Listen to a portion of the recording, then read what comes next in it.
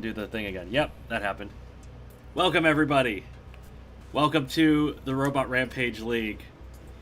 Yeah, I know you can't hear me. It's been a while since I've done one of these streams. How is everybody doing today? This is the last stream of the regular season, which means that our playoff spots are going to be solidified after this week once we get our last judges' scores in, because there's undoubtedly going to be some judges' scores. So, how's everybody doing, ladies and gentlemen and NBs in the chat? Zester and Logan and P. Lebrin and my dysphoria is in the chat once again. Welcome, everybody. Well, let me pull up my notes. We have some things to discuss. Probably the most interesting one, I guess, is I bought a robot. Yeah, I bought the robot formerly known as Nelly the Ellie bot, which Sarah's keeping all the branding, so I just have the physical hardware and I've got to rebrand all of it. And I've got one little bit of it here. I've got the hammer arm. One of the hammer arms.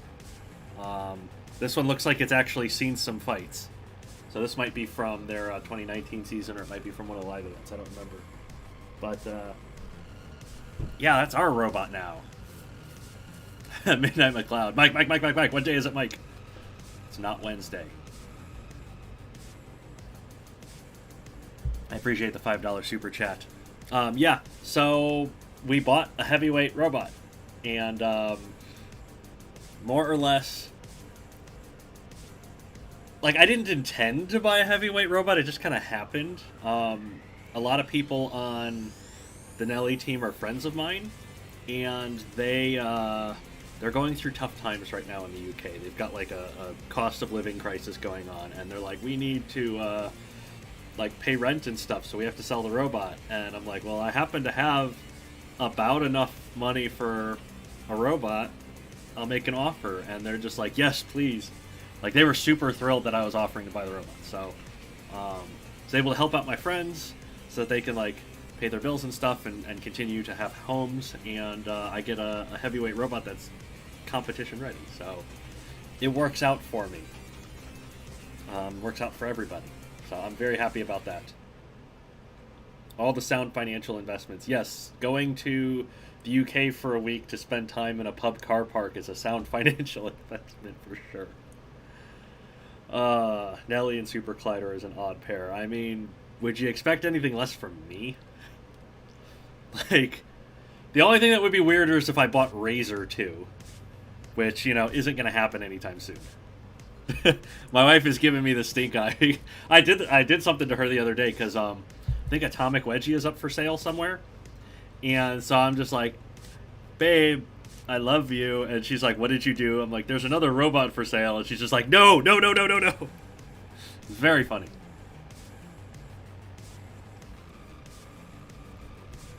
Bimming ain't easy. The blog is nice to see you both in the wild. Yes. I do things other than sit at my computer. Shockingly, I know. It surprises me when it happens. But yeah, we got to go see all kinds of stuff over in the UK. My wife's channel has our vlog. It's like an hour and a half long because it's just our entire week in the UK. Highly recommend watching it. It's got a big section about RoboNerd and all the stuff that was there. Very cool stuff. Atomic Wedgie, out of all things. Atomic Wedgie was a cool robot. It just wasn't, like, effective in combat, but it was pretty cool robot. I mean, it's got tracks, so that's cool by default. But anyway, we're not here to talk about robots formerly known as Nelly the Ellie bot or whatever. We are here to do virtual robot fighting with the Robot Rampage League, because this is our last week of the regular season. The playoffs will be solidified today in the next 5 hours, and we are going to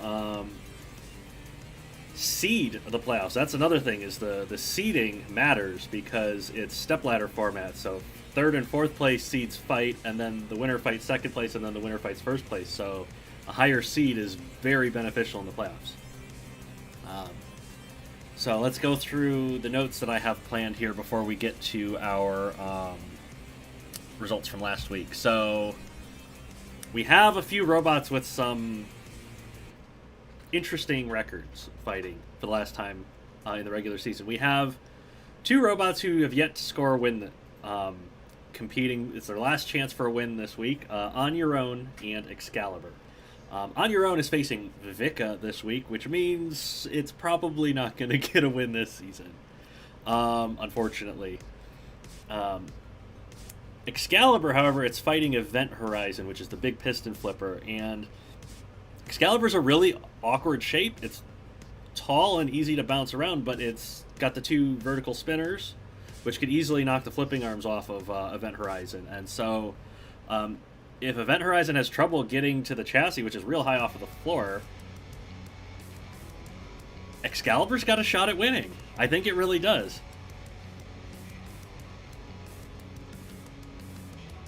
Razor enjoyed Jevin's reaction to Woodrow Kilson. Yes, that was particularly funny because Voya, Liam in the chat, came up to me and he's like, here, this is Woodrow Kilson, the model that I made, and I was standing right next to Jevin when it happened. I was like, oh, perfect. I mean, I felt a little bit bad about taking it from Liam and giving it straight away, but I was like, this is hilarious. Jevin, guess what I brought for you? That was very cool. Got to fight with Liam's Beetleweight robot Death Grip. He has two different scales of Death Grip in real life, and I have my Chia bot down here somewhere. The robot, like, it was like watching a plant-eating dinosaur just chewing through the leaves, and it eventually like, pulled all the leaves off the top of the robot. It was hilarious. I forget who Liam's team is fighting this week. I'll have to see. Anyway, speaking of robots that are like going completely one-sided with their seasons, Transfusion has a chance to go completely undefeated this season. I don't know how it's managed to do that because it's gotten its ass beat in most of its fights and then somehow turned it around for a win. Probably about half of its fights like that. So I don't understand how that's happened. But it has one more fight to win and it'll have a completely undefeated season. It's facing... Who's it facing here? It's facing Roadman, which is a robot with a pretty good ground game, and its saws do a lot of damage if it stays in contact with a chassis. So Transfusion's going to have a tough time here, especially because it starts out most of its fights getting its ass beat, and I don't know if Roadman is going to give it a chance to fight back because of that really good ground game that it has with those forks.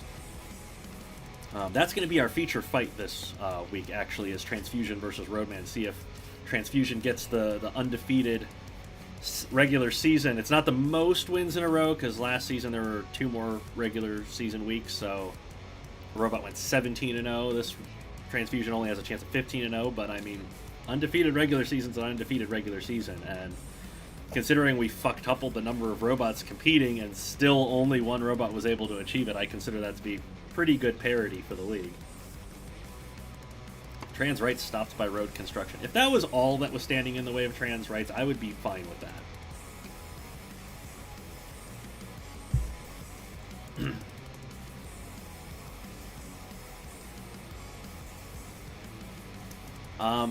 As far as our featured match, that is going to be the Wiltshire Magnums versus Team Sanctuary. It's the first match in the second half of the stream, and that is a critical playoffs match. Both teams are right on the bubble of getting into or out of the playoffs, and so one of them needs a big point stay to guarantee their spot in the playoffs, and if they have a really low scoring draw, which we've seen, I think, a 4-4 draw before,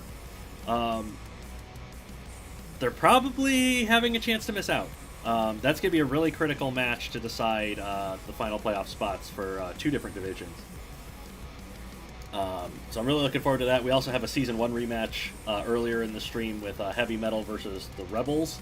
Last season, Heavy Metal dominated the Rebels, and there's a pretty good chance that they could do it again here, but, you know, anything can happen. Heavy Metal's not been as good this season as they were last season, so we'll see.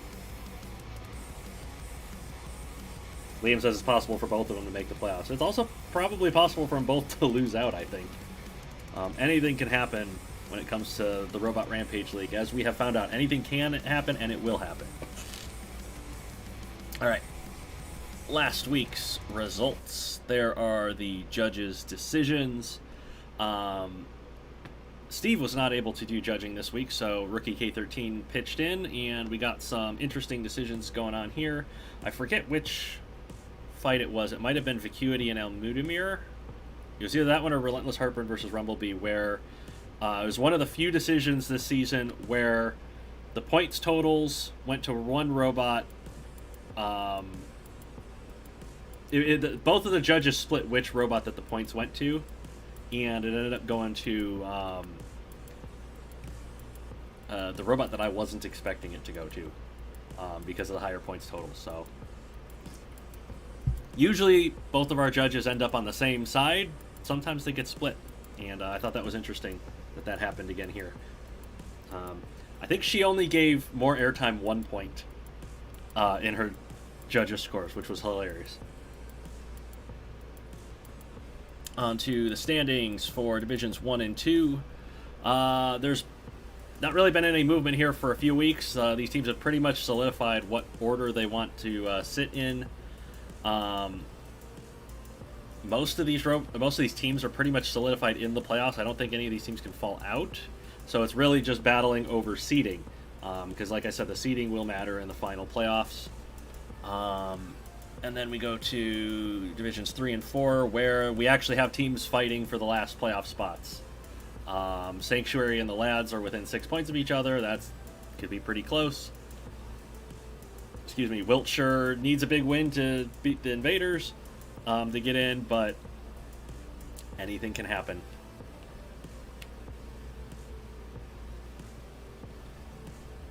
So then, the only thing left to do is, once again, thank our Patreon stream sponsors. You can support the channel and the Robot Rampage League over on Patreon. The link is in the description. The $10 a month tier gets you a Patreon stream sponsorship. Your name ends up here and helps us keep the lights on, keep the internet running, all that kind of stuff. It's been very important for us this season, and I very much appreciate everybody who has contributed to the Patreon at all levels, especially our stream sponsors. For this season. The names in gold are the ones contributing at the top level, $15 a month. They get all the updates on the robots we're working on. So if you really want to see what we're going to do with Purple Elephant Robot, I highly recommend bumping up to the $15 a month tier, because we are already starting to post what our plans are for that. So thank you once again, stream sponsors, for your support. And now, it's time for robot fighting.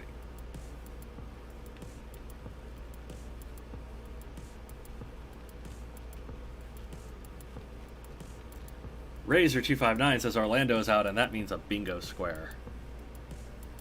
Yes, it does. I think I get a bingo square if the Lads miss out on the playoffs. I haven't checked my bingo in a while. I need to update it. Alright, once again, starting off with the Tennessean Syndicate. And they are taking on the pretty much locked into #1 seed Jubilife City Jigglypuffs. It's robot fighting time! Yes! Yes, it is.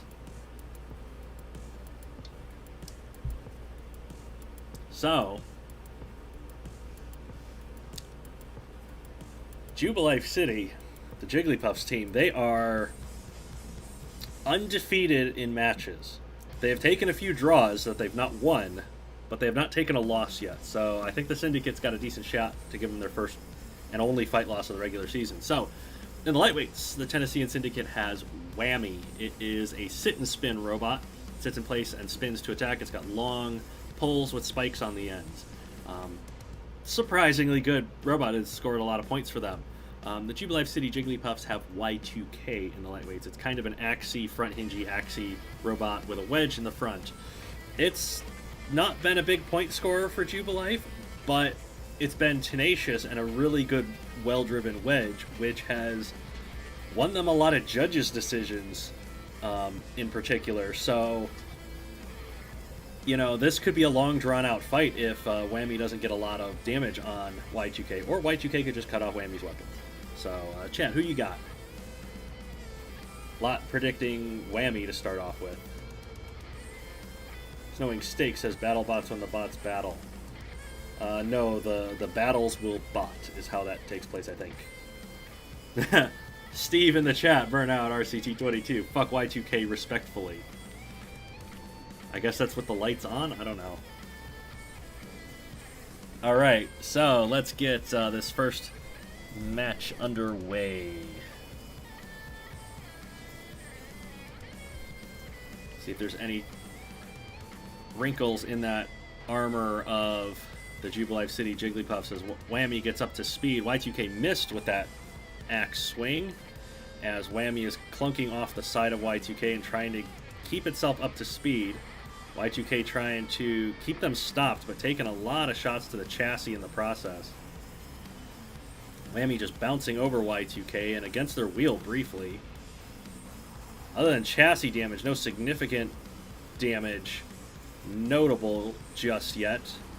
Except the wedge has come off of Y2K. Now it's taken all the chassis hits. And I believe this is going to be a 3-point knockout for the Tennessean Syndicate.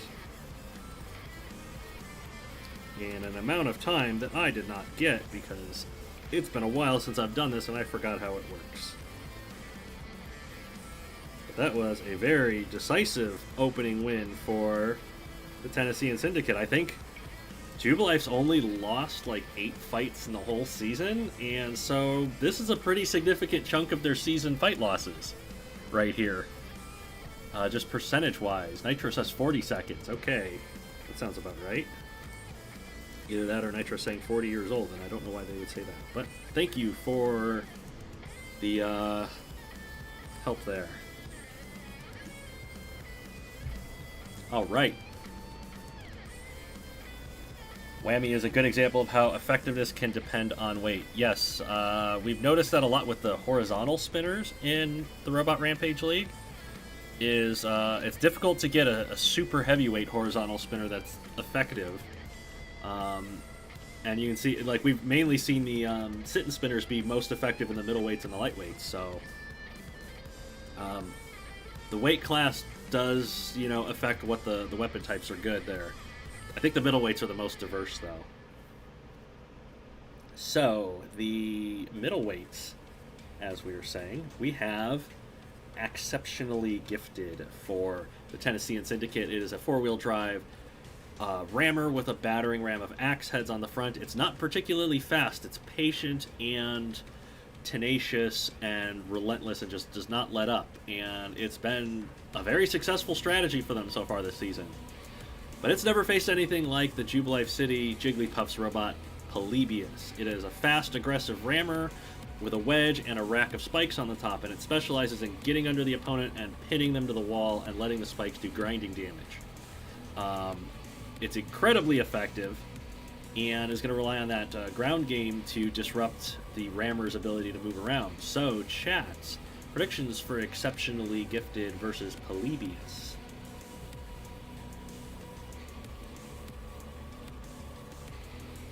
Polybius's wedge most likely to give it the edge here. Yeah, I feel like the ground game... Polybius has a really good chance here with the ground game if they stay squared up, but they're going to take the axe, the battering ram, right to the chassis. So it's going to be a matter of keeping Exceptionally Gifted up in the air. Because if they have to keep going in for rams, they're going to take a lot of big hits. Dysphoria has a bias against ram bots. That makes me sad. Dysphoria always makes me sad, but that in particular makes me sad because I like really, really aggressive ram bots. I mean, Sludge is one of my favorites for a reason. Chat is split. So let's see if one of these robots ends up split. Here we go. Exceptionally deflected away from Polybius to start. It's trying to get some space and has done so. And goes in for another big charge. It's ended up on its front end, and Polybius is pushing it against the wall. And this is the strategy Polybius has been so successful with. Pinning robots against the wall and using those spikes to damage their chassis. It is going to have to back away to avoid a pin, which it does. Exceptionally Gifted backs away again and tries to get another big ram in there. It's hard to tell if the ram on Exceptionally Gifted is doing any significant damage. It's managed to tilt Polybius almost fully over. They both ended up near a grinder. And for the moment, Polybius is the one in control. Hard to tell how much damage is occurring to either, though. Polybius struggling to get those wedges under the battering ram is mainly just through sheer brute force, tilting Exceptionally Gifted up. And has once again gotten Exceptionally Gifted over to the wall and up in the air. But it looks like that front chassis wedge of Polybius is starting to take some damage. I don't see any noticeable damage to Exceptionally Gifted just yet as Polybius continues to press them to the wall here. Backs away to break a pin. Ooh, left an opening for Exceptionally Gifted to go for a ram, and it's flipped itself right over the top of Polybius. That's not where they want to be, up on those spikes. This is kind of a really good back and forth battle here as these two fight for control over the other. Polybius taking significant damage, though. It's down to control board hits. It's got to keep Exceptionally Gifted up in the air to have any chance here. And it has been struggling to do so. We're approaching a minute remaining as it's managed to tilt Exceptionally Gifted up against the wall. And backed away and let it down and gone in again with Exceptionally Gifted on its front end.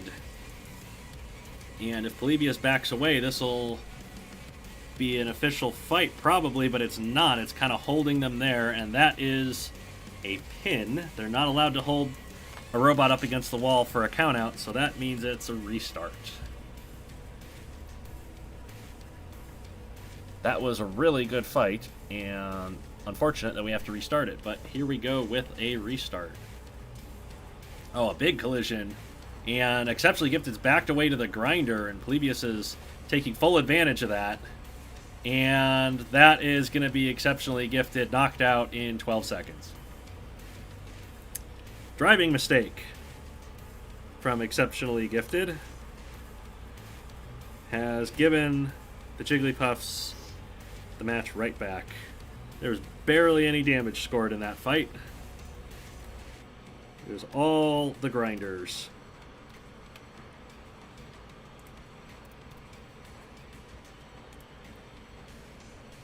And that is unfortunate, because that was a really good fight that had to get restarted, and then it did that.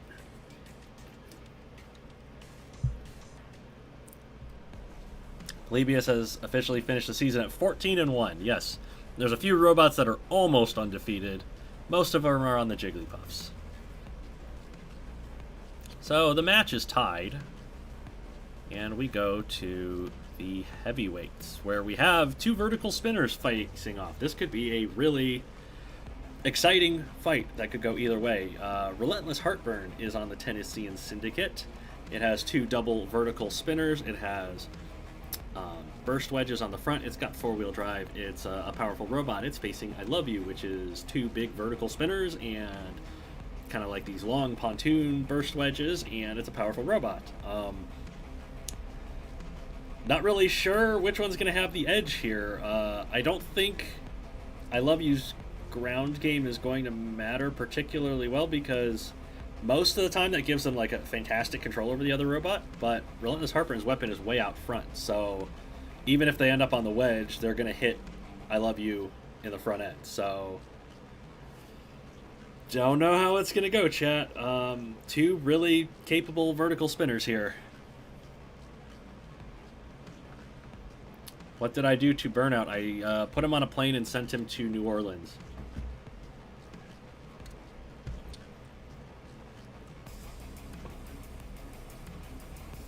Pretty even, but leaning towards Relentless Heartburn due to better drive.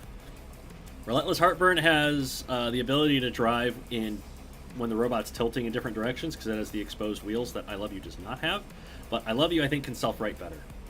So chat seems kind of split at the moment.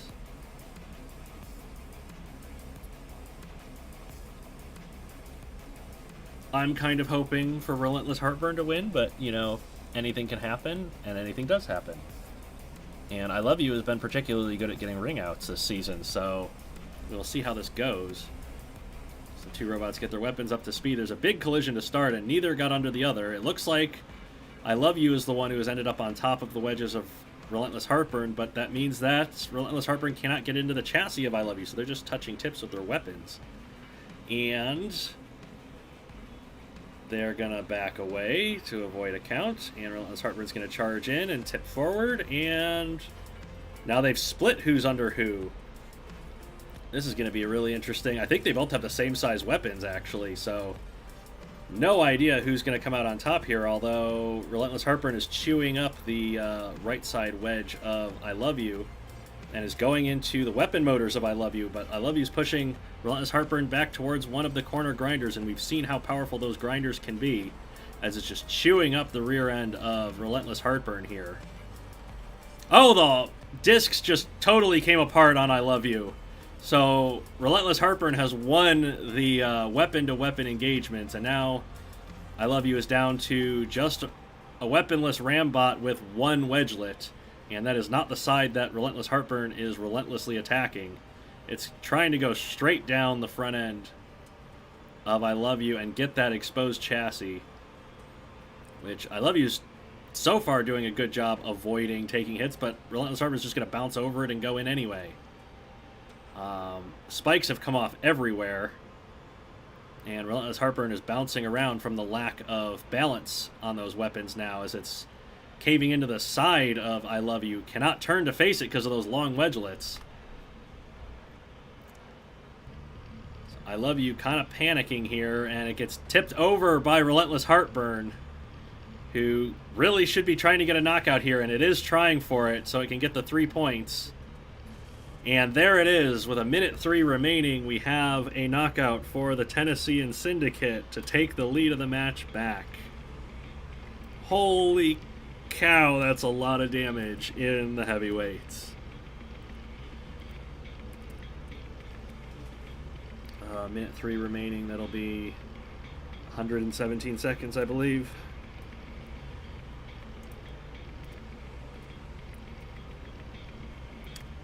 And so, the Jigglypuffs need a knockout to win, or to draw, to avoid a loss, and they're on the back foot here. The Syndicate has put themselves in a very good position to win this match. Be the only team to win a match against the #1 seed.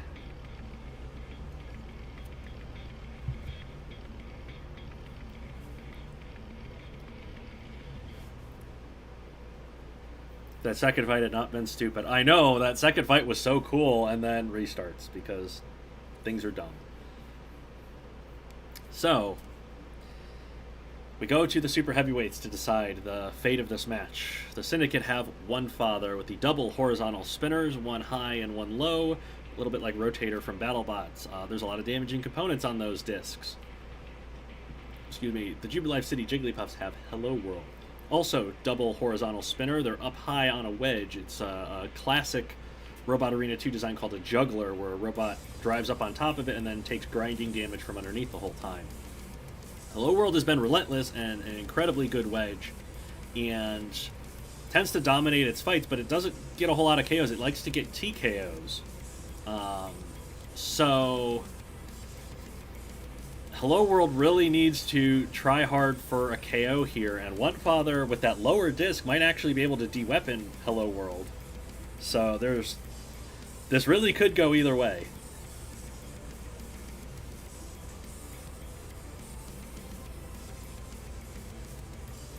Chat is on Hello World's side to win the fight, but do you think Hello World can win or tie the match?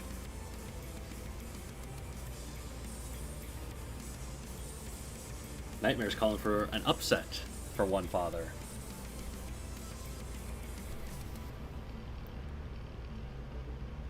Quora says if One Father wins, they'll donate $20. Well, I'm going to restart the match. No, I'm not going to keep restarting it. But that would be funny if it didn't have like playoff implications. Hello World not able to get fully underneath One Father. It's pushed it into the grinder, and One Father has ended up sideways. Those defensive features on the sides of One Father are doing a great job keeping Hello World's weapons at bay and keeping them stalled.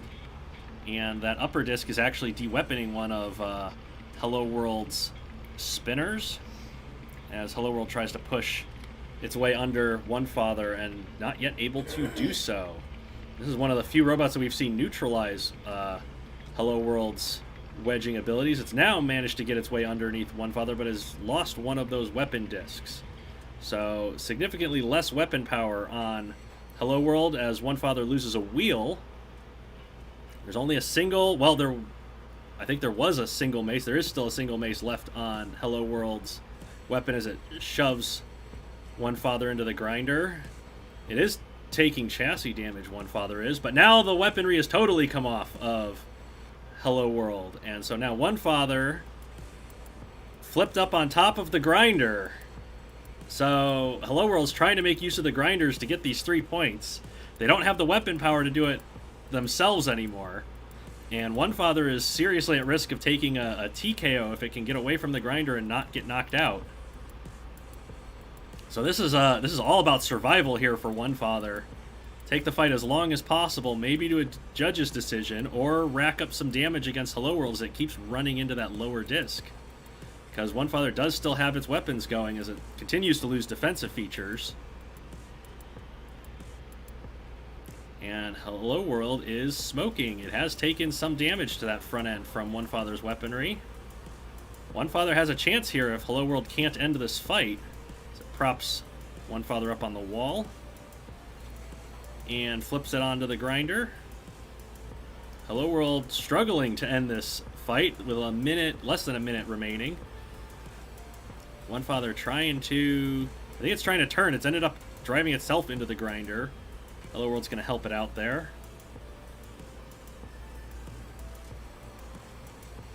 One Father seriously at risk of the grinders here as Hello World throws it, and One Father almost tumbles over the wall. That would have been disastrous for Hello World and the Jigglypuffs. With 28 seconds to go, I'm not sure if Hello World is going to be able to end this fight,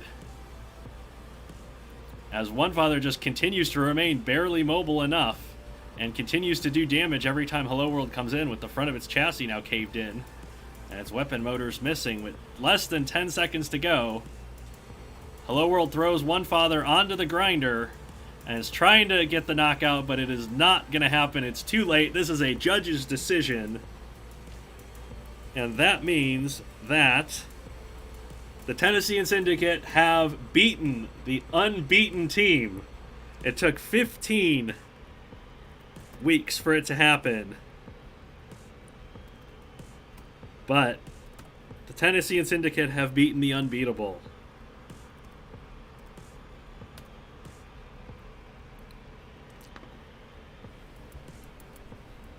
We are not going to have a team completely undefeated all season. Well then, Burnout says Fight of the Week candidates. Sure. I have the notes on the wrong computer. That's a great job of me.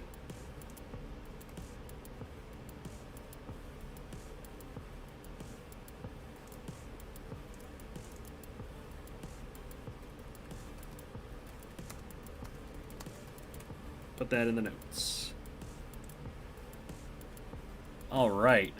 So, who would have thought One Father of all robots would have been like the special robot today? So, if you're unfamiliar with the scoring in the Robot Rampage League, points are scored by victory method. A knockout is 3 points. A TKO, a count out, is 2 points. A ring out over the wall is 2 points, and a judge's decision is only 1 point. And because the Syndicate was leading 6-3, Hello World can only get 1 point if they win that judge's decision, which means they can only have 4 points, and so the Syndicate wins.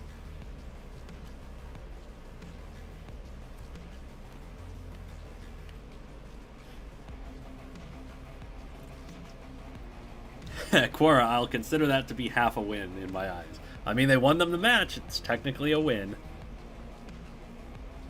Alright. So we move on to match number 2.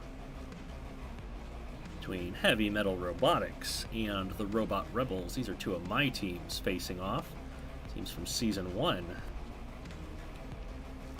Vimming ain't easy. I'll cover the other half.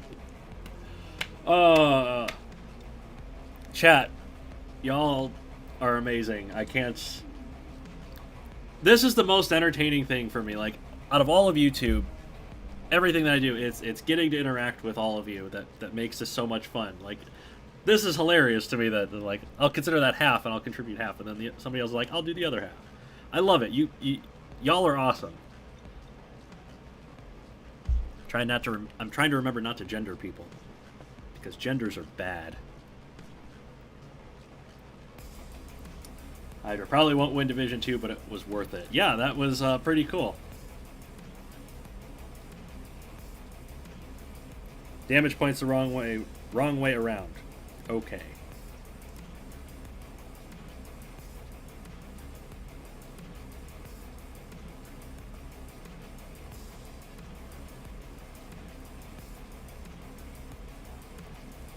Thank you.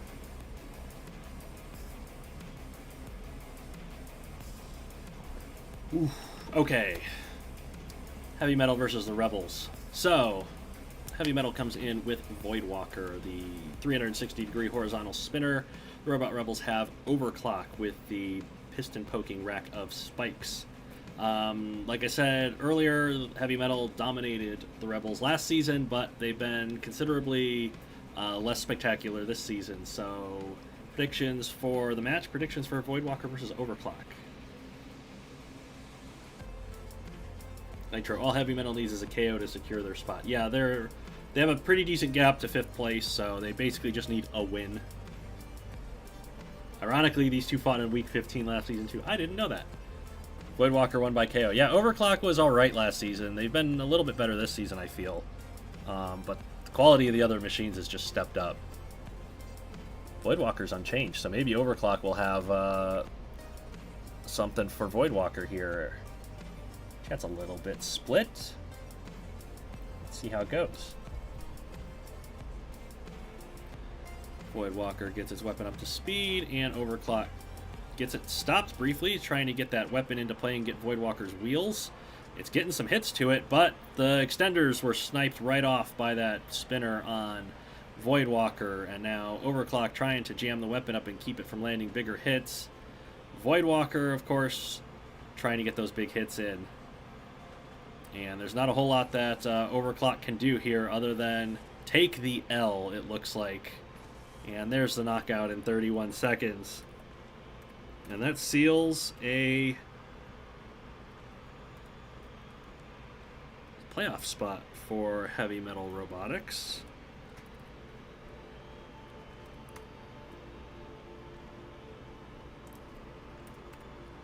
We will see where they end up seated, because that will be important in the playoffs next stream. Not much different from the last time they fought. Yeah, Heavy Metal was pretty good last season. They've never fought these two robots, though. These two are both new for this season. Well, I say that. Game crashed. Always happens in match number 2. Thank you, Patreon stream sponsors, for sponsoring the crash page and making it possible for us to keep being frustrated at Robot Arena 2 for doing this to us all the time. Your support is very much appreciated, as is the support of everybody who does the super chats. That's very much appreciated as well. That money goes to buying heavyweight robots in real life. My wife's giving me the eye again because she doesn't want me to do it again. Little does she know. Please don't hurt me.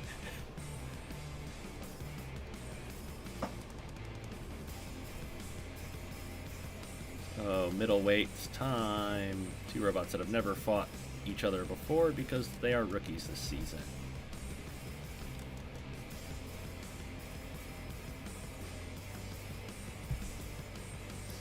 Orlando, more like Orlando.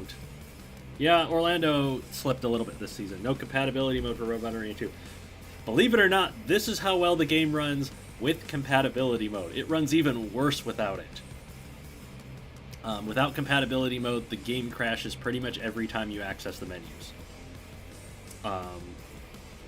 And I know DSL in particular is that bad, so like, at least on my machines it is.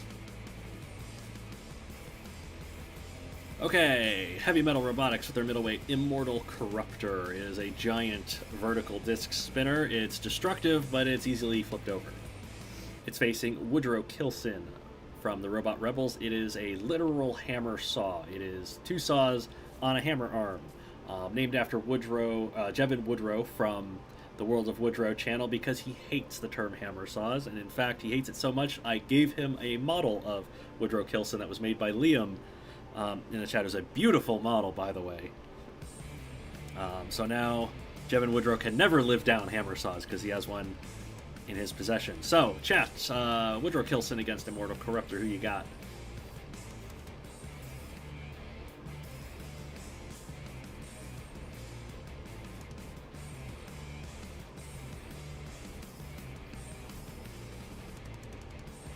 Ever since I got back into RE2, I haven't had the game crash on me very often, Mr. Circuit says.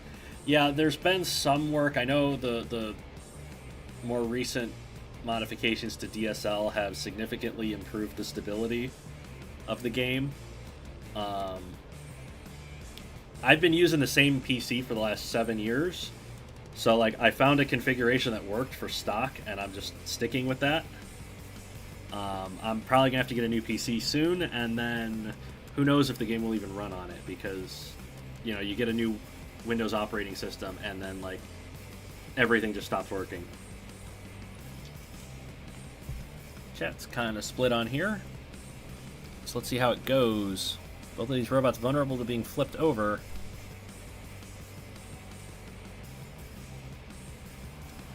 Woodrow with the ground game advantage briefly, but it has been knocked into the air by Immortal Corruptor's disc hitting their own weapon, and the entire hammer saw weapon has fallen apart. And now Immortal Corruptor's gotten underneath Woodrow Kilson and has flipped it over, tearing off parts of those extenders that act as stabilizers. And Woodrow Kilson is just kind of flailing, trying to get back upright. Unfortunately, I think this is going to count as a pin.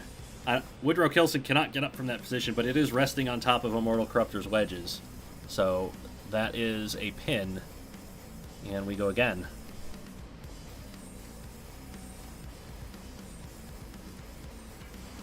Both of them equal on the ground game. Woodrow Kilson wins the ground game and is swinging the hammer saw into the disc of Immortal Corruptor and is having it falling apart.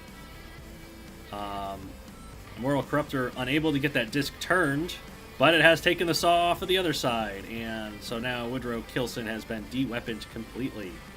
However, it looks like those spike stabilizers have done chassis damage to the front of Immortal Corruptor, so Woodrow Kilson might still have a chance here with that front ground game that it's got. As Immortal Corruptor struggling to get that big disc into play. Under the stabilizers of Woodrow Kilson, but cannot do anything with that big weapon as it takes a shot to the wheels.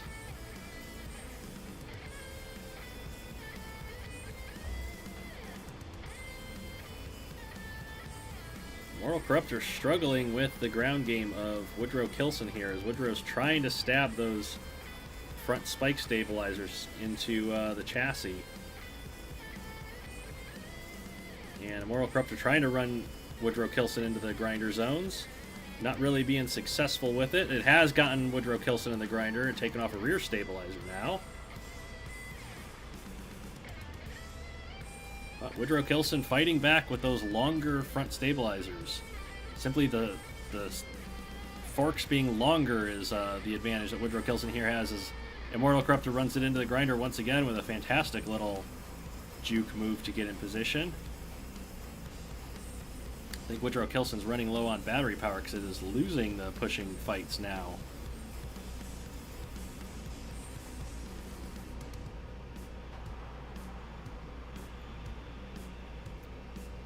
Immortal Corruptor is doing a great job trying to get around those stabilizers and get to the side of Woodrow Kilson.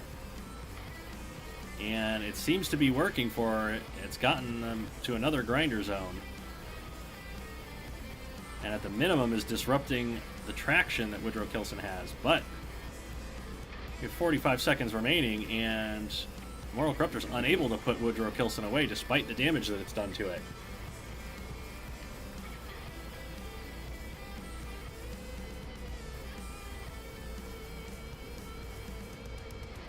And now they stalemate the ground game. This is in Woodrow Kilson's favor to push this fight to a decision, which appears likely given there's 20 seconds remaining, and Immortal Corruptor has flipped itself over and high-centered itself on debris with 13 seconds to go. Is that enough time for a countout? I don't believe it is. Woodrow Kilson's going to wait. Immortal Corruptor's going to get down, and we are going to go to the judges.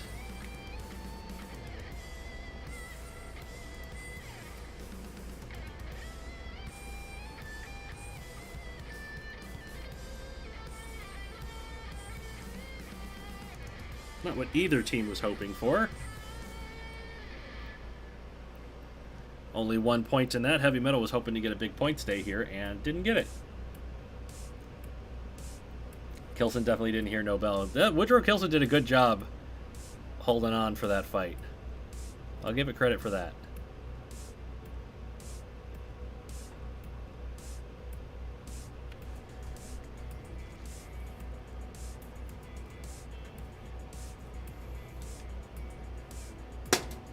Saying it's obvious who won.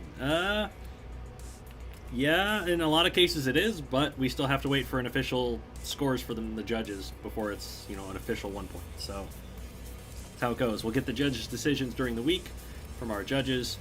We'll eventually post those results to Twitter and the Discord server, and we'll go from there. It's going to be 2 weeks until the next stream, so we'll have plenty of time to get all that stuff out.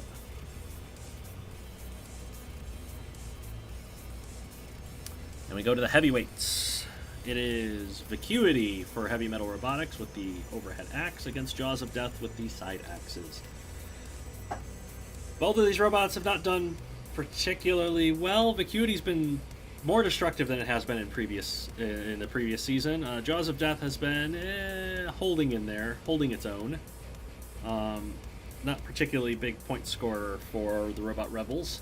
Vacuity known for pushing decisions for being really well defended by its front components. What do we predict will happen here? Will Jaws of Death be able to get through the front end of Vacuity?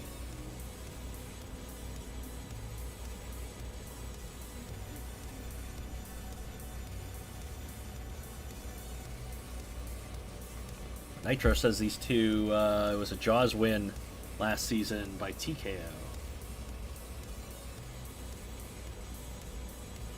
Well, chat's on Vacuity's side. It has been more destructive this season, so let's see what happens. Heavy Metal leading by at least 3 points. So can Jaws get some points back here? As Vacuity goes swinging away, not able to really get into Jaws' chassis. And Jaws swinging away at those front pontoon wedges of Vacuity, getting pushed back to the wall. And pushed into the grinder zone by Vacuity, so Vacuity being very aggressive here, trying to get the points that Heavy Metal needs. And working its way out of the grinder zone and pushing Jaws back into it. So Vacuity using some strategy here against Jaws of Death. I think it is landing hits to... Oh, Jaws of Death was landing chassis hits the whole time, and that's a knockout.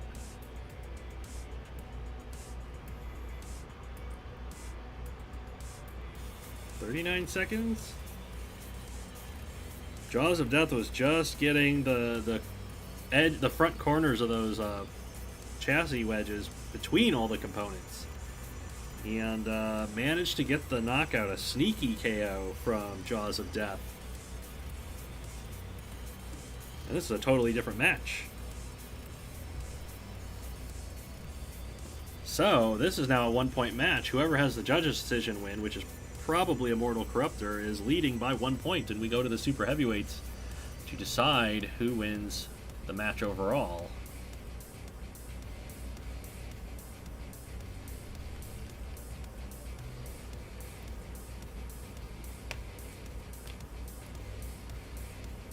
bypass the armor. Yeah, usually Vacuity's armor up front, all the components, the spikes and stuff are really good at protecting it, and Jaws of Death had just the right geometry to get between all of it. You know, and that's why we have such a diversity of weapon types in the league, is because sometimes you'll get those just hard counters in there. And, you know, a robot in a team has to be good against everything, not just against one other type.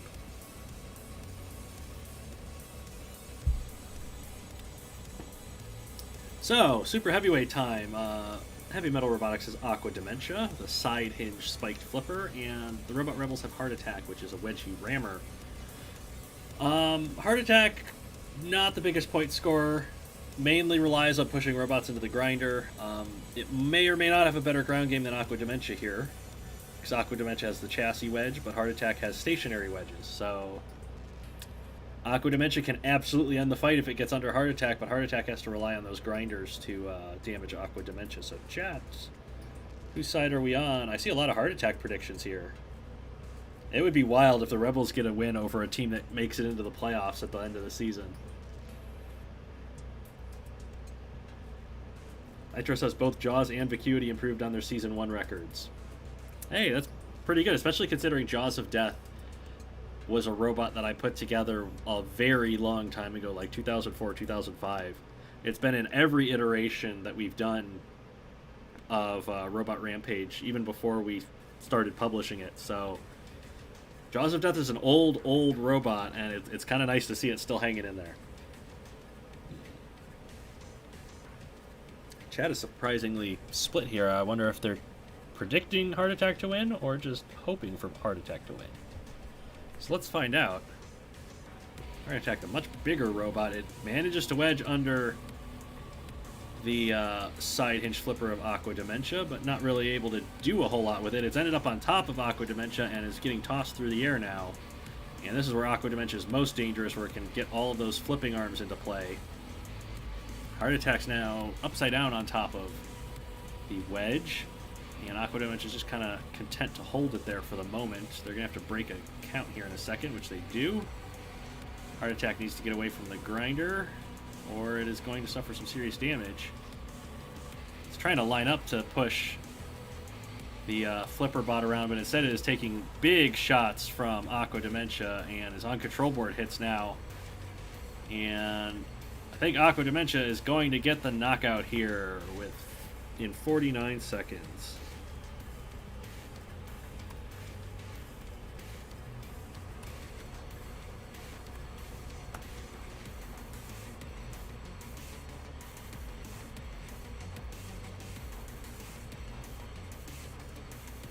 That seals the match for Heavy Metal Robotics.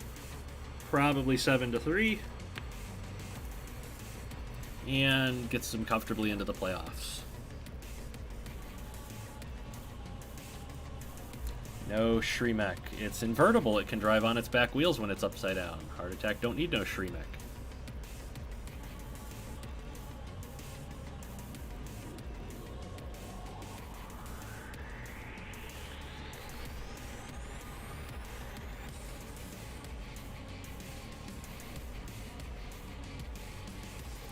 Mobbers has a couple of different White Boy ideas for the end of the season. Yeah, we've got a list of exhibition fights in mind, but we'll see if we have time for that in the after the playoffs are done. Heavy Metal confirmed 4th seed in Division 2.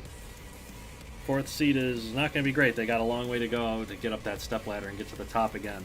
They were Division champs last time. Heavy Metal can do it.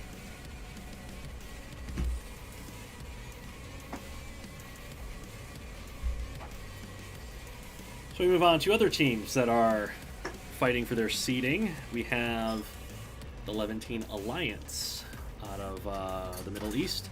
They have VSSV in the lightweights, the angled vertical spinner. It is facing the West Elizabeth Warbears horizontal spinner, Ursa Minor, an asymmetric 360-degree spinner. VSSV has been feast or famine, really. It either kills things very quickly or it gets its butt kicked. Ursa Minor has kind of been the same way, although once its weapon comes apart, it can still bounce around and self-right and stuff. So, two very capable robots that are pretty evenly matched here, I feel. What does chat think? Oh, chat thinks that VSSV has this one.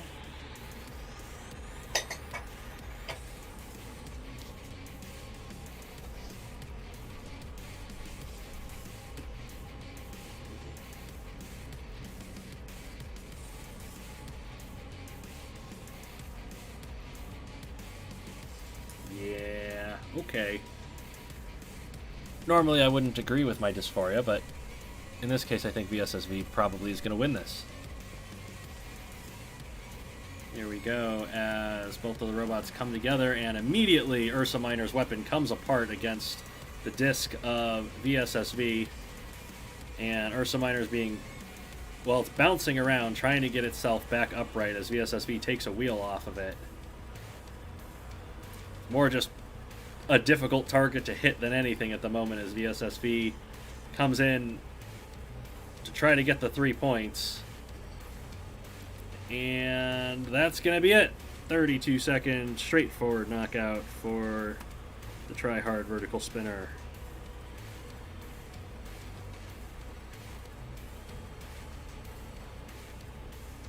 And Levantine has a 3-point lead.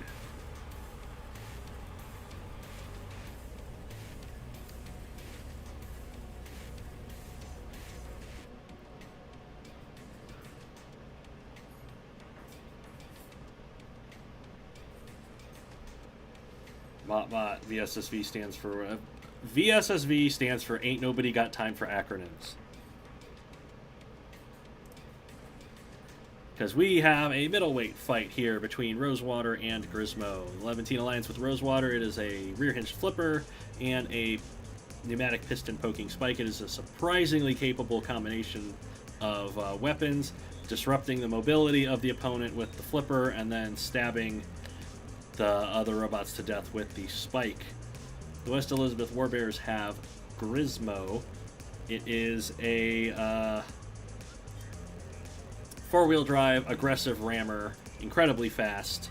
Tends to throw itself out of the ring when it faces wedges. So, what do we think is going to happen, chat?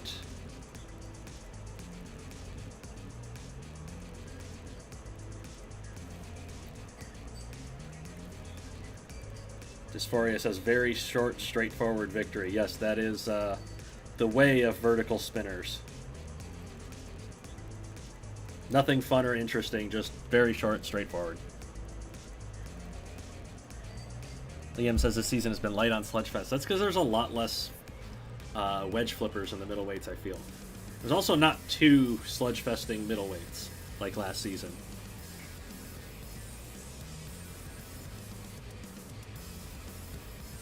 Lots of Sludgefest predictions. We will see if that happens. Grismo's good at it. Oh, it went to the side and got a big ram onto the corner of Rosewater, who's gotten Grismo cornered into the grinder. Grismo's trying to spin away and is ending up on top of those flipping arms. And once again, the combination of weaponry, it's disrupting Grismo's ability to drive around and allowing that piston spike to just chew into the rammer, who briefly got under one of the flipping arms. Rosewater's taken a fair amount of damage to the chassis, but has managed to tear a wheel off of Grismo with that piston spike. And so now the rammer's drive is going to be horribly off balance and not going to allow it to drive in a straight line. Which means that the ramming attacks will not be anywhere near as effective, but it's underneath both of the flipping arms on Rosewater, and it's pushing back. Grismo is taking a lot of shots from that piston spike. That's not a good place to be. And that is a 60-second knockout for Rosewater. If we can't flip you out, then we'll just kill you where you are.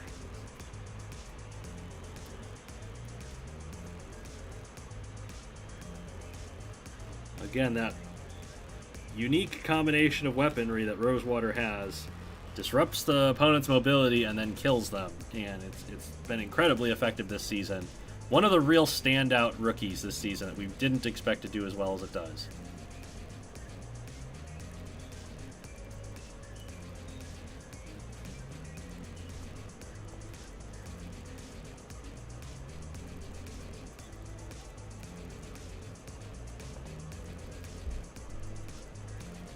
Levantine cannot lose. That is true. They have 6 points, and there's only a maximum of 6 points available for knockouts. So, at worst, they can draw. Levantine getting a lot of points here, which is, it could be good for them coming seeding time for the playoffs. Catching up to Pelagic is what Liam says. We'll see how Pelagic does. They have a a potentially pretty tough match coming up. So the heavyweights, the Levantine Alliance has Almudamir, which is a 360-degree overhead bar spinner. It's very similar to Brutality or Perfect Phoenix from BattleBots. Not invertible. Doesn't really need to be. It's got a very good ground game, very low to the floor. The West Elizabeth Warbears have Warbear, their namesake. It has also a pretty good ground game with the spike strip wedge on the front. It also has 2 side axes as its main weapons. It's going to try and go under the weaponry of Almudamir here. So what do we predict is going to happen here, chat? Do we think Warbear has the reach, or does Almudamir have the reach?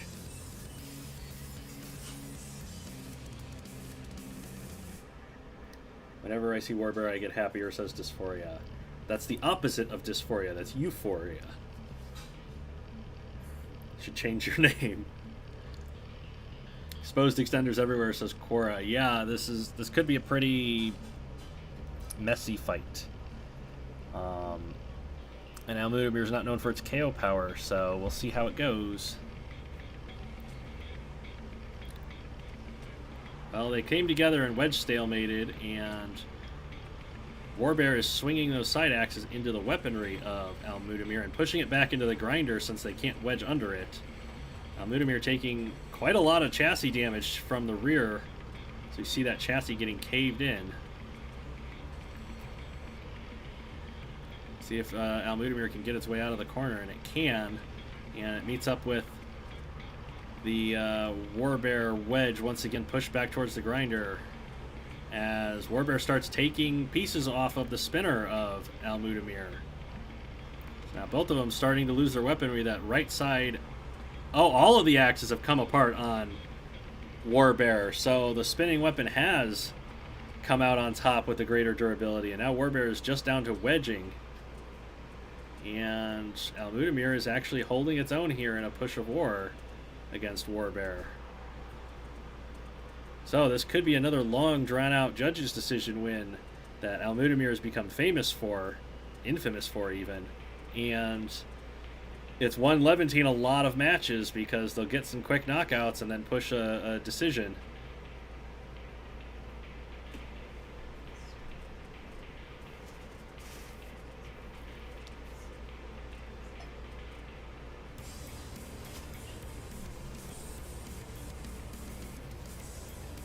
Uh-oh.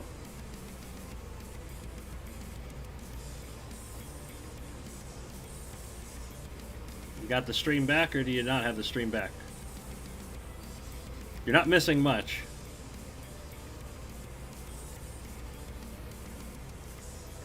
Got a minute to go as Warbear continues to try to push Almudamir around here. They say it's come back. Okay. Warbear's not having much luck here.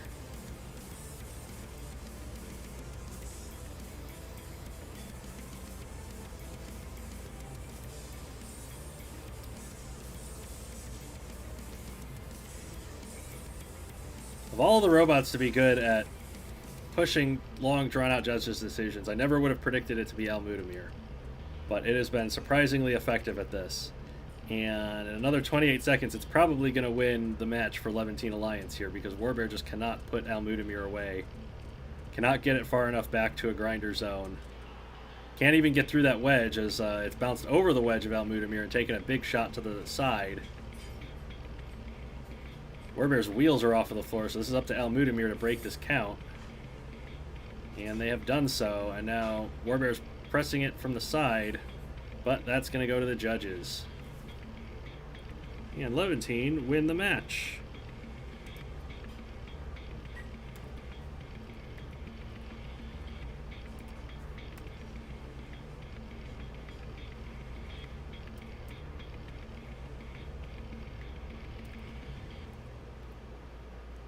Judges' decisions are not what the teams want to be seeing with their playoff spots up for grabs.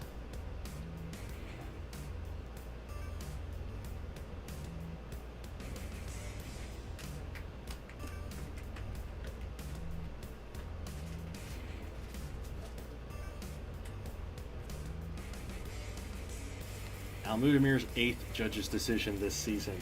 What was the record from Season 1? I think it might have been 7, so Almudamir might have the record for judge's decisions. I'll have to look that up later.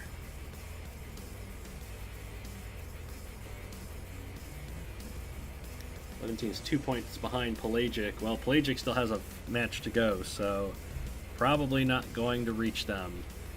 We have one fight remaining here as the Levantine Alliance brings Androctonus to the super heavyweights. It is 2 side axes and an overhead scorpion tail axe. It's incredibly effective because it's got so much defensive work on the front, it's difficult for robots to get through the front, and then they take the blows from above. West Elizabeth Warbears, however, have Smashy McSmash Face 2.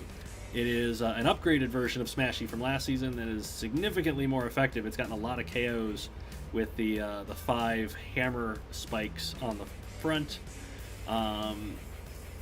Absolutely could give the West Elizabeth Warbears a good points total here. So what do we expect from this fight, chat? Logan says it's going to end in 10 seconds either way. Yeah, that tends to be how it goes with big hammer robots.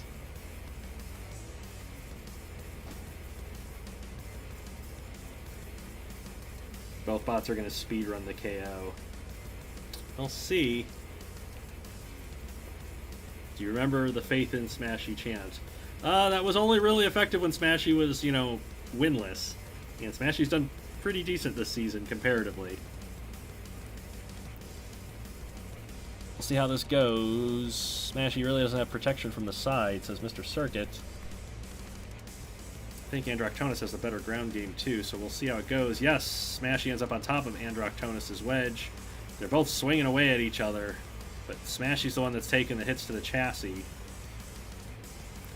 Androctonus not getting that top Scorpion Tail into play. It's really only hitting Smashy's weaponry. Smashy's trying to smash off the wedges on the front of Androctonus as it breaks the Scorpion Tail, but it's still taking those blows from the side. And now Androctonus in the grinder zone. Smashy trying to use the grinder to its advantage here as Smashy's on control board hits, and that's not going to be enough. It's 35 seconds for Androctonus to take the KO victory.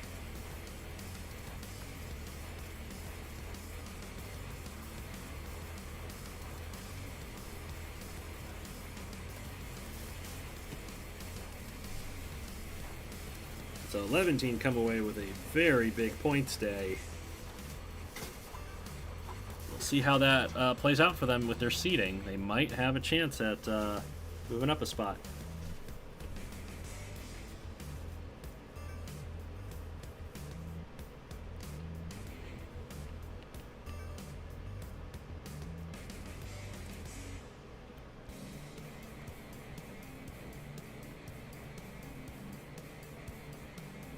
Rip Smashy the second. Well, we'll see. I don't think the Warbears can get into playoff spot. I think they're out of the playoffs. I don't remember offhand.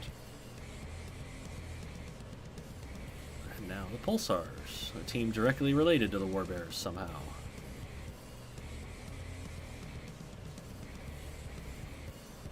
What's the meme team? Oh, they're 4th in Division 1. Okay, so yeah, we'll probably see both of these teams again.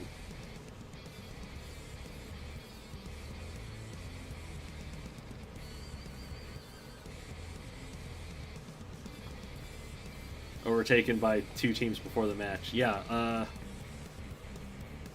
seeding is going to matter. Like I said, none of these teams want to see judges' decisions because that is not as many points as they otherwise could get. Speaking of points, the Pulsars have a chance to get a lot of points here, especially considering that the number 1 seed, which I think the Jubilife City Jigglypuffs have locked up, they didn't get a whole lot of points out of their fight or their match. So we'll see how close the Pulsars can get if they can lock themselves into number 2. The Pulsars have Nightmare Fuel in the lightweights. It is 2 side axes, but instead of coming from the outside, they come from the inside the robot, like pinball flippers. Very destructive little robot. It's facing the meme team's Demagnetized Internet, the spiked rammer. Demagnetized Internet can do a fair amount of damage, but it's not invertible, which I don't think will matter here. The meme team had a big match win last week if I remember correctly. So we'll see if they can carry that momentum into this week. Chat is on Nightmare Fuel's side at the moment. Least consequential match of the week, says Quora. Yeah, I believe it is, because the meme team, I think, is bottom of Division 2. Or pretty close to it. They're hoping to just get as many wins as they can, go out laughing with as many memes as possible. And it would be a hell of a meme to take out the number 2 seed on their closing week of the season. So let's get this match underway with the lightweights. Magnetized Internet comes in for a big charge. It's hitting those extended pontoons of Nightmare Fuel, who is kind of struggling to get those side axes into play at the moment. But it has kind of corralled Demagnetized Internet back towards one of the grinders. And Demagnetized Internet trying to get out of that area.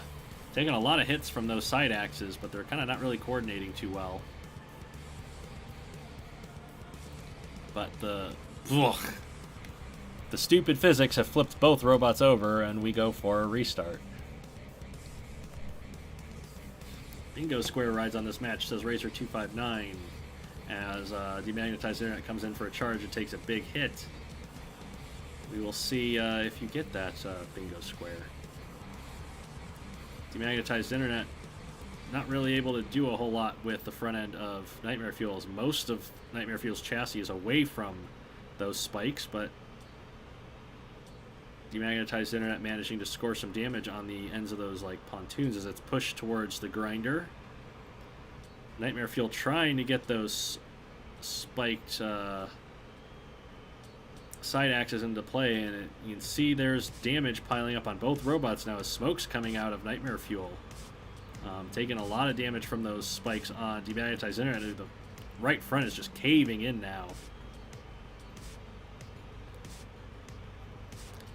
Lines up to try to get another charge. That damage is going to affect the weapon motors of Nightmare Fuel's. Managed to break a spike off of Demagnetized Internet, so reducing the Internet's ability to score some damage here. It's kind of worked its way into... It's got spikes on either side of that one pontoon of Nightmare Fuel, but Nightmare Fuel is going to run Demagnetized Internet over to the corner. Still has that one active weapon, but it is severely reduced in power from the damage that it's been taking. And physics has decided that this fight doesn't matter either. So we get to restart again.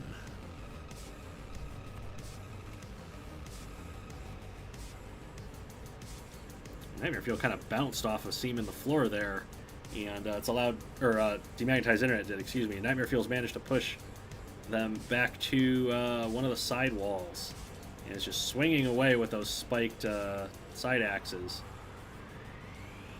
Demagnetized Internet not really able to do a whole lot here because Nightmare Fuel's very effectively corralling them into the corner. Not really allowing the Internet to get any space to get a good ram in here, as one of the spikes breaks off now.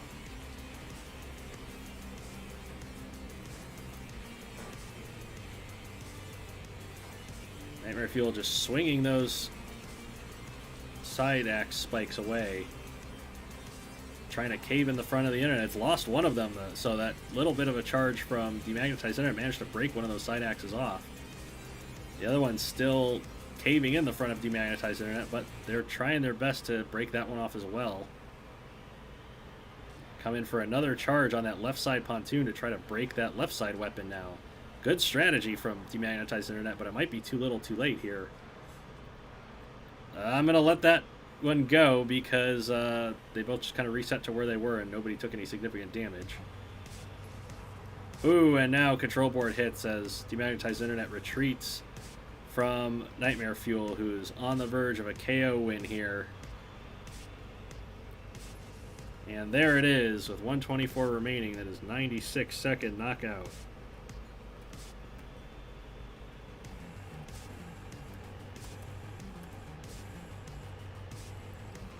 A lot of damage points for Nightmare Fuel in that one. And the Pulsars have a 3-point lead. Physics hates these both. Yeah, Physics does not like demagnetized internet. It prefers magnetized internet, I guess. Or outer net. Maybe that's the problem all along, is we need outer net for this.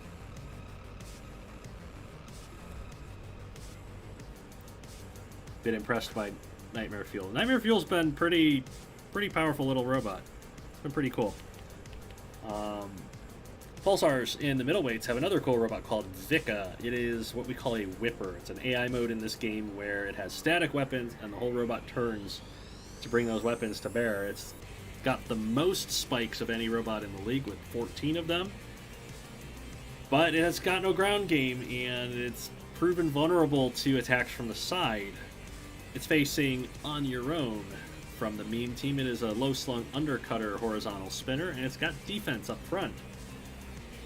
It could be a challenge for Vika here, or Vika could snipe their wheels off, which has been Vika's strategy to get TKOs by knocking wheels off. So, chat, predictions for Vika versus On Your Own. Nitro predicting Tennessee to be the dark horse to win the season. It's possible. They're the only ones to beat the Jigglypuffs, and they're going to have to go through them to get the division championship. So we'll see if that plays out well for them again. Tight matchups matter. And again, that's why the final seeding ends up mattering. So everybody's on Vika's side, so we're just going to get this fight started and see how it turns out.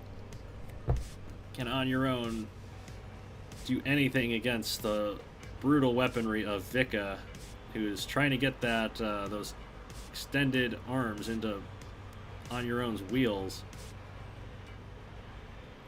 Not really able to do so at the moment, but it has taken the whole undercutting disc right off of On Your Own, and now a wheel as well. So Your Own weaponless and half wheelless, as Vika starts swinging away, trying to get chassis hits in now. And there goes the last of the wheels off of On Your Own. This will probably be a TKO win, which is how Vika tends to win these fights. Lots of TKO wins for Vika. It's trying to get the knockout. They're going for 3 points. They understand points matter. That's control board hits for On Your Own. Is Vika going to hold off? Yeah, they're going to accept the 2 points, it looks like. Or not. They're going to go for the knockout and get it. That's a 60-second knockout for the Pulsars middleweight. Toying with On Your Own briefly.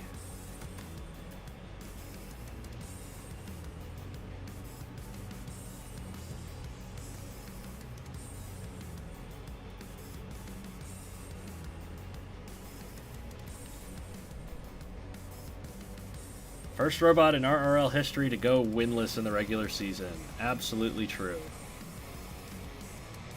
Hey, it had to happen sooner or later. And now, chaos.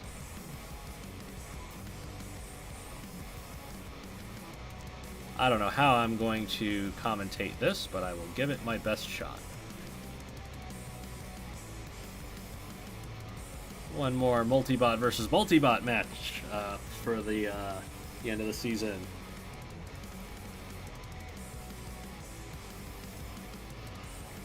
Okay, the Pulsars have Leslie and Gale for their heavyweight entry. Leslie with the 360-degree horizontal spinner, Gale with the 3 rear-hinged flippers. Gale is really good at effectively wedging under the other robots and immobilizing them, while Leslie just tries to murder everything that moves, including Gale. They don't work together particularly well, but it's hilarious watching the murder lesbian go to work. The meme team has 4-pound 90. 4-pound is the vertical spinner, and 90 has the side axes. They tend to work together pretty well, with 90 occupying the opponent with the side axes while 4-pound attacks from the rear. But how will they do against multibots? Chat, who do you think will win?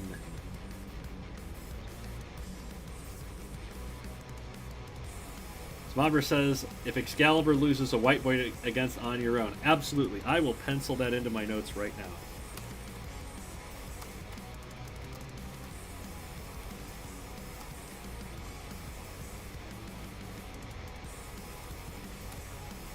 There we go. That is in my notes.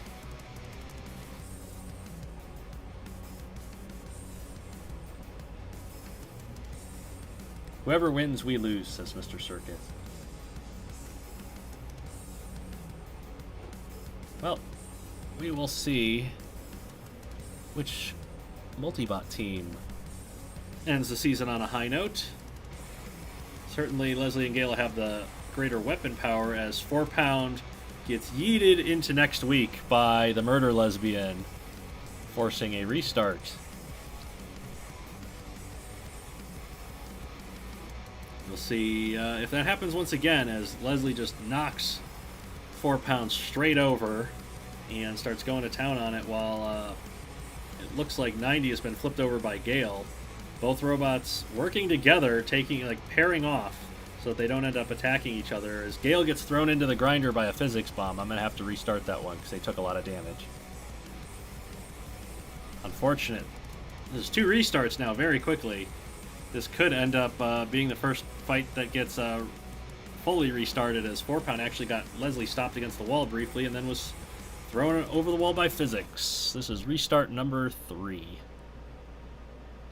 I never would have predicted that this would be the fight that causes a fight to go upstream, but we're awfully close to it as Leslie knocks 4-Pound over, Gale knocks 90 over, and Gale throws 90 into Leslie, which is a fantastic attack there. Looks like Gale's going to have 90 knocked out here as Leslie is attacking between Gale and 4-Pound.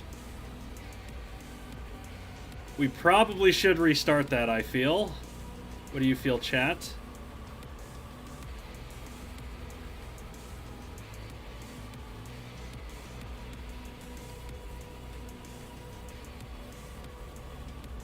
Nitro says restart. I think we should restart it because it threw all of them across the ring.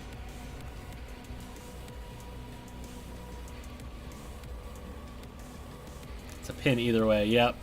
So, 4th restart. Ooh, 4-Pound got Leslie trapped against the wall right away with a good attack, while 90 gets knocked over. 90 really doesn't care because it can run inverted. Leslie has flipped 4-Pound over with a physics bomb, and so that necessitates a restart. Last restart. Here we go.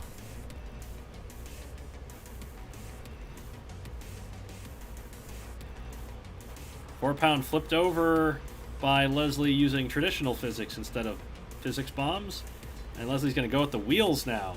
Great strategy from Leslie to try and disable £4's ability to move around while Gale is taking a tremendous amount of damage from 90, but it's got 90 into the corner, and there goes another physics bomb. And ladies and gentlemen, this is the first fight of the entire season that has had to be taken off stream.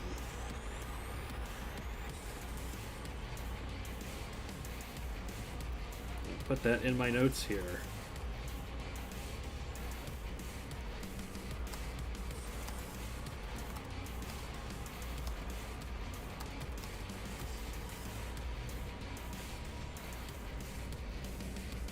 It took 15 weeks for it to happen, but it has finally happened. We have reached our restart limit for an individual fight.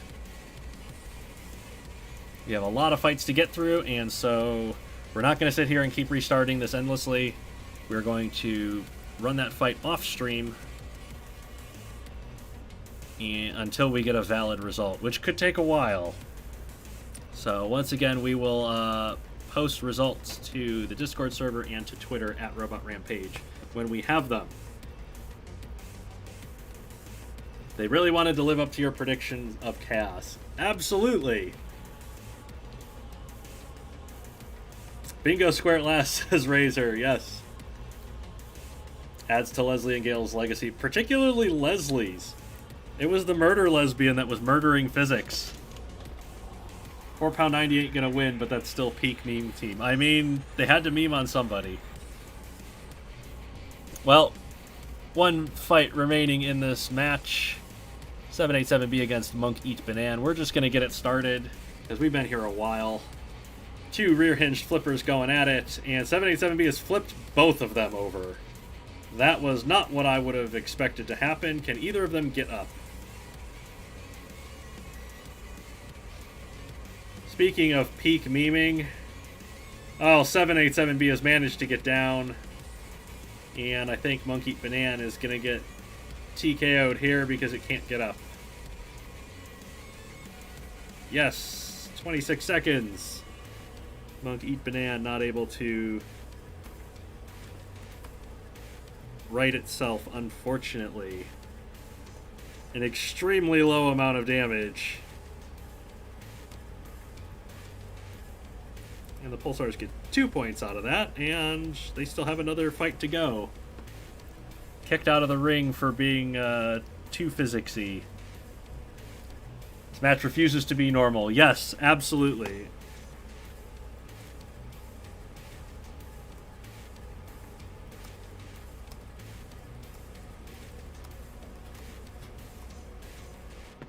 Put that in the notes as well. Just a weird match overall.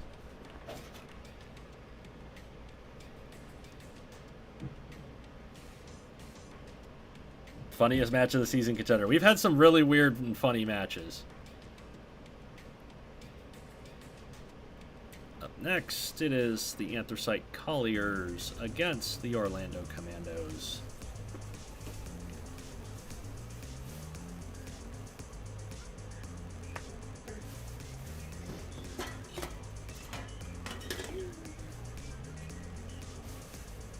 So that locks second place into second to last place. Yes, your team has lived up to the name.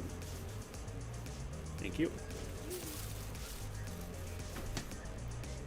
Alright, so the Anthracite Colliers come into this match with Quick Pick, with the long wedge pontoons and the overhead spiked pickaxe. It is facing more airtime from the Orlando Commandos with the piston flipper on the front. Piston flippers have different laws of physics to the real world. They have a lot of power retracting, but not a lot of power extending. It does weird stuff. Neither of these teams can make the playoffs. They're both kind of eliminated at the moment. So they're just competing for pride and points and to do silly shit. So chat, predictions for Quick Pick and more airtime.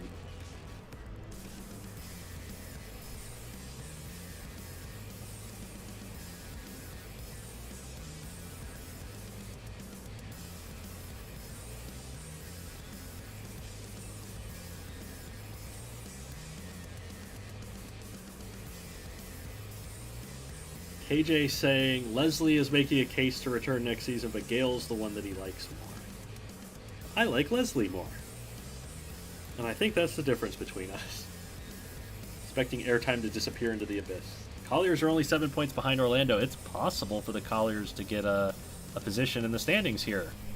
Let's see if they get off to a good start here.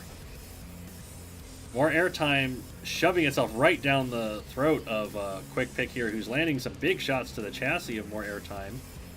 They both manage to flip each other over, but Quick Pick expertly self-rights, as does more airtime, who loses the whole weapon right off of the front. Quick Pick is knocking itself over by striking high up on that piston of more airtime, who's doing its best to keep Quick Pick off balance here, and it's driven right up those pontoons of Quick Pick. More airtime's doing a pretty good job trying to keep Quick Pick unbalanced, but it got stuck on its own weapon, and that's allowed Quick Pick to go in for the attack, and it's pushed more airtime into the grinder. A wheel has come off. Physics has thrown more airtime.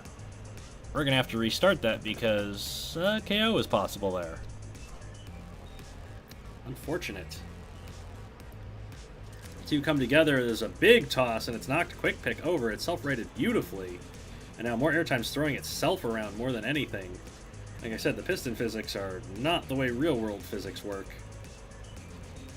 And now, more airtime stuck onto those pontoons of Quick Pick, who's just slamming that pick into more airtime's chassis.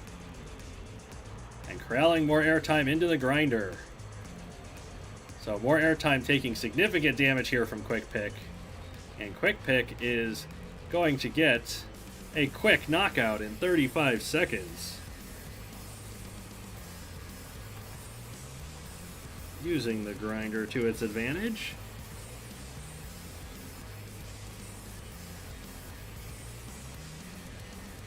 And the Colliers gain 3 points on the team ahead of them.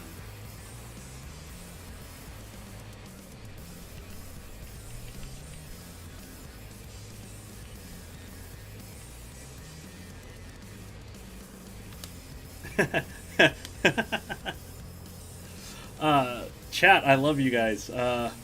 Zester, or guys and girls, Zester saying, which multi-bot you like better about a pair says a lot about you, and KJ being like, yeah, I'm gay, so I have a strong bias towards Gale, and yeah, you're touching on why I have a strong bias towards Leslie. So, middleweight time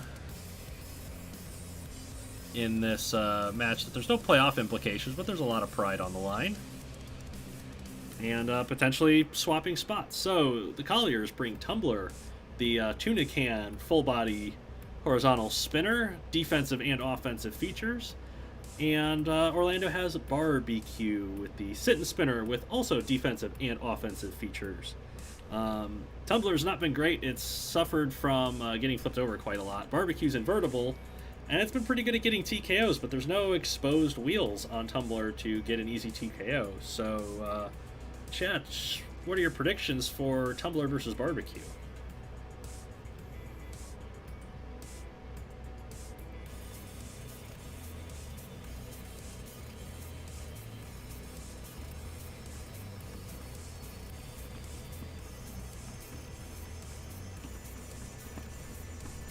Everybody's on Barbecue's side, saying tumblers are overrated. What if you built a tumbler barbecue? Like it barbecued stuff and tumbled it. I think that's the real technological innovation we need here. Let's see if this fight results in something like that. This tumbler gets itself up to speed, and Q comes in. They spin opposite directions to each other, so this is going to result in some interesting collisions. Kind of locking together like gears. Both of them stopping each other, but Q appears to have the greater amount of power to get through that, and it's knocking pieces off of Tumbler at the moment. Yes, Tumbler's weaponry is coming apart here against Q, who just has greater weapon power, able to bring more of it to bear, but Q does not have the ability to really go after an opponent to get a knockout, as Tumbler nearly knocks itself over. Totally de-weaponed now. Q has lost some of its weapons, it looks like. Or at least some of its iron plates. This Tumbler just trying to get in there and do whatever it can. Doesn't really have much hope here against the sit and spinner who's knocked the disc off the top. And now Tumbler's face is just being caved in.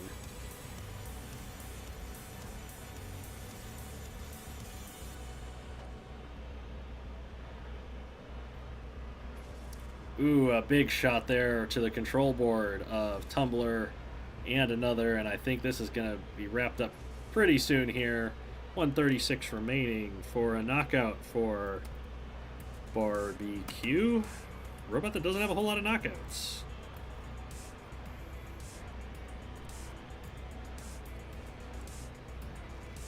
And the match is tied up at 3 points apiece.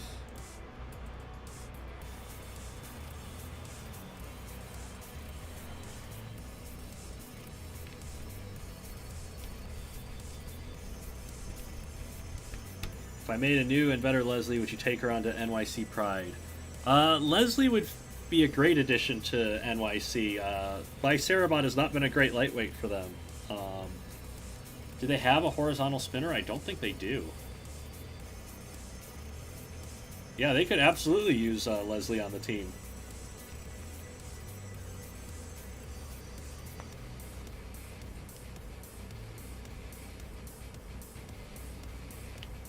Put a sad face on top of Tumbler when the shell gets knocked off. It'd be funny.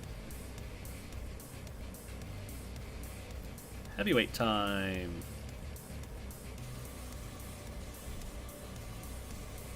We go to two interesting robots that kind of had a rough rookie season.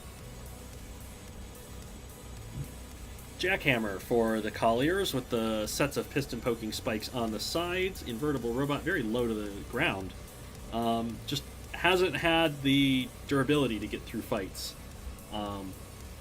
It's come very close to winning a lot of fights, but just not quite had the durability to get through them. And then the Orlando Commandos have Hot Mess with the vertical spinners. It's like a full-body drum that's on stilts off of the floor, and it's a mess.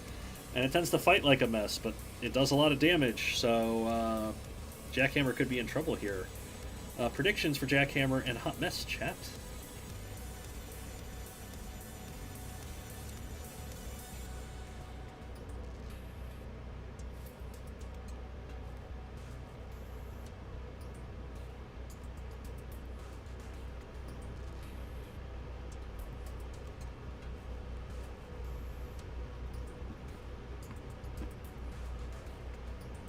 So far, chat has predicted Jackhammer, so let's see what Jackhammer can do for Hot Mess. They can definitely get those pistons into play, but Hot Mess is good at being a mess. It's like a drunken boxing style of fighting for robots, as Jackhammer is stabbing away with those spikes, but Hot Mess has flipped Jackhammer right over and going into the side of it. Jackhammer not really able to compete with that wedge on the front. It's kind of bypassing the wedge. And the power of Hot Mess's spinner flipping Jackhammer right over. Jackhammer now against the wall and just stabbing away. It's actually breaking apart the weapon on Hot Mess. So for once, Jackhammer's come against a robot that is less durable than it. And it has broken much of the weaponry apart on Hot Mess, who has managed to break apart the weaponry on Jackhammer now. So this is a relatively even fight between the two. Jackhammer without its pistons, but still with that battering ram on the front, and Hot Mess without most of its weapon teeth. It kind of has drill-like teeth on the sides. But those are not able to get into play here, so it's kind of using its wedges on the front to try and push Jackhammer around. We'll see how long those last against those battering ram spikes. Jackhammer, of course, having its wheels lifted off of the floor every time the wedge comes into play, so this could be a significant control problem for Jackhammer. There's a lot of debris on the floor, so ground clearance could be an issue as well, as Hot Mess runs Jackhammer towards the wall.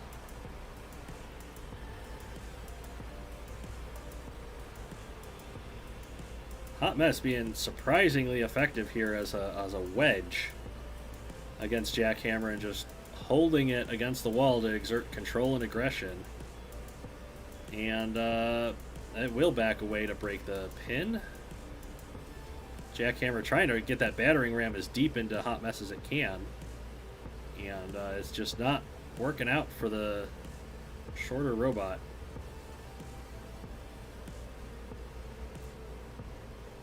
Going after those wheels, but those motors are so far back, Jackhammer really can't get that deep in there, and it's going to get pushed back by Hot Mess, who has switched very effectively to a wedging and pushing tactic here, despite losing its weaponry.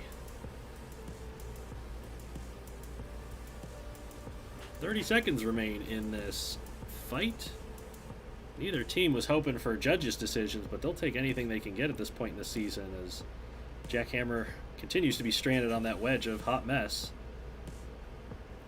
They can't kill it, so they're going to exercise as much control as they can. So they're both running low on battery power now, and this fight runs down to the judges.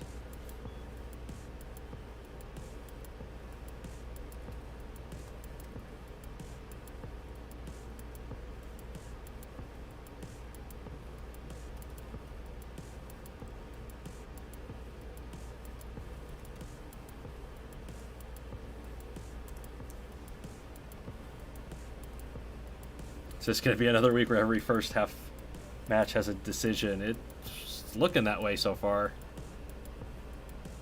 Not a whole lot of decisions, luckily. But there have been a whole lot of crashes. That's happened once again. Thank you, Patreon sponsors, for sponsoring our crash page. $10 a month tier on Patreon will get you a stream sponsorship and get your name displayed here. and helps us keep the stream running and keep the lights on and pay our internet bills. The internet appears to be running okay today so far. There was one little glitch. But, yeah, thank you once again, sponsors, for being excellent people.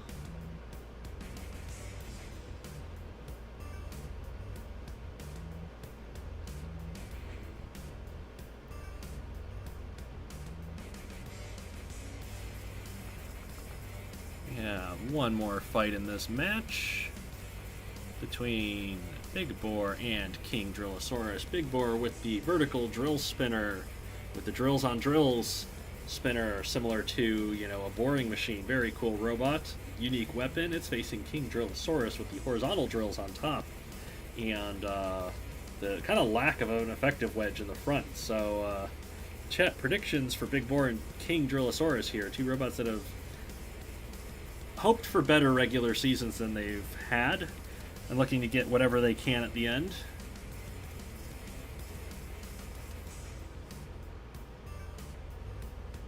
Former king versus the new king of drills. Yes, this is a drill off, if such a thing has ever happened before.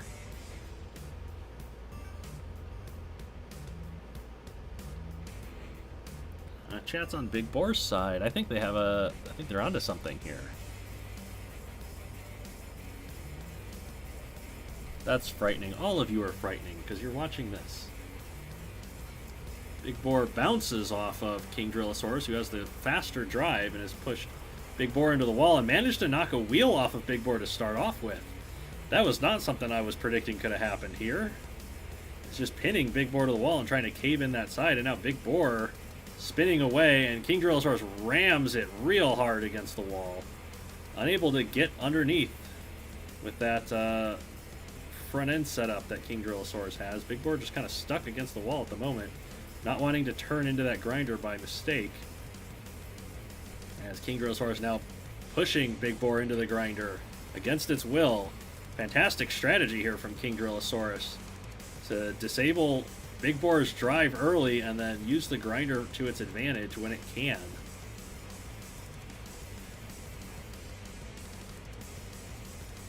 What's happening to Big Boar? It is being pinned in place at the moment, and if it isn't able to get free, this is going to be a restart. And that looks like a restart to me. King Drillosaurus just held it in place. Bad strategy, King Drillosaurus. You try it again. Big collision to start, and Big Boar has lost out on the wedging game and has been pushed back to the wall. It's got that drill going to town on the front armor of King Drillosaurus, whose drive power is throwing it around. Unable to get past Big Boar, who's managed to lift King Drillosaurus up on top of the drill, and now the drill going to town on the bottom plate of King Drillosaurus. As it's got Big Boar against the wall once again, but that drill is absolutely tearing into the front end of King Drillosaurus here. And now Big Boar pressing its advantage and trying to get into those wheels and tearing the front end of King Drillosaurus apart now. That frontal press attack has not worked out well for King Drillosaurus here, as it's ended up on top of the drill once again. And Big Boar taking full advantage over the openings that it's been given. Physics is unhappy with them so far, but now drill to drill as Big Boar just rips apart the front end of King Drillosaurus, who's driven right over the top of it. There's control board hits. King Drillosaurus flipped over. It's knocked out with 149 left, and Big Boar has a knockout win. And that seals the match win for the Colliers.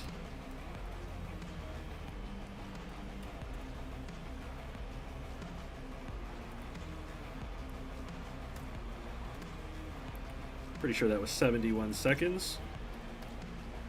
149. Yeah, I think that's 71 seconds. 13,000 from Big Boar. Yeah, it did a lot of damage with that drill. Hail the new king of drills, says Nightmare27. Absolutely. All right. Well, We have 2 more matches in this half of the... 3 more matches in this half, I think. 1, 2, 3, 4. Yes, we have 3 more matches in this half, but I have to use the bathroom. So that means that I'm going to take a very short break here to go use the bathroom, and I will be right back.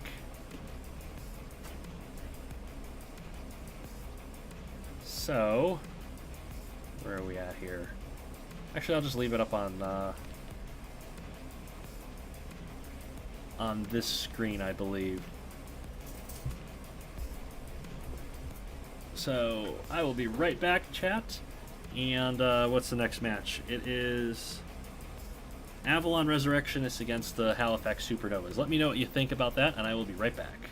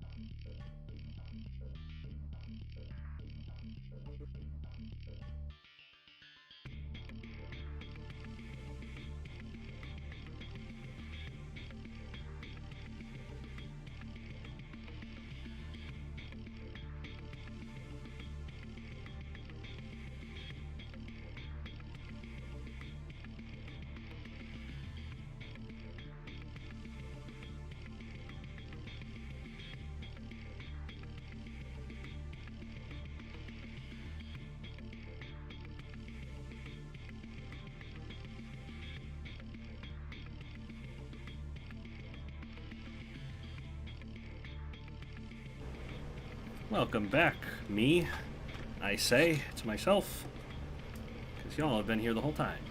Thank you for waiting.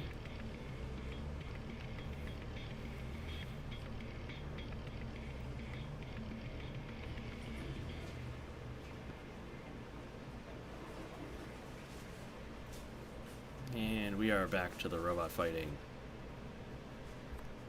Avalon and Halifax up next.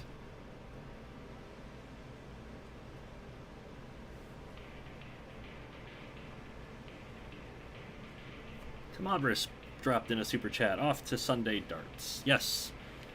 Tomabris with his darts league. Enjoy playing darts. Service to remember the Queen. Yes. I was a little bit... I was glad that I was home already from my trip when I found out the news that the Queen had passed away, because I would have felt really bad about going to the UK and then the Queen died, because I would have been like, oh no, it's my fault.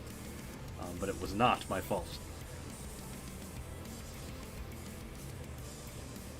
Back from a brief power cut, says Snowing Steak. Power cuts are not fun. I had one here a couple of weeks ago while I was thankfully just watching YouTube videos. Wasn't doing anything important.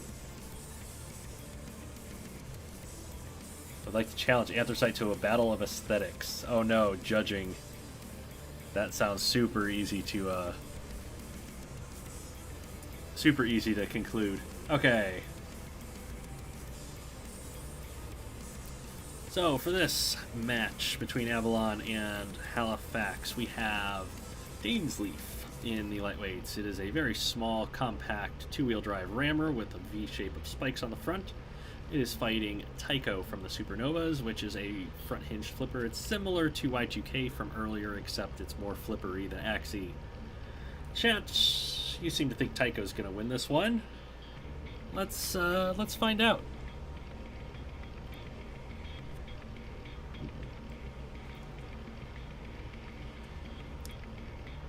So, Dainsleaf going right up the wedge of Tycho, and not really being flipped so much, but it is being pushed back to the grinder by Tycho. It's being held in the grinder at the moment. Tycho not playing around with the smaller robot, or giving it any edge whatsoever. We'll see if Tycho backs away for a pin. It does not back away. It's making it as hard as possible on Dainsleaf to get free, which might force a restart here. In fact, it's going to force a restart. Good job, Tycho, being a dick.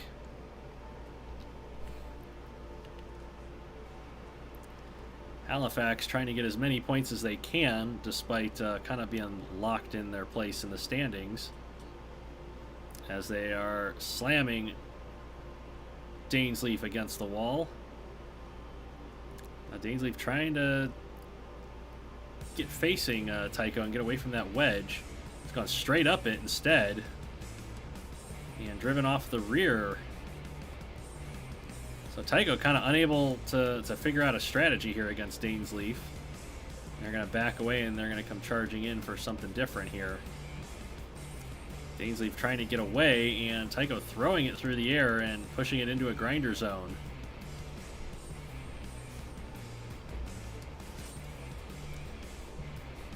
So far, Dainsleaf's spikes they've done some damage to Tycho, who's just ripped the whole weapon assembly off of Dainsleaf and scored some control board hits, and they're pushing Dainsleaf up against the wall now.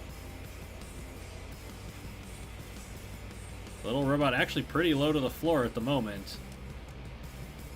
And Tycho's like, okay, if I can't get you up the wedge, I'm going to push you into the grinder for the knockout.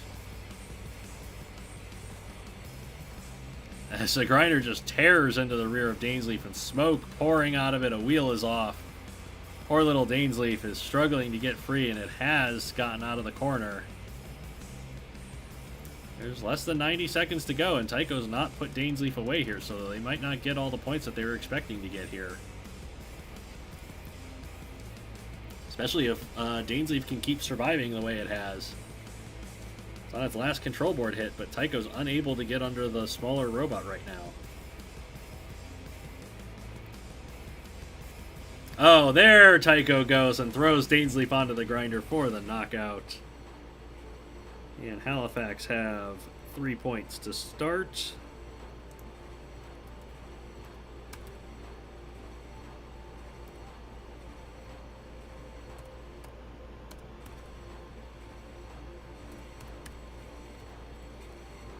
And Avalon look like they're probably going to go winless for the season. I think they're the only team that does not score has not scored a match win. Which would be unfortunate.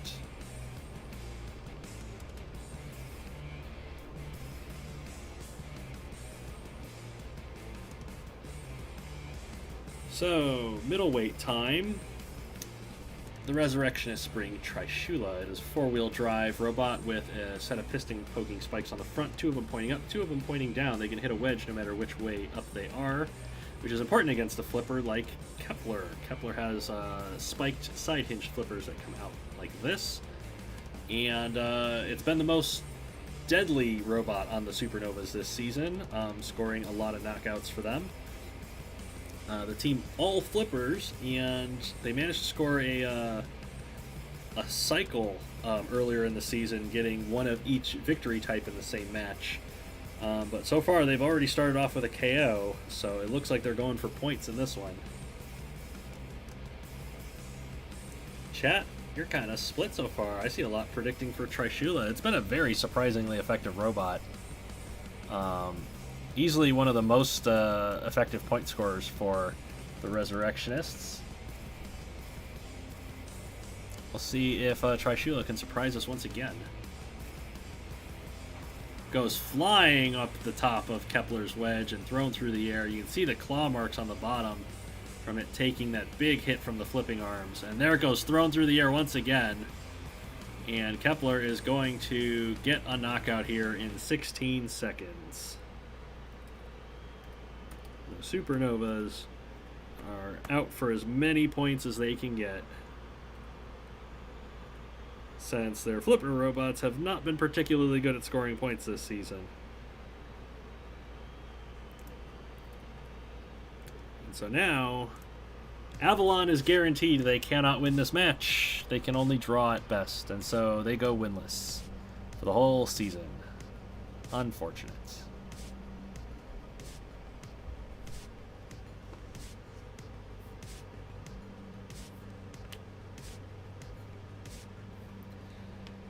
And we move to the heavyweights. This is a flipper battle. We have Phalanx for the Avalon Resurrectionists with the long forked rear hinge flippers.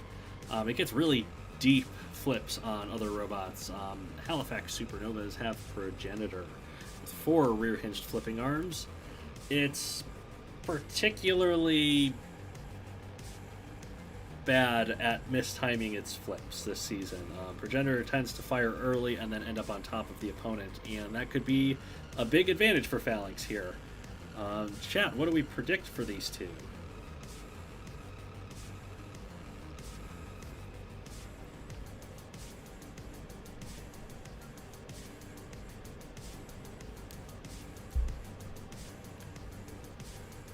Looks like chat's predicting Progenitor mostly. It does have the more powerful flipping weapons, and it's gotten a number of ring outs this season. I think it's got 4 or 5. One of the top ring out contenders this season. It runs into the front end of Phalanx and does get a good flip on it. And Phalanx is the one who's being forced to try to self-right. Does have those spike flipping arms, so it can cause damage, but Progenitor has parked Phalanx on top of the grinder and has ended up on top of Phalanx. So Phalanx is struggling to get free. And in fact, doesn't seem able to. Its wheels are off of the floor as that front corner takes a tremendous amount of damage from the grinder. And I think this is going to be a TKO because Phalanx is not touching Progenitor and its wheels are spinning fruitlessly in the air. That was a very fast TKO for Progenitor in an amount of time that I did not get.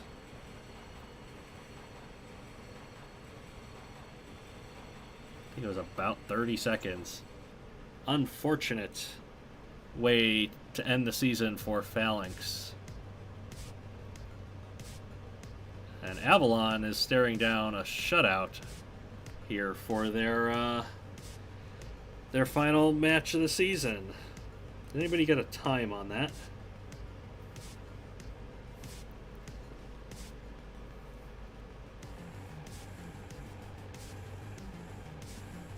Wondering if Halifax were going for the perfect shot. You know, Progenitor was trying it with the grinder. They got Phalanx immobilized rather than KO'd. Yeah, now it falls to Excalibur, the robot that has no wins this season. I think it's got the best chance out of all the robots on Avalon here. So, Excalibur. Double vertical spinner.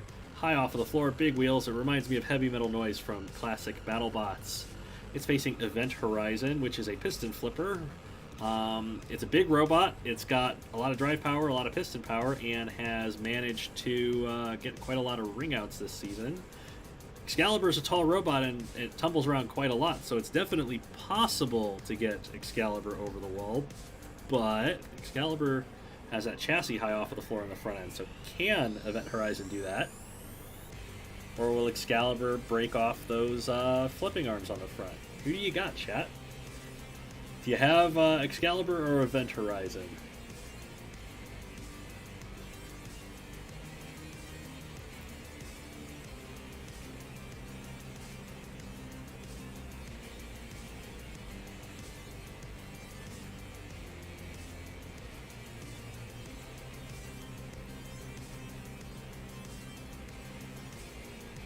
think chat's going to be split here. I mean, I'm cheering for Excalibur in this one. I want to see Excalibur get the win.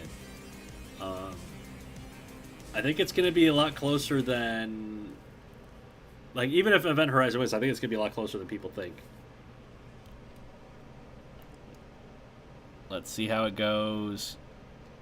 Can Excalibur get its first win in its last try?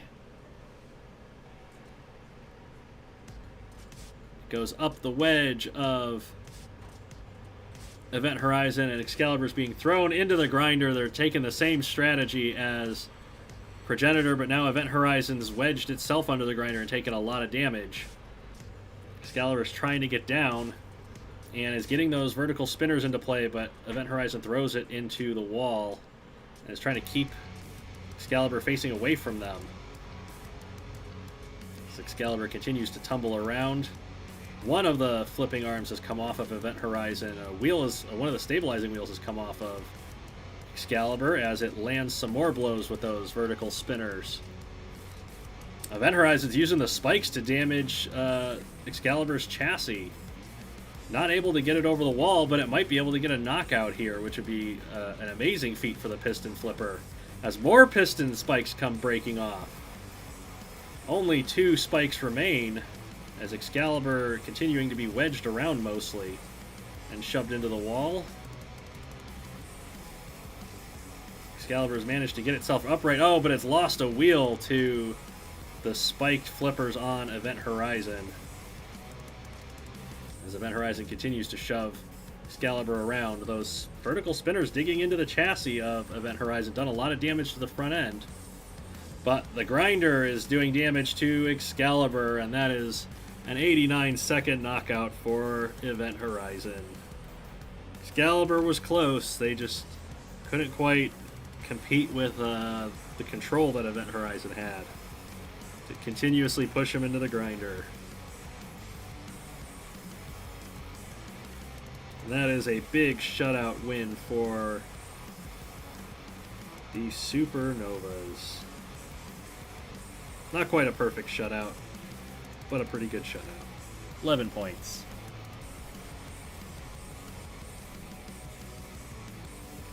On Your Own and Excalibur, the 2 winless robots this season. We're definitely going to have a winless robot battle in the whiteboards at the end of the finals. Shame for the Resurrectionists, says Esther. Yeah, that's a tough way to end the season.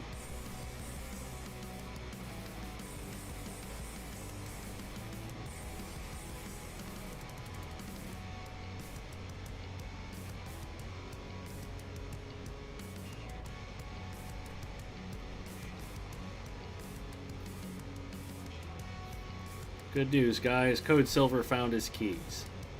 That's important. Well, just in time, because your team is up. So, we have Angry Penguin Robotics against Second Place Robotics. This is kind of a meme-y kind of team against relatively new to Robot Arena 2 team. Both of them didn't quite do as well as they were hoping for, but it's been fun to watch their robots compete. We have PogChamp in the lightweights for the Angry Penguin Robotics team with the 2-wheel drive rammer, and it is facing Unknown X with the overhead claw axe crusher style weapon.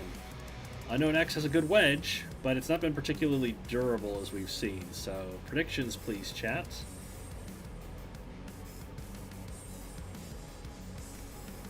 Oh, good question for Mad Psycho. Will the loser of the winless bots be the winner? It's a good question. I know Banter Wars had a competition a few years ago. Amongst all the other side competitions, it was the competition for worst robot, and whichever robot lost the fight advanced on. So yeah, we could do something like that. And see which of the losers loses the most. Everyone is on Unknown X's side except for a couple, so let's get this match underway. PogChamp does not go up the wedge of Unknown X, slams into it instead. Unknown X did land a blow to that front top part of PogChamp and is doing quite a lot of damage to the two-wheel drive rammer, but the rammer is doing damage back. It's actually pushing UnknownX all the way back to the grinder, and the tip of the axe crusher is broken off. UnknownX falling apart here as PogChamp's pressing it into the grinder and doing a lot of damage to the front end of that wedge.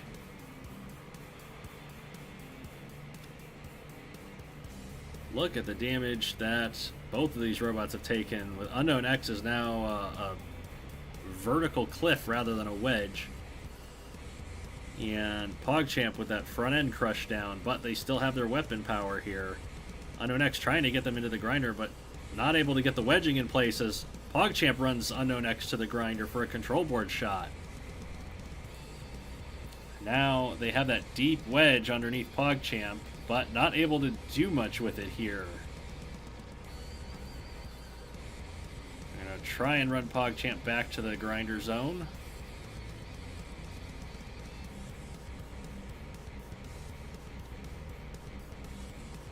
Slowly getting PogChamp into the grinder zone, but they managed to break free. Oh, a control board shot from the spikes on PogChamp. They've put UnknownX into the grinder. They're trying to get the knockout. They got one of the wheels, and they've gotten the knockout with 122 remaining.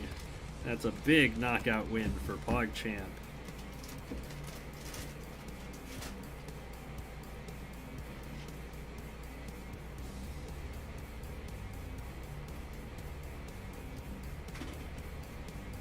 Angry Penguin Robotics with the 3-point lead to start the match.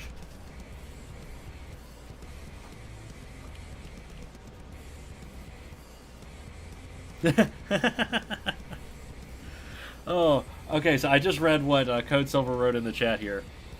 I just had a dream the other day that I stole back the double cola I left at your apartment before you moved. I remember that. You visited when you moved to Evansville, and we did a Roasting Robots episode live with everybody in the same room, because Nick Baron Goat visited, and you left your box of cola there, and we were just like, what do we do with this? I don't know.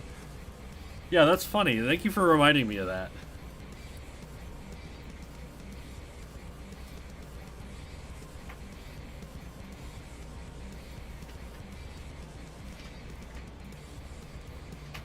Stanley needs a KO or a TKO to keep their hopes of moving up to 7th alive. Well, it's not out of the realm of possibilities here. Angry Penguin Robotics says Stanley.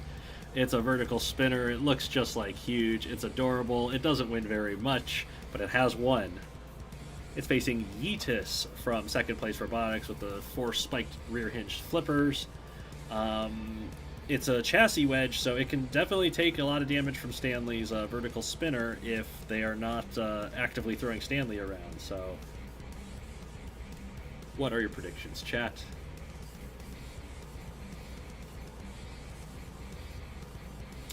Yeah, predicting Yeetus. We'll see what Yeetus can do. Yeetus has not done a whole lot of yeeting. Mainly just tossing, so we'll see what they have for Stanley here. Oh, that's sort of a toss. They got Stanley wedged on the wall with its stabilizers. I don't think Stanley's going to be going anywhere unless Yeetus puts him over the wall. Actually, Stanley's working its way back in the ring. Good job, Stanley. And now one of the stabilizers broken off, and Stanley's landing blows to the top of Yeetus here, as Yeetus is pushing them into the wall. Not really doing a whole lot with the flippers. Both of them kind of damaging each other pretty equally. Yeetus is going to throw Stanley into the grinder, and Stanley is going to take some control board shots. Unfortunately, that's the knockout in 35 seconds for Yeetus to tie the matchup. Stanley gave it a good go there. Especially getting down from being stuck on the wall. That was pretty impressive.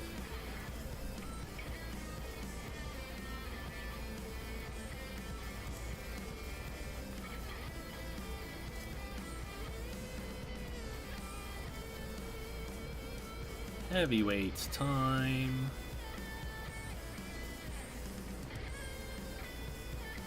Flipper battle. Sort of.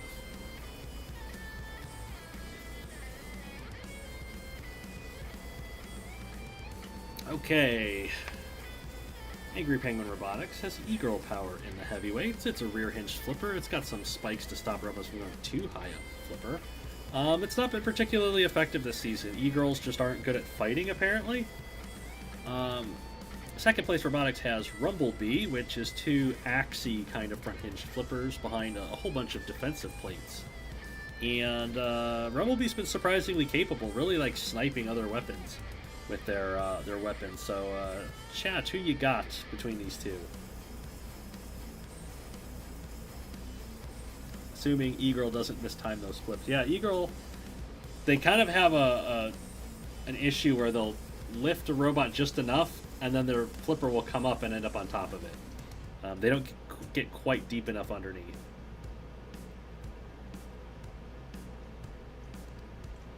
Code Silver, one thing I did not expect was Supernova having more or as many KOs as Unknown X. Well, that's because both of them suck. And neither of them are getting very many. Alright, chat is predicting Rumblebee for this one, so let's see who comes out with the win here. Rumblebee has the ground game advantage and immediately smacks E-Girl Power onto its back. E-Girl Power is trying to right itself through driving rather than firing its weapons. And it's ended up on top of Rumblebee. It's kind of firing those spikes on the flippers down into Rumblebee. But Rumblebee is just holding E-Girl Power in place on its back. And E-Girl Power's managed to get free and get right side up. And go right back up of Rumblebee's wedge, is just axing away at it. Breaking the flipping arm, the flipping wedge off of one side, off of both sides. And now, stalemate.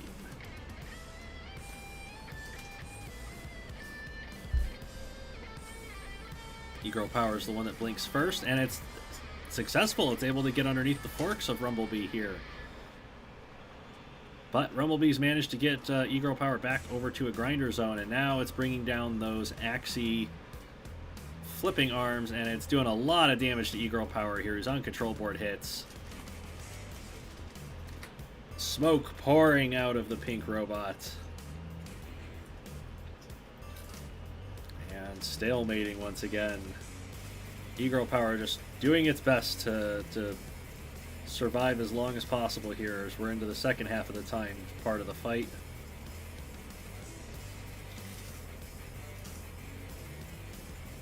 Closer than I expected, says Wolvie. Yeah, they're both giving each other a lot of trouble here.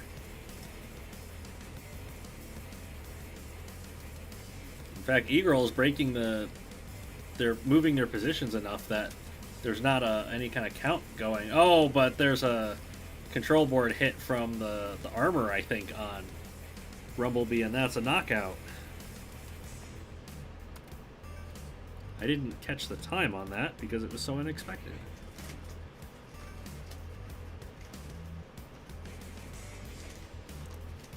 And now second place has the lead 6-3.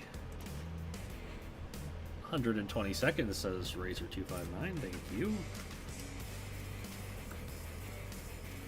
Ramplate KO hype. Yeah, Ramplates are, well, they're Ramplates. One final fight for these two teams in their season. It is Pingu's Death Machine versus Supernova. Pingu having the low-slung horizontal spinner in the front with the two big battle axes up top. Can do a surprising amount of damage, but it's fighting Supernova with also a low-slung horizontal spinner and a lot of defensive work around the side. So, chat, what do we think? Defensive spinner or offensive spinner?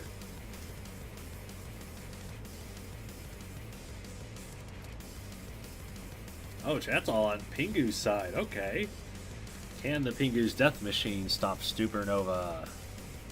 Let's find out.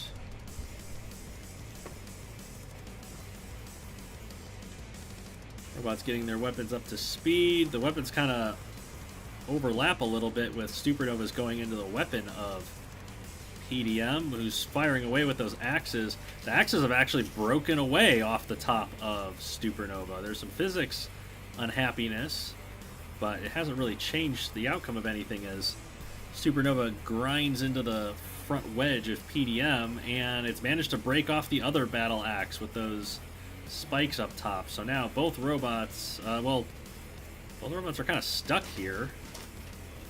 They've gotten free. Pingu's Death Machine weaponless as Supernova physics about a little bit. No harm, no foul.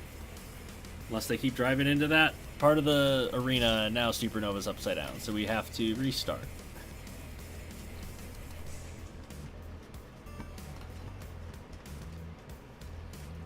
A big collision has gotten both of the spinners together. Pingu's Death Machine swinging away with those battle axes as its weapon motor on the front takes a lot of damage from Supernova's undercutting spinner. One of the battle axes breaking off of Pingu's Death Machine, and now the spinner is broken off of Pingu's Death Machine. So it's going in with that final axe. I think it's landing chassis shots. At least one of them. Trying to get that axe into play as Supernova grinds that undercutting disc into Pingu's Death Machine's wedge. The last of the battle axes is off, and now Supernova is unimpeded and can just attack at will. And get that undercutting disc into play, and it is doing a lot of damage to Pingu's Death Machine here. He's trying its best to be a good wedge and take control of the fight. Supernova not known for its mobility.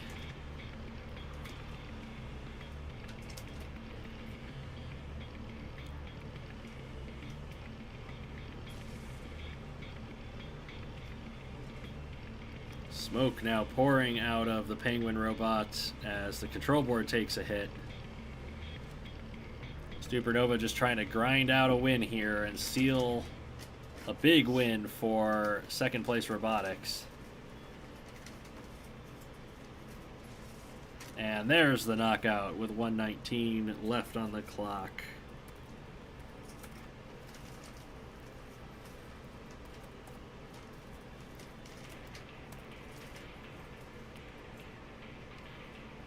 Ooh, how much would that be?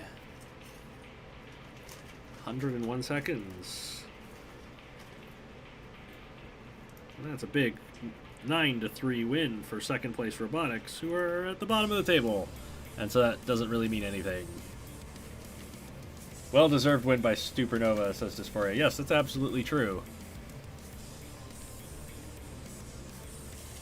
And we've got one final match lined up for this half of the stream for our usual break. It is the Kinetic Creatures and the Pelagic Wanderers. Kinetic are out of the playoffs, but they can play spoiler for the Wanderers and their seeding.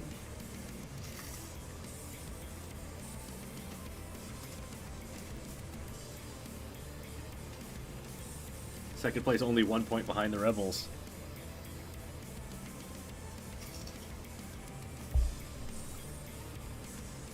Alright. Kinetic Creatures, the all-spinner team, brings network to the lightweights. It is a saw blade spinner. We classify them different to other spinners because saw blades do slow amount of damage over time rather than a bunch of damage all at once. It's facing Carsonized from the Pelagic Wanderers, which has the two side axes, which do a lot of damage all at once. And chat, what are your predictions for network against Carsonized?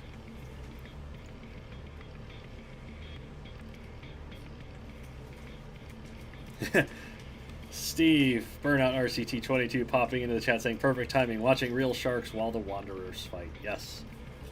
Oh, speaking of sharks, so while I was over in the UK, we visited the National Sea Life Center and got to see some sharks, and I actually bought a shark.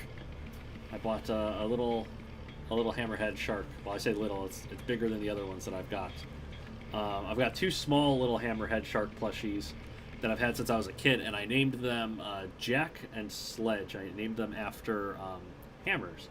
And so I've decided that for this hammerhead shark, this one is going to be named War, also named after a hammer. So we have 3 hammerhead sharks here now. Maybe the Wanderers will have some good luck with War cheering for them.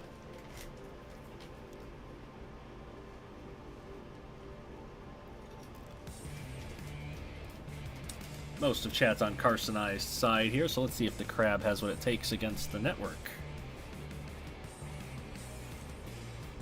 Network comes out fast and gets those spinners, those saw blades into play, but Carsonized is just chopping them apart with those side axes.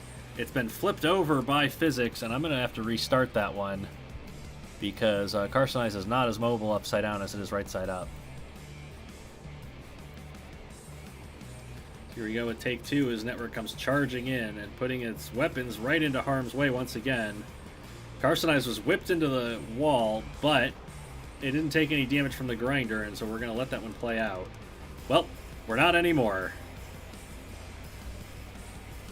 Network leaving a trail of physics bombs everywhere it goes. So here we go with restart number 2 as these two come together. Carsonized is actually on top of the saw blades. Not really hitting much with Network, so Network is controlling Carsonized around and running it into a grinder zone. This is not a good place to be for Carsonized, who's been put into the grinder. Now, Carsonized able to land some blows to those saw blade motors on Network, but still being controlled around by the Kinetic creature's lightweight, who's thrown Carsonized into the grinder again and lost a wheel now. So Carsonized losing its mobility, and Network losing one of its weapons. Okay, this is turning out relatively even here, as Carsonized rips another weapon off of Network and just slaps it around for good measure. Network now just a box, and trying to exercise some control and aggression here and keep one of that left side sword axe pinned in place. As Carsonized continues to take parts off of Network. Network does have a little defensive spike in the front, but it's not going to help against the longer reach of Carsonized, who's taken a wheel off of Network in kind. So now both of these robots missing a wheel, missing their left side wheels. Network trying to exercise some aggression by moving towards Carsonized, and they take the last of Network's wheels off, and that is going to be final unless Carsonized wants a knockout, but I think that's going to be a TKO here as the countdown begins on Network. Physics is unhappy, but Carsonized takes the win anyway with the 2 points. I think that's the first TKO of the stream. Oh no, we've had a couple TKOs. Not very many TKOs so far. But a good win for Carsonized nonetheless. How many seconds was that? I think it was 107 left. Oh, I gotta do math in my head, and I'm not good at that.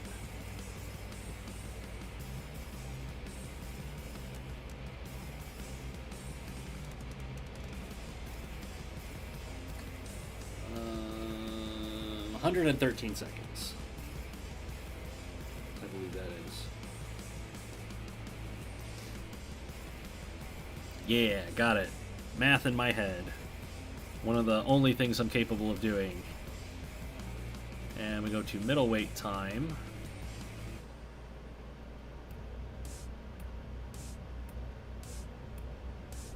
With two of the most popular robots in the league. Crab's first TKO. Neat.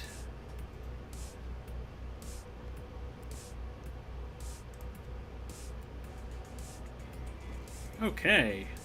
Speaking of TKOs, we have Kinetic creatures with Siege, the vertical bar spinner that bounces around all over the place. It's aggressive, it's cool looking, it's a favorite. It's been in a lot of Fight of the Weeks because of how cool it is when it fights. It's facing Breach. It is a rear-hinged flipper. It's got two non-damaging flippers and a spike strip flipper. It's one of the coolest looking robots in the league. Very potent flipper. It can get ring outs when it gets lined up. Also been in a lot of Fights of the Week. Two of the coolest robots in the league by far. So chats, who you got?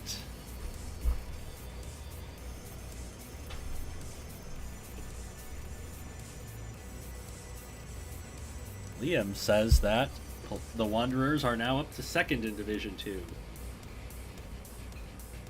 See how many points they can get out of this. The few predictions that are in chat are split. So we're going to go ahead and find out who wins.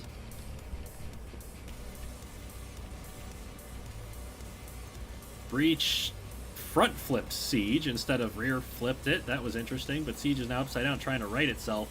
It's ended up on top of the grinder. It's bounced on top of the wall, and Breach has almost gotten it over, but Siege has somehow gotten back in the ring. Breach is like not having that and trying to get it back out. Siege has done a bit of damage to the top of Breach as it charged in with that bar spinner going. Breach is struggling to land a good flip on Siege. He's just bouncing around all over the place. Of course, Siege trying to right itself. And now it's actually tearing up the flipping arms of Breach now. As Siege is parked on top of the wall, and it's underneath Breach. And has landed some big shots to the flipper. And Breach gets down and lands a big toss back to Siege. The momentum of this fight going back and forth. As Siege once again gets down, but it's lifted over the top of Breach. He lands a nice clean flip. It's gotten Siege up onto the wall. Siege throws itself down with its wheel physics. Off come two of the flipping arms from Breach. So it's down to just the spike strip flipper. It's down to no flippers. And so Breach is pressing Siege against the wall, getting it stranded on its front end. Breach is trying to exercise some aggression, and unfortunately it's knocked Siege back down onto the floor, and Siege is trying to right itself. I think Breach had a potential shot at a TKO and let Siege get down. And now Siege is being extremely aggressive. Breach and Siege both back away from the corner. Breach has the ground game. Siege has the weapon power here, and it's landing hits to the wedge of Breach and doing a tremendous amount of damage. A huge amount of smoke pouring out of Breach from the damage that bar spinner has done to it. But Siege once again propped onto the wall. Is it going to get itself down? It is. Breach unable to get Siege over the wall, unable to keep it propped on the wall. And Siege landing a lot of damaging blows here. 37 seconds remain. Can Siege put this fight away, or will it go to the judges? Struggling to get that bar spinner into play against Breach here. Once again, Siege tips forward and Breach tries to shove it back into the wall.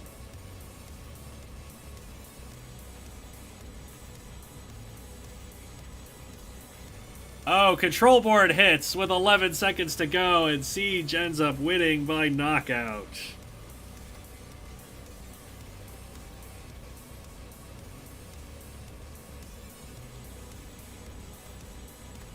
What a fight from both of them. And that is why they have both been on so many Fight of the Week lists. And they're going to be on another one again. That probably should have been our feature fight.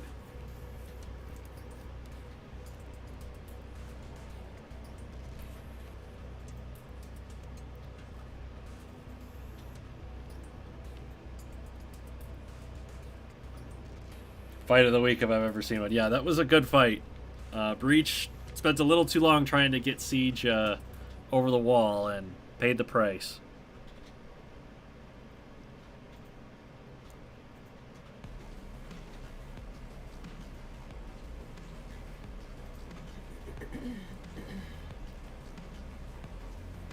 So it is heavyweight time. That means multibots.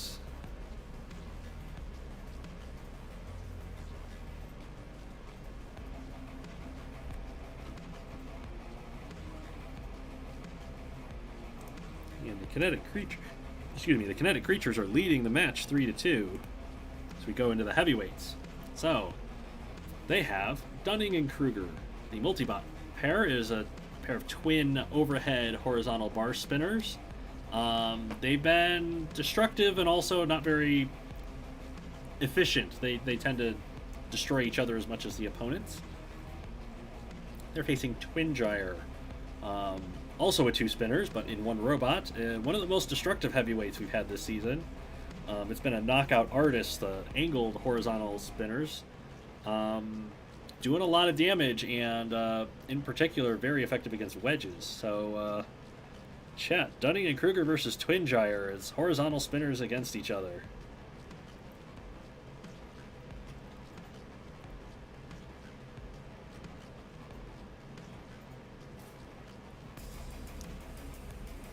Race for first in Division 2 is going to be close. Yeah, knockout here would be big towards getting Pelagic the #1 seed. And again, seeding is very important with stepladder format playoffs. Those in chat who are predicting for Twin Gyre. So, let's see what Twin Gyre's got, if it can handle the multibot swarm. Going for Kruger, I believe that is. It's ended up on top of the robot and broken apart part of the overhead spinner's weapon. Now it's going for Dunning's weapon. Overhead bar spinners are damaging Twin Gyre's weapon motors, but Twin Gyre, kind of with that drive on top of everything strategy, is actually very successfully attacking these overhead bar spinners. It's flipped over Kruger. It's broken the entire weapon apart on Dunning, and has only suffered kind of minor damage to its spinning weapons in the process, as Twin Gyre gets itself free from the debris. It de-wheels Kruger, so even if it got back up, it can't attack, and it's going to knock out Dunning here. It needs to knock out Kruger to get 3 points. And it's managed to get it into the corner, and that's a knockout on both of them. A full 3-point knockout for Twin Gyre in a number of seconds that I neglected to look at.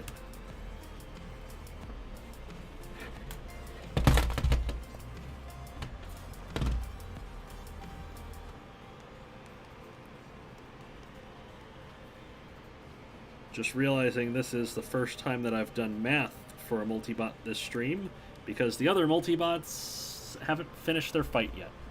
59 seconds. Yes, thank you. And so this looks like a completely different match now. It is 5-3 in favor of the Wanderers.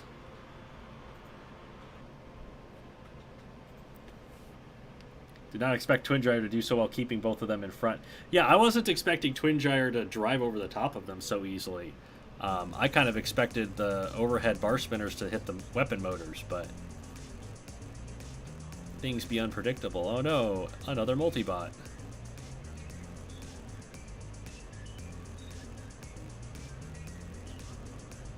This is going to be interesting.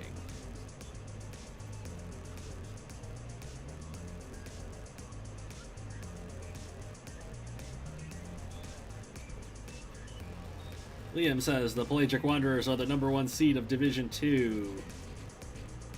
Syndicate #2 and Levantine #3. That is important in the seeding, because those type matchups could be really interesting. Syndicate with the big win was important. Alright, let's close out this match. We have death penalty for the kinetic creatures, the huge sit-and spinner with the flails on it.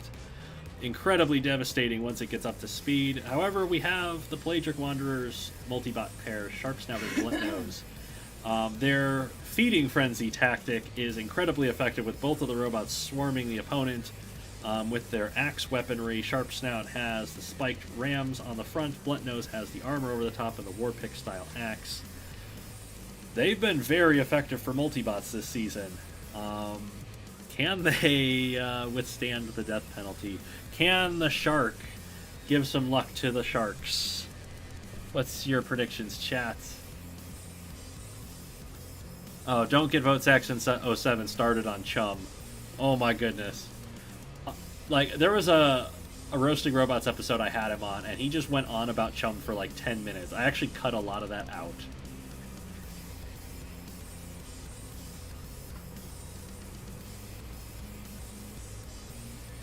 predictions in chat seem a little bit split, as I see Rookie K13 and Robert Bull in the chat now. Welcome, just in time to see the Sharks. Let's see how it goes. 3 points will win Kinetic the match if Death Penalty can get the knockout, but it's getting pinned in place by the Sharks. Trying to get up to speed now, and it is actually successfully knocking the Sharks away. The smaller robots getting knocked away easily by Death Penalty as it just completely obliterates Sharp Snout, and now Blunt Nose taking huge shots as well, and that's a 21-second knockout. And that wins the match for the Kinetic creatures.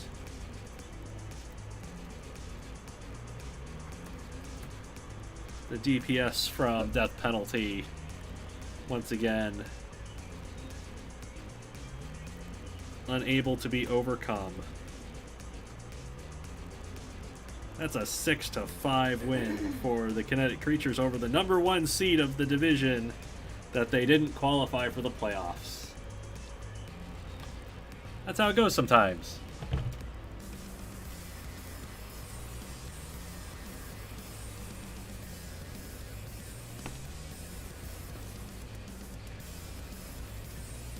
Alrighty. That was fun.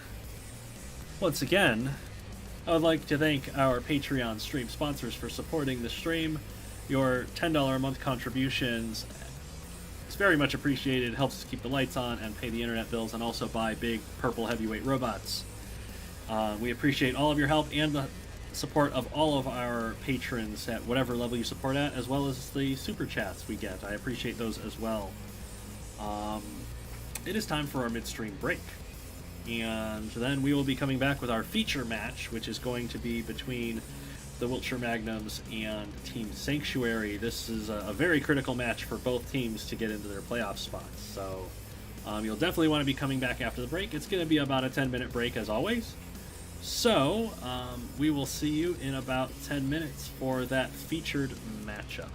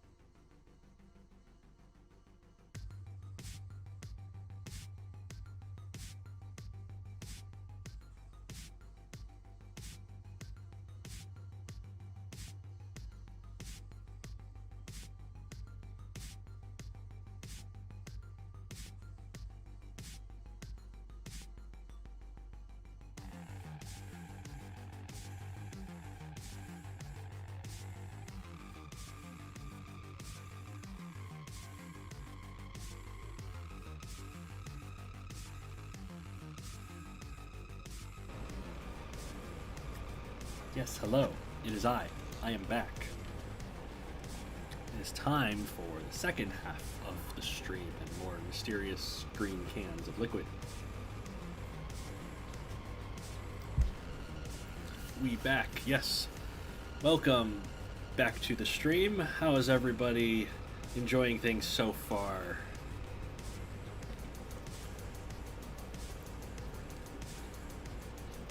I've been having a good time. I've missed doing these streams. It's been weeks since I've done this.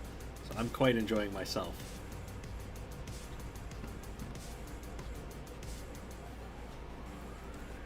Cora could use a nap. I could too, to be honest. It's probably what I'm going to do at the end of the stream. Usually we go out for food afterwards, but I think I'm just going to take a nap. Or both. I'll have food and a nap at the same time.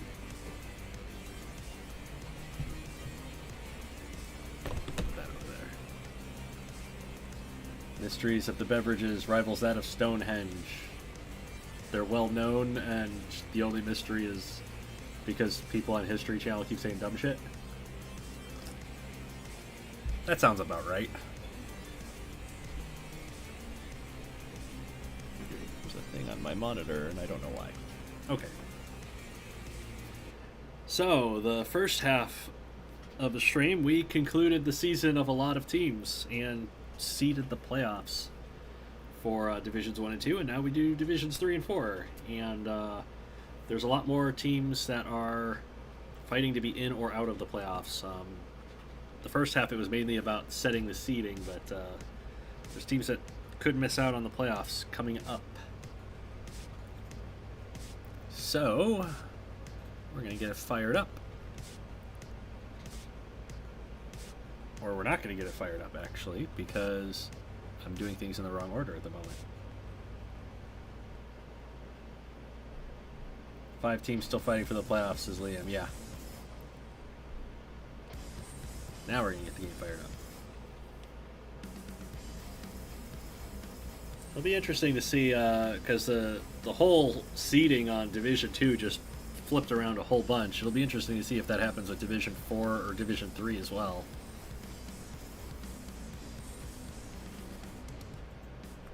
Up first, it's not the Moscow Mantines like it has been every week. For some reason, the schedule generator decided against that, and instead it is the Wiltshire Magnums and Team Sanctuary.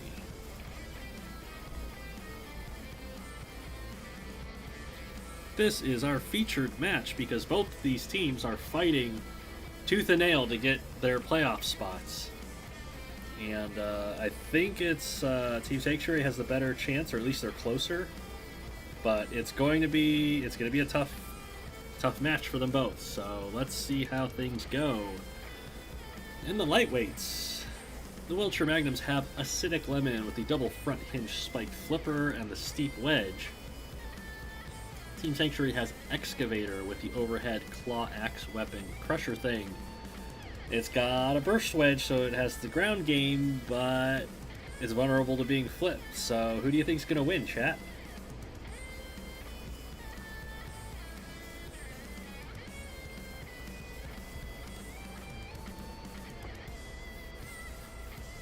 Sanctuary sitting at +6 in Division 4 and Magnums at -9 in Division 3. So yeah, the Magnums need a huge win here to have any chance of getting in. And if Sanctuary takes a big loss, then they could fall out.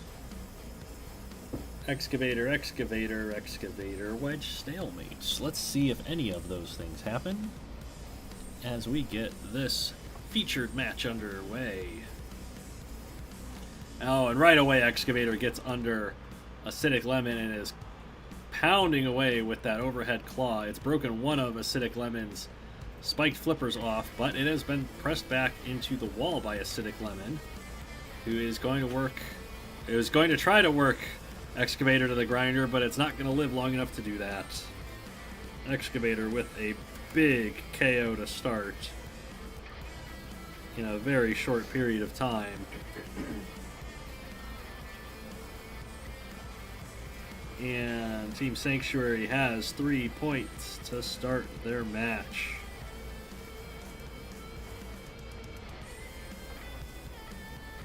eating the ice cream like a pro. If there's a professional way to eat ice cream, I don't know if there is.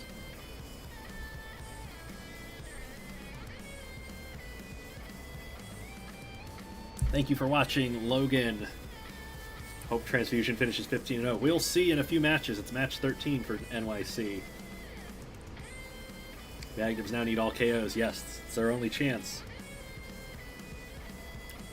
They've got a KO machine in the middleweights. It's Mint Chalk Crusher with the double drill setup on the front. Surprisingly capable robot despite being gigantic.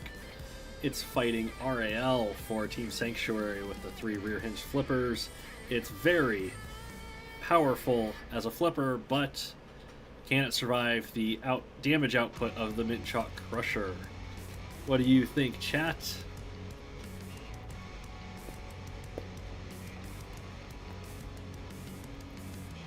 Mint Chalk because it's tasty. I mean, you're not wrong.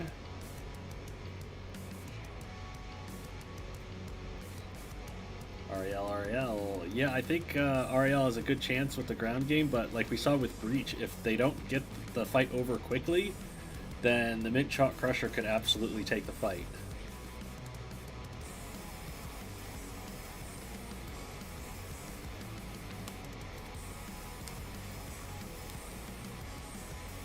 Mint Chalk has surprised me. Yeah, it's surprised everybody. It's been a surprisingly capable machine, as has all of Wiltshire's robots. RRL comes charging in, flips the Mint Chalk Crusher over right away, runs into a grinder zone, and gets the Mint Chalk Crusher up on its end, but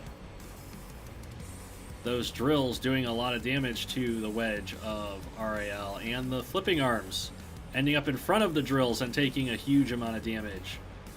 The chassis of both robots has taken a lot of damage. Mint Chalk Crusher's on control board hits, and it's knocked out in 24 seconds. Team Sanctuary is doing a ton of damage here and trying to get as many points as possible. Not only to secure their playoff spot, but to possibly move up in the seedings.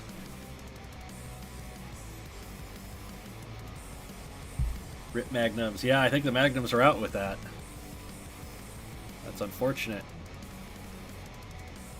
See how many more points they can get if they can at least make it close.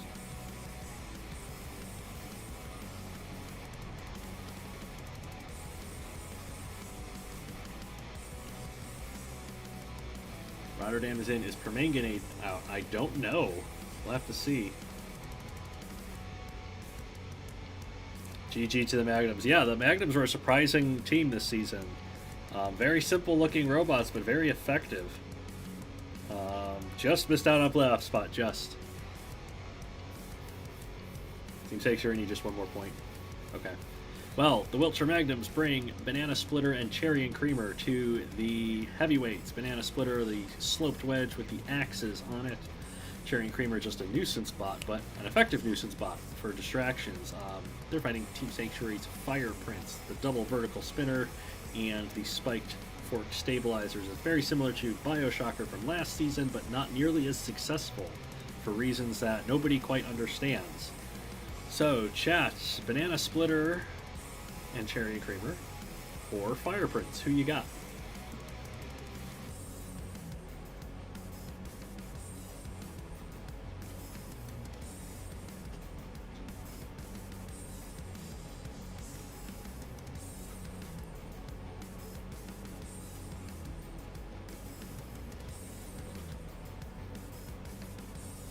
Permanganate's like 12 or 13 out. Yeah. It'll be interesting to see. Let's see what Fire Prince can do.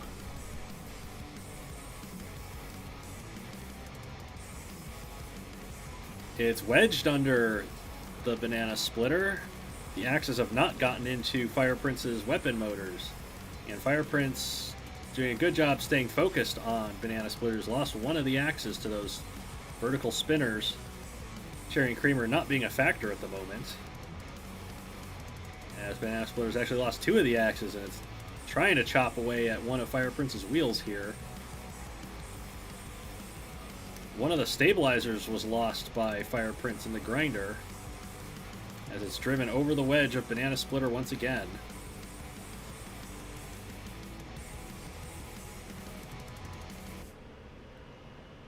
Banana Splitter not really able to do a whole lot with Fire Prince. It's managed to tip it up on its back, though, and Fire Prince is... Oh, and it took a wheel off perfectly with that axe. Fire Prince unable to right itself. Or to move at all, really, here.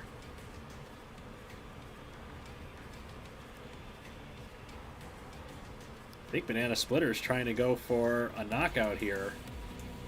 Trying to get both of the robots into play here, and not really able to do much with any of them. Fire Prince has gotten away from the wall, and it's managed to wheel physics its way onto its side. Good job, Fire Prince. You are being TKO'd with 134 left.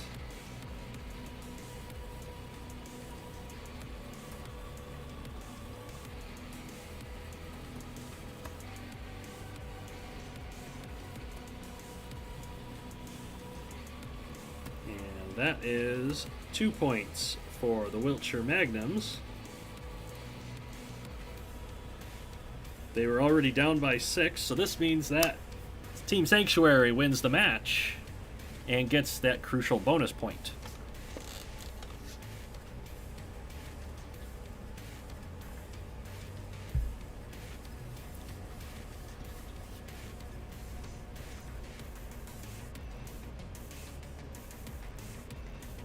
And so there's one final fight in this matchup. And it's not looking like it's on Team Sanctuary's side. The Wiltshire Magnums have the Ice Cream Sandwicher. It is rear hinge flipper, horizontal spinners, side axes. It's a weird combination. It's been surprisingly effective. And it's facing Comatose from Team Sanctuary with the 6-wheel drive rammer with a big spike set up on the front. Who you got, chat? Ice Cream Sandwicher or Comatose? Liam says Sanctuary confirmed as number 4 seed, eliminating the lads in Permanganate. Such a shame. The lads were a really promising team. In a less competitive division, they might have had the playoffs.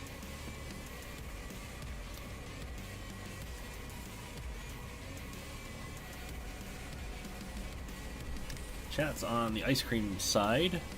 I like ice cream too, but I don't know. Maybe they got a shot here. Let's see what Comatose can do. It bounces right over the top of Ice Cream Sandwicher and gets itself wedged on the wall. And Ice Cream Sandwicher very sportingly frees it. There's a lot of damage that's been suffered by those spinners on the sides of Ice Cream Sandwicher from those protective spikes sticking out the side of Comatose. It's lost one of the spinners to the grinder now. So Comatose doing a lot of damage and using the grinders to its advantage. Has broken the other spinner off now. And then they've both gone to space because we haven't had enough of that yet. So we restart. Comatose charging straight in, bouncing onto its side. It's managed to end up on top of Ice Cream Sandwicher's flipping arms once again. Oh, a big charge puts Comatose over the wall. It was expecting to stick into their armor, and instead, Comatose has flown right over the wall, and that's a ring out for the Ice Cream Sandwicher. I didn't catch how many seconds that took because it was so surprising. And that's a 6-4 match win for Team Sanctuary.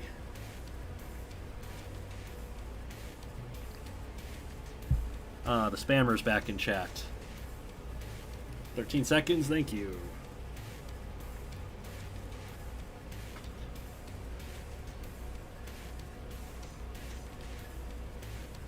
We go to our next match.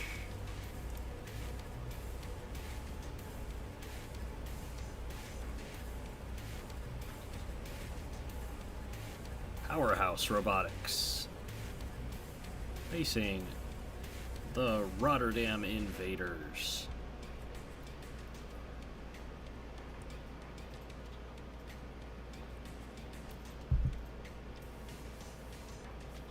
Welp, I did it. Yes, you did, Nightmare 27. You made a team that made it to the playoffs. Good job. Lads could still take fourth if they get a perfect shutout. I mean, it's not outside the realm of possibilities. Weirder things have happened.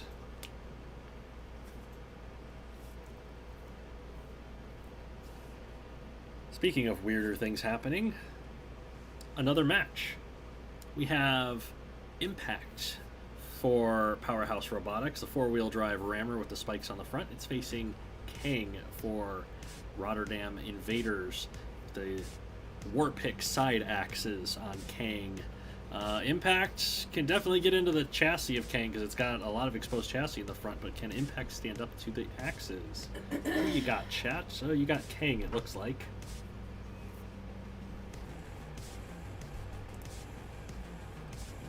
What is side armor? Good question, Liam. You should include some on your robots. Here comes Impact with a huge charge directly into the front end of Kang. It's actually wedged under Kang quite well and is run it into the wall. Kang is swinging away with those axes, and it's done a lot of damage to Impact. And taking a wheel off, and now Impact is just getting crushed by those axes, and that's a knockout in 20 seconds. Impact started out well, but just didn't have the durability to survive the dual attack of Kang. And the Rotterdam Invaders get 3 points to start the match.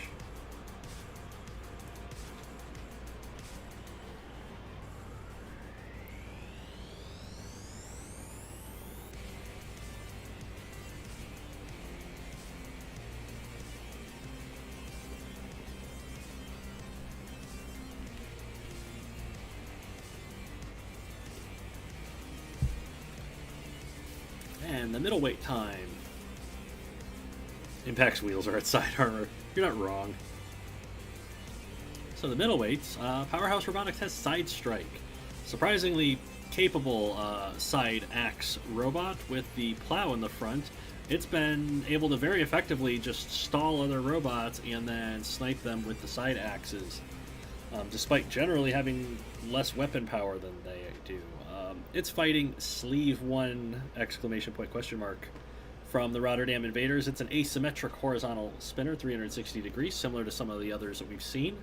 And it could definitely dish out the damage, but can Side Strike get it stalled and get the side axis into play? What do we think, chat?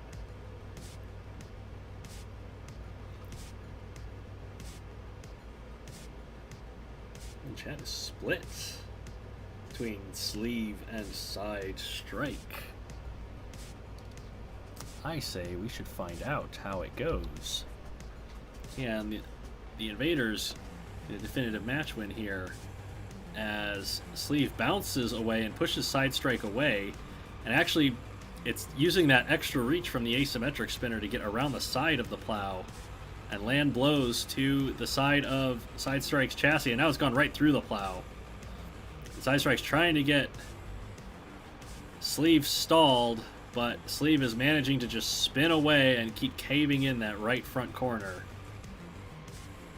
using both the main teeth on that weapon and the hammer counterweight, and it has managed to get a knockout with it.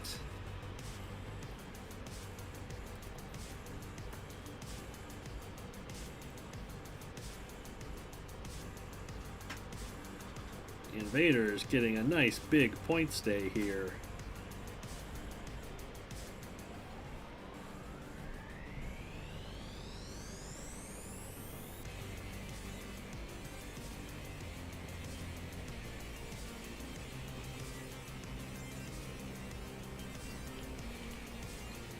And we go to the heavyweights, and a robot that I have personally fought against with my robot, Death Grip.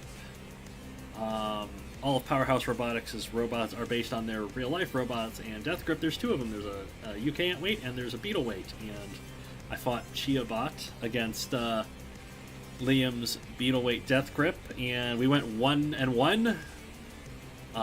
Both of us winning one with the pit, and then we did a big rumble, and Death Grip grabbed hold of all the plants and ripped them off of the top of Chiabot. It was quite fun. I like Death Grip. This version of Death Grip has the two spiked axes over the top and the good wedge in the front. Rotterdam Invaders are facing it with Pathfinder, which is a front hinge flipper, and it has real low speed vertical spinners on the sides to drag robots deep onto the top of the robot. So what do we predict, chat? Liam says Rotterdam needs just 3 more points. They can certainly get it. Chat is on Death Grip's side. We'll see if Powerhouse can get some more points back here for the IRL style robots. Which robot has the better wedge? It's Pathfinder who throws Death Grip onto its back and has it off balance to start, but Death Grip's gotten around to Pathfinder's side and is going to push it over into the grinder zone. And is now underneath Pathfinder and bringing the axes down. So some damaging blows landed by both robots as they've now ended up in a low-speed microwave.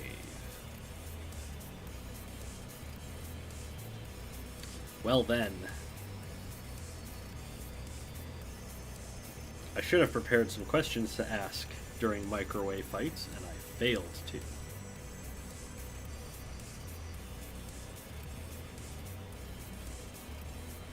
This is not going to help my sleepiness, says Quora. First microwave of the stream. Yeah, it took a while, but we've gotten there. Somehow we've managed a microwave. So, okay, chat. I bought a heavyweight robot. That was kind of news lately, so I'm going to ask all of you in the chat, if you had the choice of buying a heavyweight robot, which one would you want to buy? Obviously, the two that I bought were kind of circumstances. They weren't like the one that I wanted to buy. It was just kind of like, oh, cool, I can buy one. But yeah, I want to know if you had the money and the time to buy one, what would you buy? Am I going to Vegas? I am not going to Vegas. Nightmare. Yeah, I would.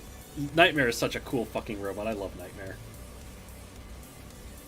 Razor says either Razor or 259, of course. Drillzilla, that's a cool robot to pull up. I'd find that fun.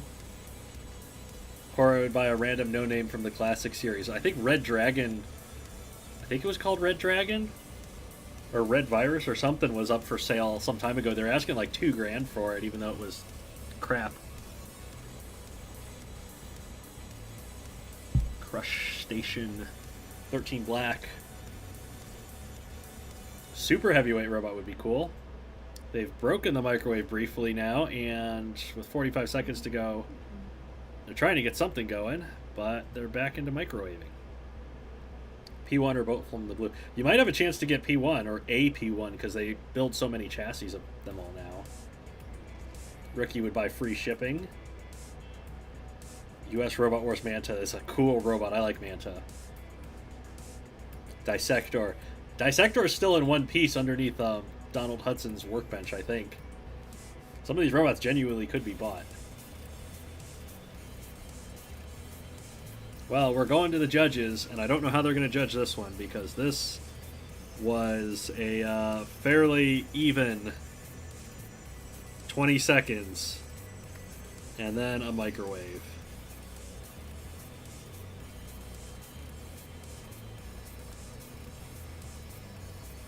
Only 20 points of damage between them.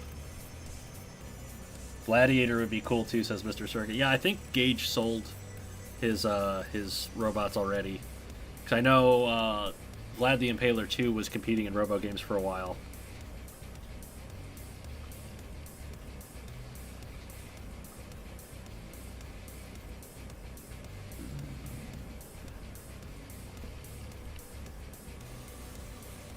Okay. Final fight of the match is between Caraboss from Powerhouse Robotics with the big, tall, chunky robot with the long, flipping arms and the double burst wedges. It's fighting Boolean from the Rotterdam Invaders with the angled piston flipper. A robot so powerful it throws itself out of the ring. What do we think, chat? Who's going to win this one?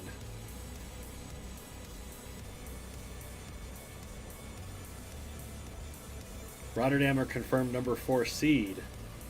Okay. They've won the match. Now, can they get more points out of it? Can they get more ring outs? What's left of the OG Vlad after Mechavore got to it? Probably not a lot. Toss-up, says Mr. Circuit. Flipper versus Flipper is always a toss-up. Chat's on Boolean's side. I'd like to see Boolean get another ring out. Boolean's pretty cool.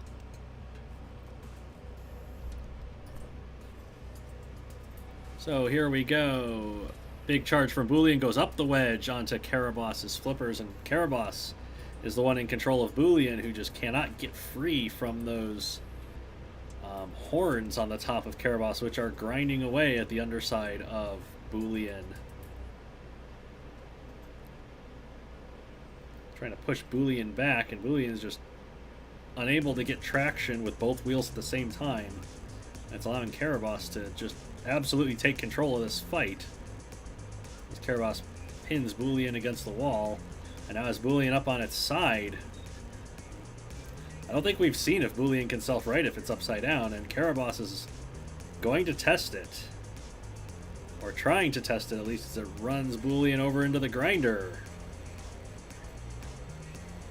So, very well controlled fight from Karaboss so far, as we're now a minute in, and Boolean is stranded on its front corner on the grinder. Can it get down at all? It has gotten down, but the pistons, their physics don't allow it to push itself upright. However, Karaboss has run itself in there to hold Boolean in place, and I think that's going to make this a pin. Yes, it is. Karaboss being sporting and giving Boolean another chance.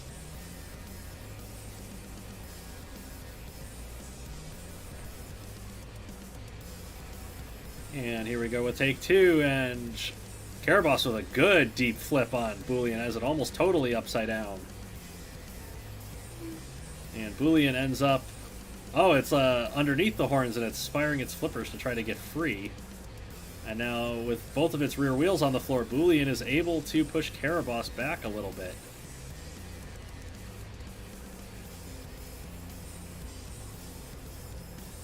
At the moment, they're just kind of pushing at each other. Karaboss has retreated back towards a grinder.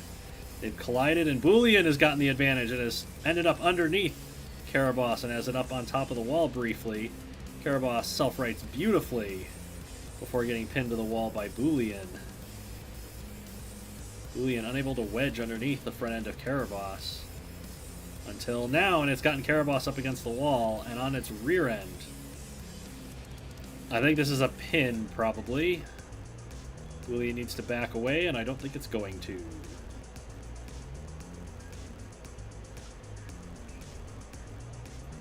That's another restart. Boolean can't self-right. I haven't seen if Boolean can self-right or not. It was rocking a lot to try to get free, and Karaboss had been holding it in place. So we do part 3, where Karaboss gets another deep flip on Boolean, who's attacking the underside of the flipping arms with those pistons, and they've successfully broken the flipping arms off the front end of Karaboss. So now Karaboss just has those horns that it can use to self-right, but otherwise is weaponless. We're going to break a count here, and Karaboss is going to wedge underneath Boolean, but get shoved back towards the grinder zone anyway.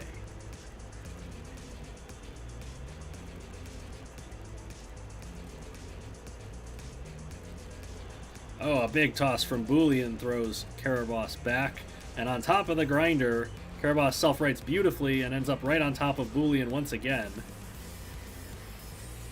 And now they're both stationary in the corner. And what is the game going to do here? Boolean's going to back away, and it's going to try and get Karaboss over the wall. Karaboss falls right back into the ring.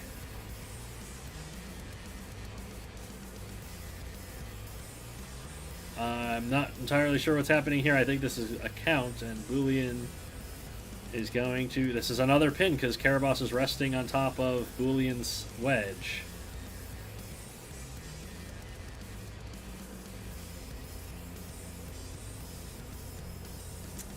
Could you not?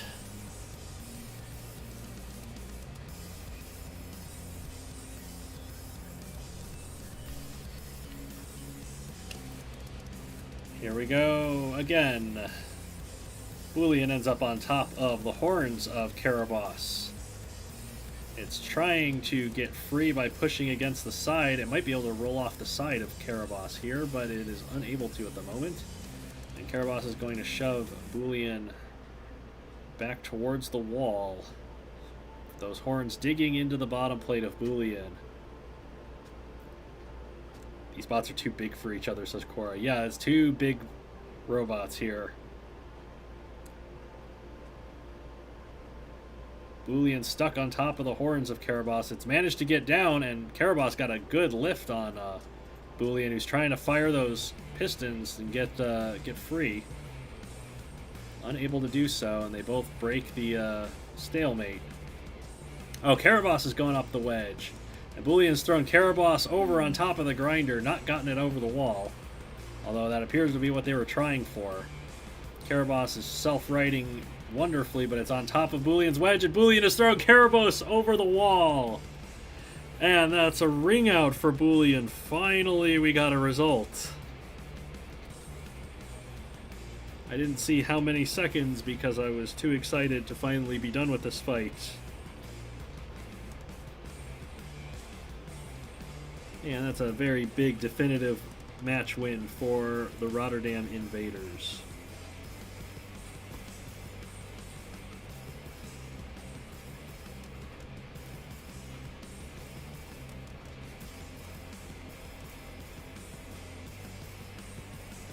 Oh, that took a while. Did anybody catch how many seconds it took?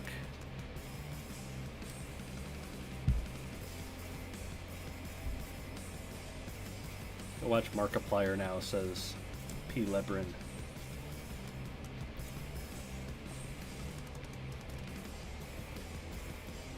Why watch Markiplier when you could watch Mia Player?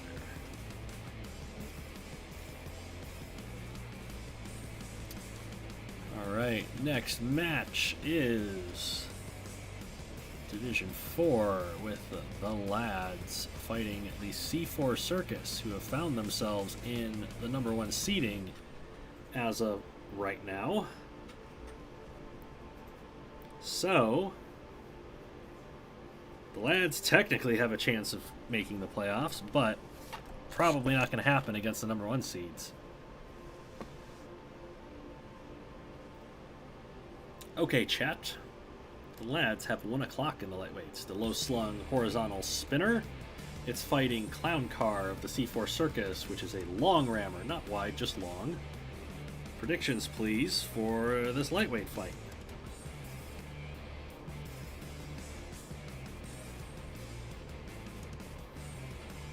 A lot of chat is on 1 o'clock's side.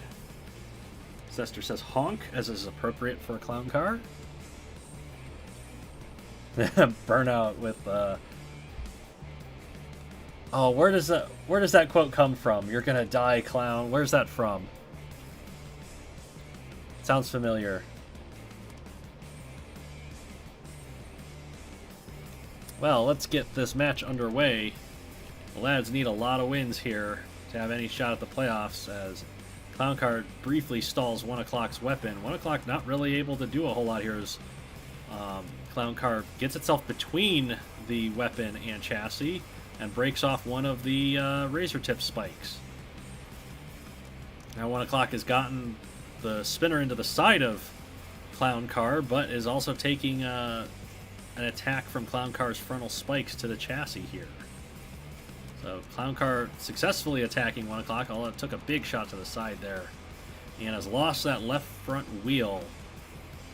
And I believe one of its front spikes as well. So 1 o'clock is starting to pile the damage up. And look at the smoke pouring out of Clown Car now. From 1 o'clock spinner, it's down to just one spike remaining.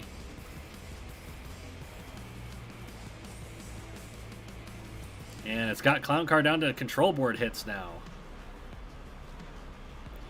So Clowncar taking a tremendous amount of damage, on fire and pouring lipo smoke. As 1 o'clock just digs into that side.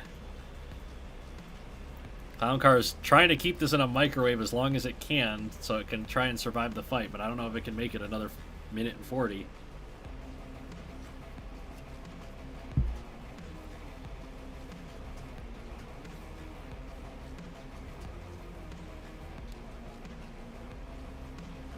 Oh, Vanoss and Delirious. That's why that sounded familiar.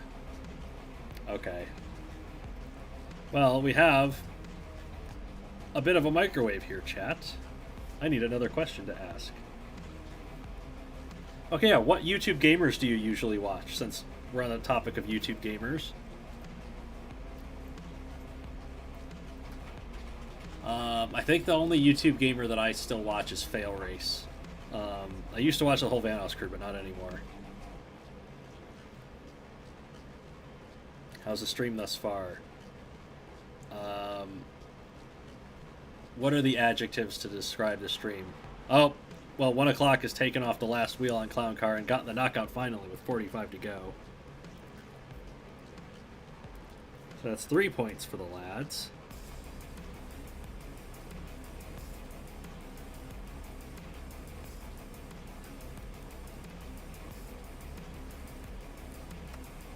The stream has been noisy and chaotic so far. Burnout?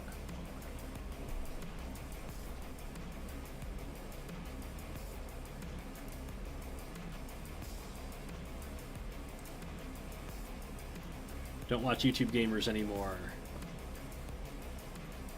I'm Kibitz, says Vimming Ain't Easy. Cage848 and cartoons. I remember watching cartoons. He had some fun stuff. Mark and Jack are what you used to watch. Yeah, my wife, her like entire YouTube channel is devoted to Markiplier, Jacksepticeye, and PewDiePie. Basically just the largest gamers that she can find.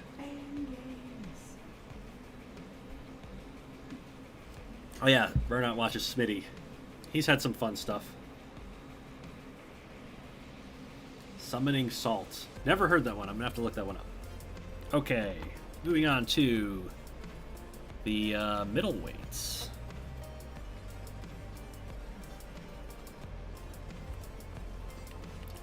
We have Shock Therapy for the lads. It is a piston poker with a rack of spikes and some defensive swords out the side. It's fighting the C4 Circus's Noise Bomb. It is a front hinge flipper and a rear hinge flipper. It's kind of a bitey flipper. Pretty powerful robot. It's got the ground game advantage over Shock Therapy, so what do we predict will happen here, chat? As I read some more of your suggestions. Purple Cliff, PM7, M&J TV, Derp Crew. All things I have never heard of and must look up now. Code Silver watches Vanoss and Big Jiggly Panda.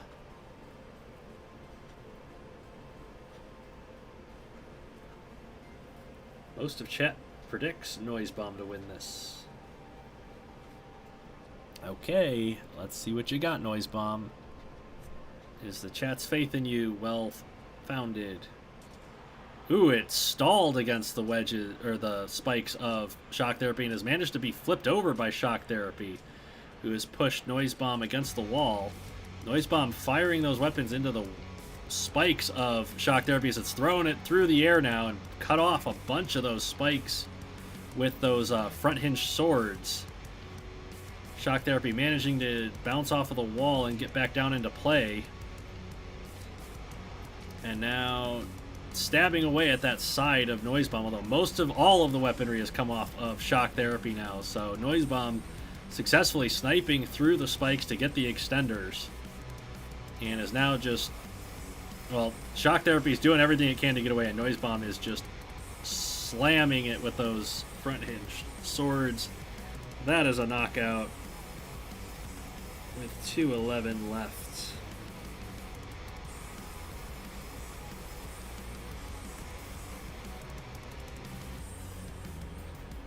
Similar damage totals, but very different results. And the match is tied at 3.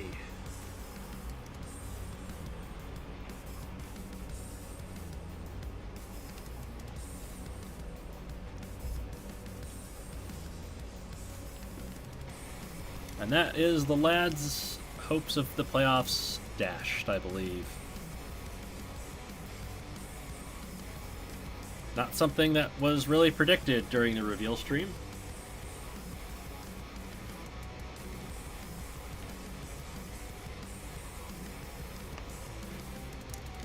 C4 Circus needs one more point to guarantee first. Well, they have an excellent robot in the heavyweights for that. The lads have TekonoAxe. It's a pure rear-hinged flipper with a bunch of like armor and damaging components on the chassis. It's not done as well as I expected it to do, to be perfectly honest. Like, I genuinely expected TekonoAxe to be pretty good, and it just hasn't found the thing that it needs to really succeed. It's fighting random acts of violence from the C4 Circus with 4 side-hinged axes and a saw blade spinner underneath just for fun. One of the most damaging robots in the league. I believe it's only lost 1 fight, if I remember correctly, which I'm probably not remembering. Chat, what do we predict between TekonoAxe and random acts of violence?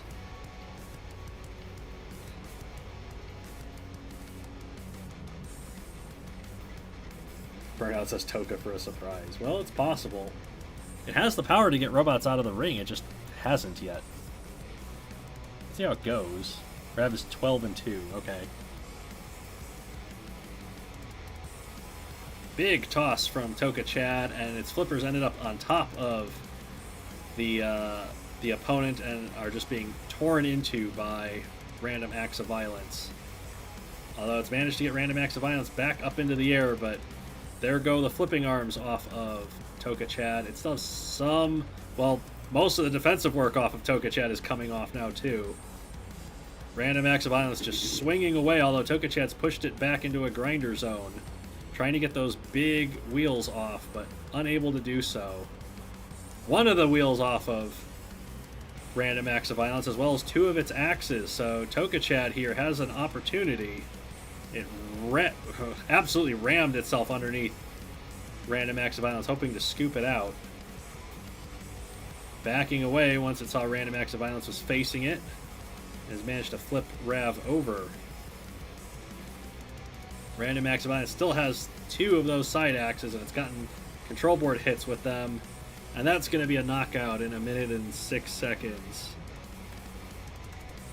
Tested quite hard by TekonoAxe, but had the weapon power advantage.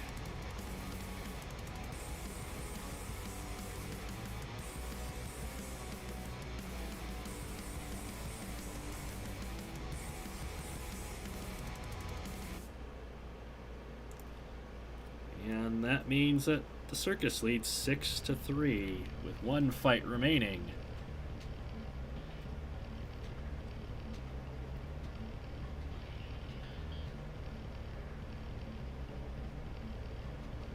Highlight for sure. I'll mark that down in the highlights, yeah.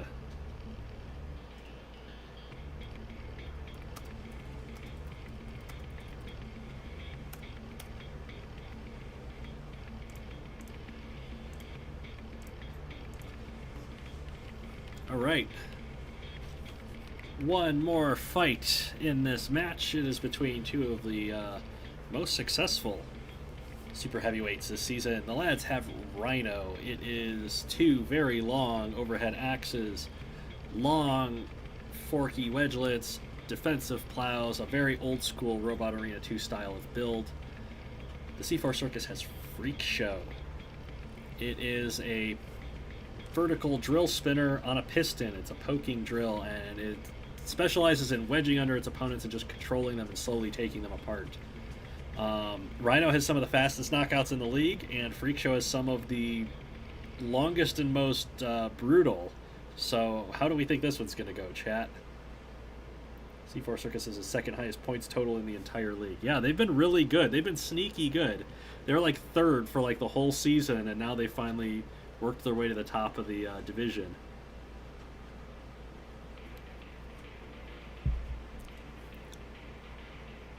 A little bit split between Rhino and Freak Show.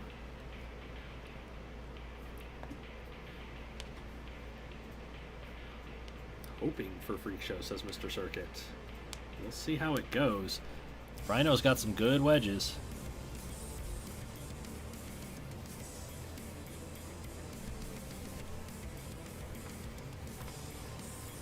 And Rhino wins the wedge battle and is attacking that weapon motor of Freak Show. It's caused a lot of damage to it. I can't quite tell what exactly Rhino's hitting. I think it might be hitting the spike strips on the wedges of Freak Show, as it has successfully taken that main weapon off the robot, and now Freak Show's going to wedge under Rhino and push it into the wall. And Rhino's gotten under one of the corners of Freak Show here, and it is attacking, I think, the spike strip protection on the corner, although it's hitting that corner and caving it in. Holding Freak Show against the wall, finally backing away. Freak Show getting stranded on a lot of spikes there as Rhino comes in and attacks from above with that last remaining spiked axe, and Freak Show's taking a ton of damage, but the axe breaks off. And so now both robots have lost the damaging parts of their active weapons, and it's down to ground game and defensive features. Rhino absolutely showing control and aggression here. And the better wedge game is pushed Freak Show back into the grinder. The rear components protecting Freak Show for the moment from the extremely damaging grinders. We've seen them KO a lot of robots this stream. And Rhino backs away, and Freak Show comes out of the grinder, and it wedges under Rhino briefly, and then Rhino's back underneath again.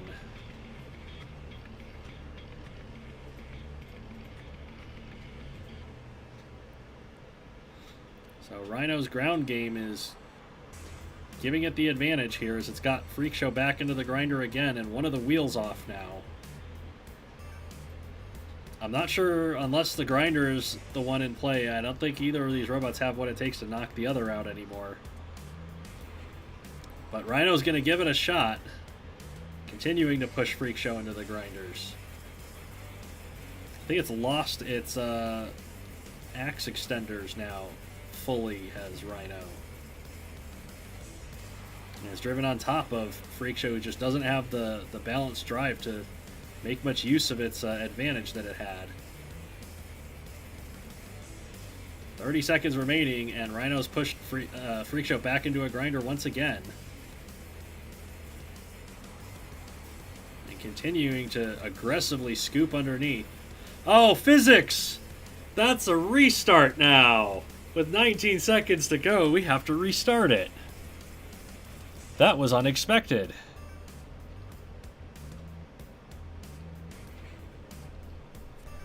So here we go. Rhino on top of Freak Show. And Freak Show with the drill has gotten underneath Rhino and is using the piston to stab the drill into the chassis of Rhino. One of the long wedgelets has come off of Rhino as it's now stranded in the air above Freak Show. They're going to have to break a count. And I don't think they're going to break the count, so this is going to be another restart.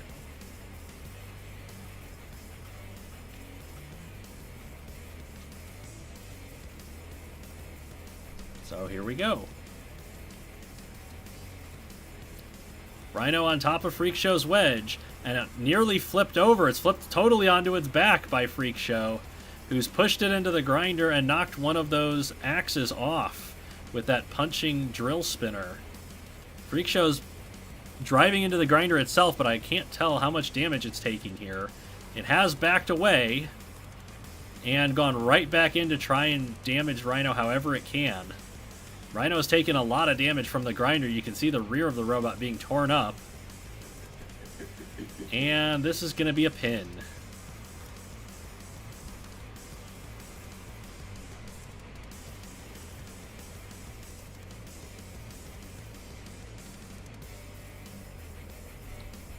Here we try again. Rhino ends up underneath and did a lot of damage to Freak Show to start off with. Broke off the drill weapon right away. And is now attacking those spike strip defensive spikes on the front of Freak Show. They both backed away from that spot on the floor, and now Freak Show's underneath Rhino, and as it's going to push it into the wall. Rhino ends up with the low ground and shoves them both into the wall, and is now successfully getting to the chassis of Freak Show here, doing a lot of damage to the anime girl on top. having to back away, and Freak Show goes into attack and takes more hits, and Physics has flipped them both over. Alright, this is restart 4?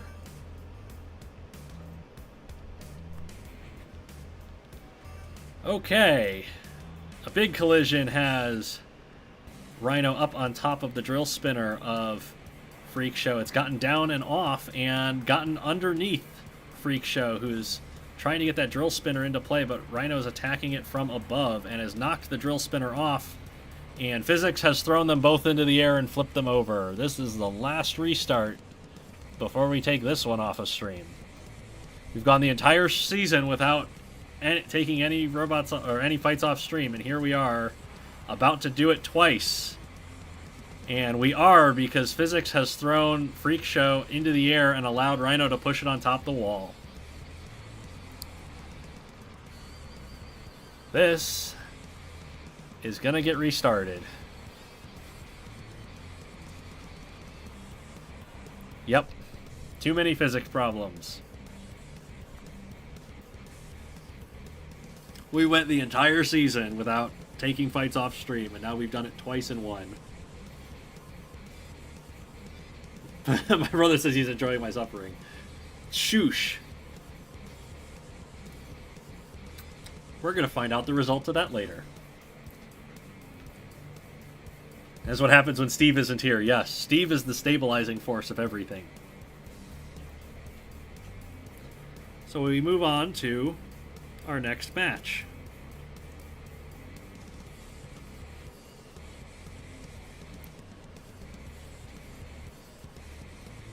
So we don't have time to sit here and keep restarting this.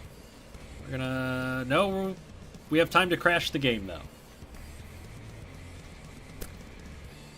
Thank you to our Patreon stream sponsors for sponsoring the Crash page.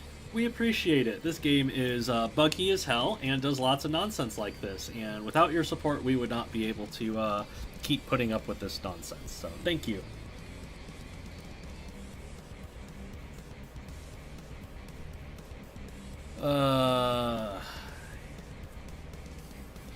Burnout counters rookies' curses. Yeah, pretty much. Can you do it right at the end so people can stick around? I'd prefer not to, because I don't know how long it's going to go.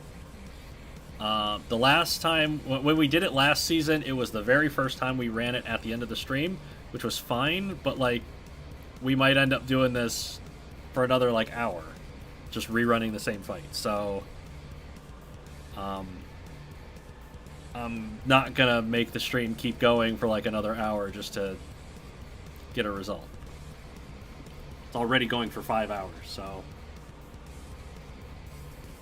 Okay. Sinister Creations is fighting the Perth Hellrazers. Death Valley versus Hell. Sounds about right. Sinister Creations has Cavity Search. It is a drill spinner, vertical drill spinner mounted up high. It's fighting Stone Imp, which is a traditional vertical spinner. Stone Imp has been the lifeblood of the Hellrazers and most of their points, so... what do we expect to happen in this lightweight fight, chat? Will you record the off-stream fights? Yes, I'm going to record them. And probably upload those as unlisted videos and link them wherever. So that people, just for transparency's sake, so people can see how things went.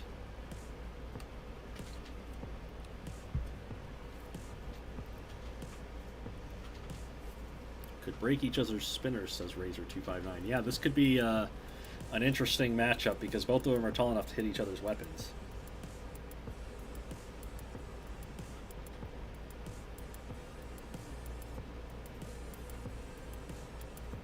Well, I don't know how this is going to go. Chat doesn't seem to know how it's going to go, so we're just going to get it started.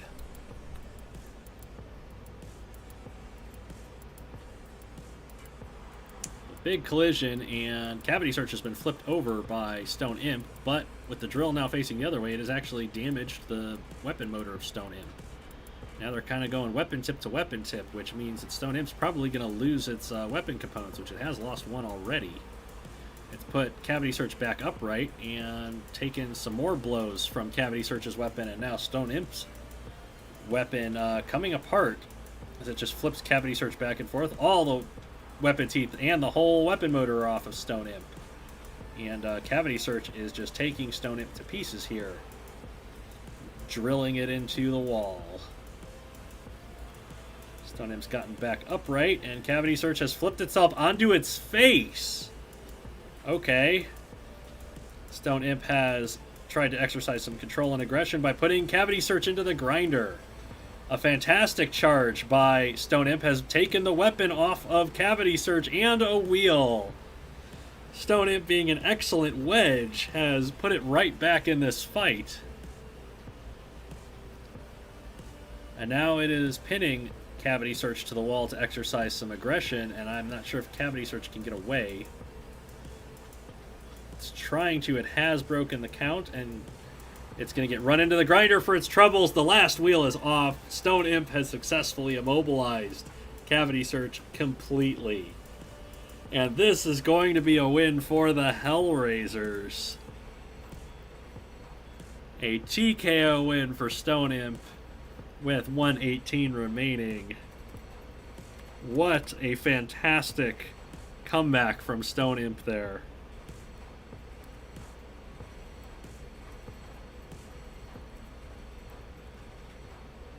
Oh, 118, what is that? I don't know. 102? 102 seconds, sure. And the Hellrazers have a 2-point lead over Sinister Creations, which has been in the lead of Division 3 the whole season. Just totally de-wheeling their lightweight. Is that Stone Imp's first TKO? Probably. And I'm going to put this in my notes as a Fight of the Week contender, because that was cool.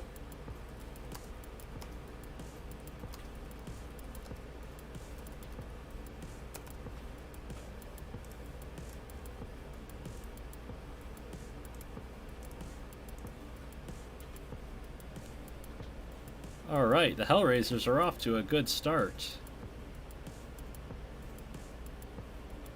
And we go to the middleweights.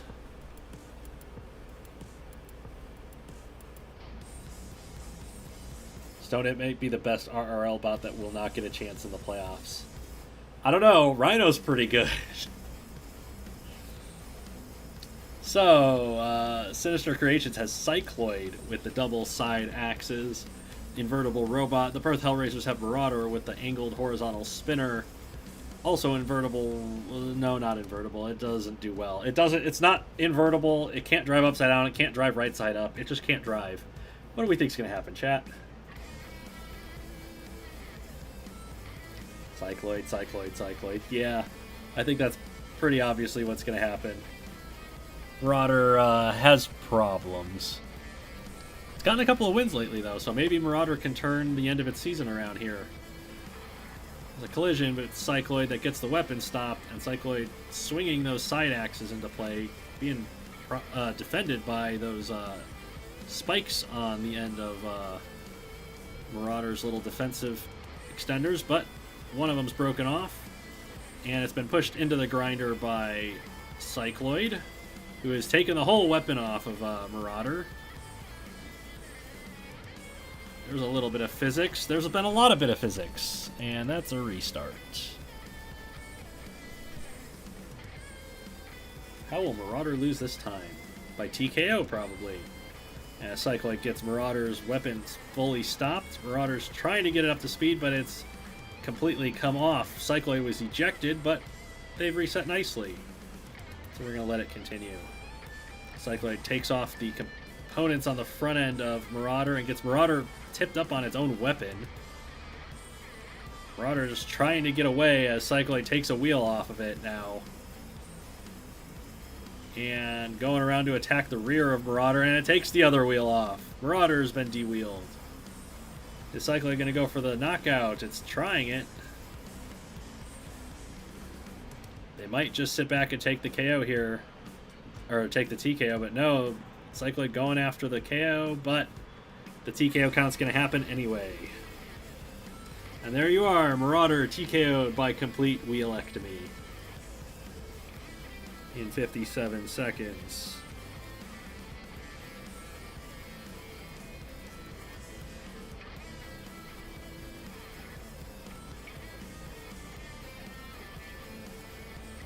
And the match is tied.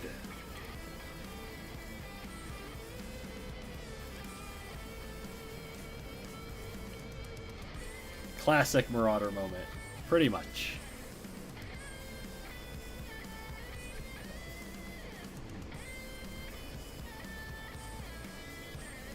Marauder has the record for most times been TKO'd.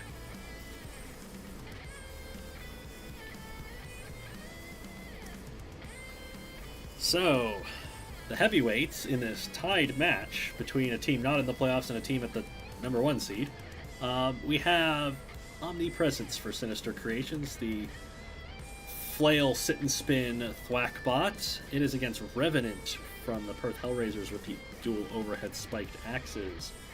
Your predictions, chat, for this heavyweight matchup.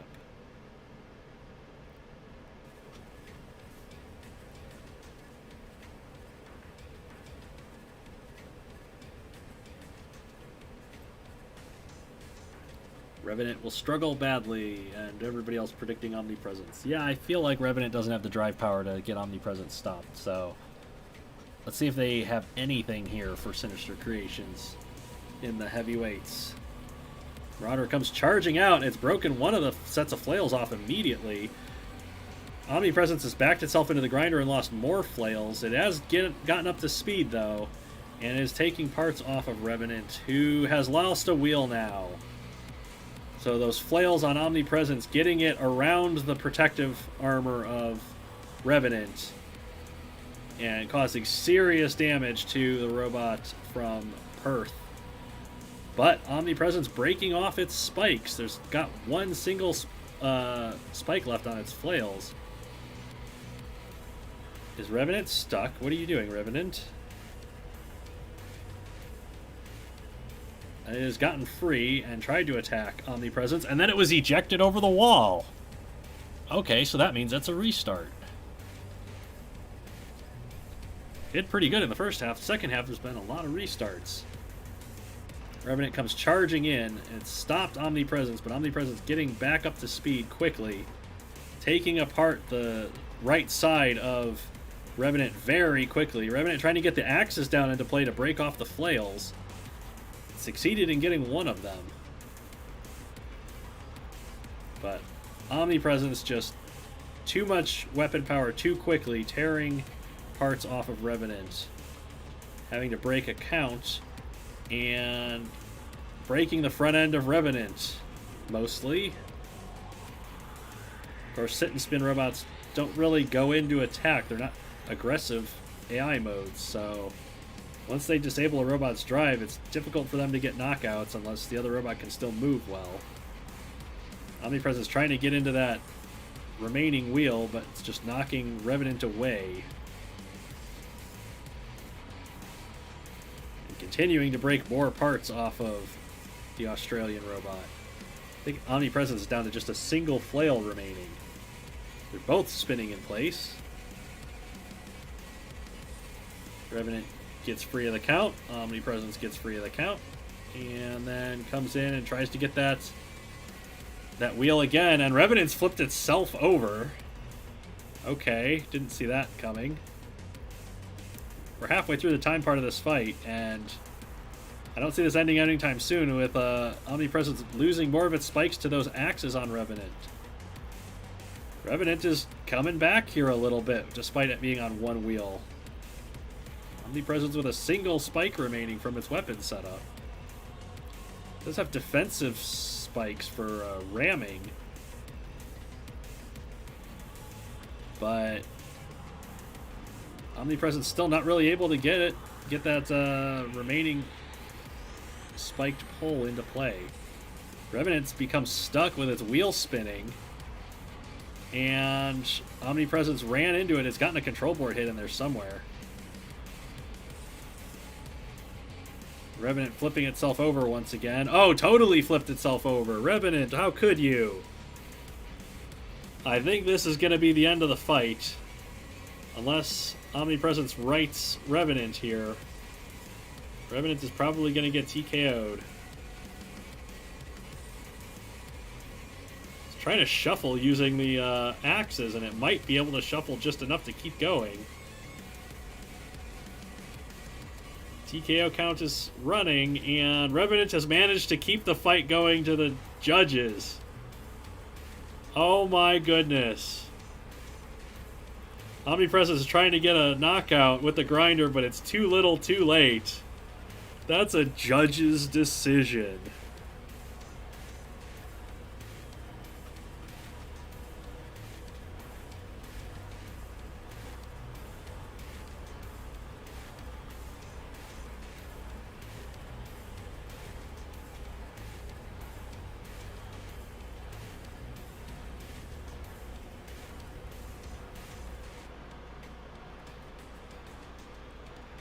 Okay then. Not what I would have predicted in this match. How has Revenant held on? The walk was adorable. Yeah, walking on its hands like that was hilarious. I'm going to put that in the highlight notes.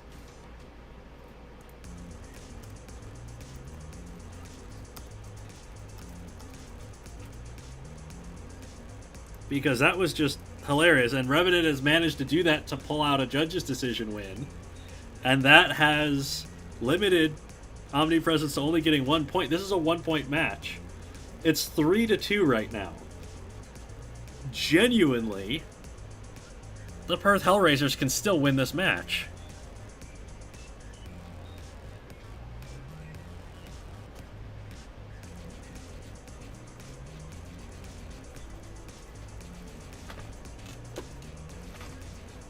Monty Python Silly Walk, Burst Motor Walkers. That was weird, man. It's been a weird stream. We're gonna end on some more weirdness. Eldritch Horror on Sinister Creations. It's a front hinge flipper, it's a rear hinge flipper, it's a side hinge flipper, it's like a bear trap. It's fighting the Baron of Hell, which is a 6-wheel drive rammer with a little lifting fork in there to disrupt its opponent's mobility.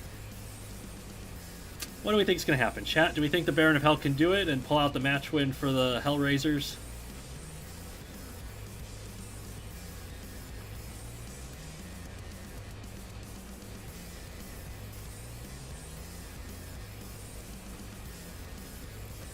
Hellraiser259, the owner of the Hellrazers, is hoping so. Let's go. Baron of Hell, what do you got for the Eldritch Horror? It's bounced right over the top of it and ended up upside down, but the Baron of Hell should be invertible unless the Eldritch Horror puts it up against the wall. Not all of Eldritch Horror's spikes flippers are in play though, so not doing a whole lot of damage to the Baron of Hell, who's backed away. Mistimed its own rear hinge flipper. Eldritch Horror mistiming most of its flippers, and now Baron of Hell chasing the Eldritch Horror into the wall. Getting that single rear hinge spike flipper into play, the Baron of Hell is. Landing some blows with those spiked horns. Eldritch Horror just completely mistiming its flips. And just holding Baron of Hell against the wall for the moment. Baron of Hell escapes. Eldritch Horror runs underneath, and Baron of Hell briefly was underneath. They're kind of locked together now, locking horns. Eldritch Horror is taking damage from those horns. It's breaking some of them off, but it's also taking chassis damage. And Baron of Hell is going to push back, and then be pushed back. Good back and forth between these two. As Eldritch Horror's rear hinge flipping spikes on the very front are just kind of pressed up in place and not really allowing Baron of Hell fully up on top of the wedge. Baron of Hell skipped off of the floor. It managed to juke Eldritch Horror. There's a lot of floor problems for both of these robots. There's smoke coming out of Eldritch Horror now. So the Baron of Hell is damaging that chassis quite a lot, but it's on top of Eldritch Horror's wedge now and is taking a tremendous amount of damage from all those spike flippers. Or not. Baron of Hell stranded on debris. Oh no, where have we seen this before? The ground clearance is too small, and Baron of Hell has been stranded on debris with 56 seconds remaining.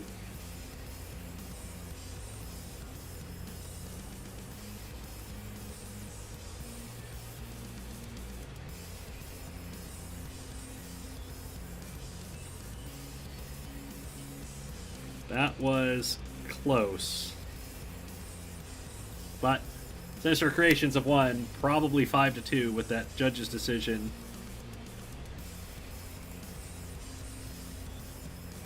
Not a big points day for Sinister, though.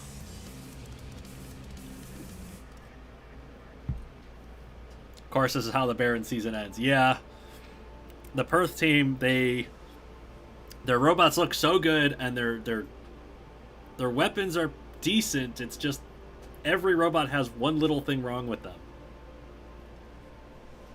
And it happens. So now we're on to match 13, where we have our feature fight.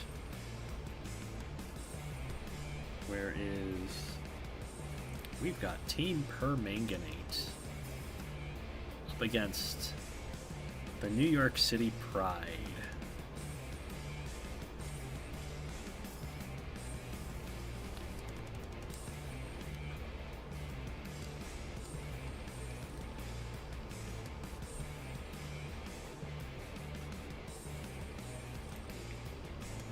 So, Permanganate, the team has Chloe the Crustacean. It is two little side hinged axes. It's adorable. It has little 3D printed models of it because it's such a cool little robot. We love it to death. It's facing Bicerabot, the rear hinged flipper from the NYC Pride, sporting the Pride colors. Bicerabot has been a massive disappointment to the team so far this season. What do we think is going to happen against Chloe? Chat?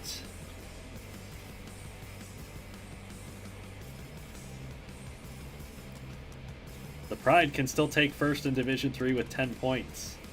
Do we think they can get 10 points against Permanganate? Permanganate's a pretty good team. And the NYC Pride have been basically just one robot all season. Yeah, chat's on the crab side. Come on, Chloe, what do you got?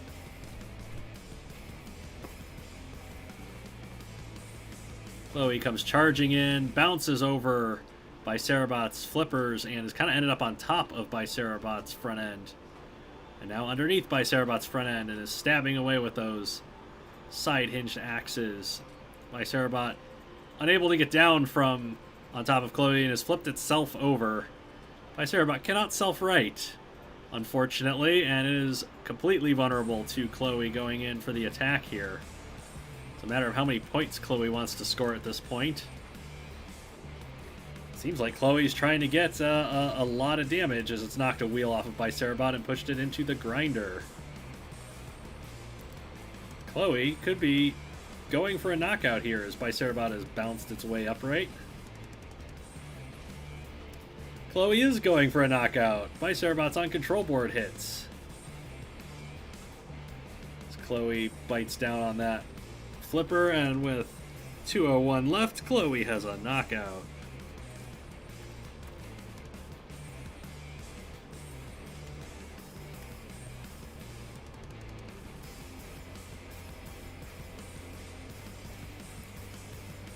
And Team Permanganate is in the lead.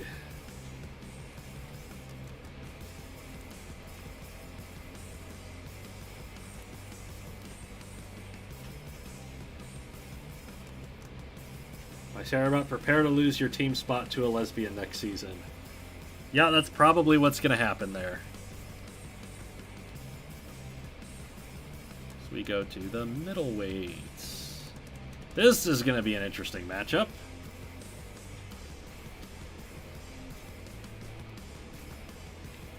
Jacob Cranmer, my head says Chloe, but my heart says Bicerabot. Yeah, unfortunately, you should think with your head and not your heart in a lot of situations, such as robot fighting. Speaking of, chat, what does your heads believe for Quasar versus Panther? Permanganate with the drum spinner, Quasar with the long tapered drum, made out of swords. NYC Pride have Panther sporting the Pan Pride colors. It is a fast, aggressive rammer. Probably too fast and aggressive for its own good. What are your predictions?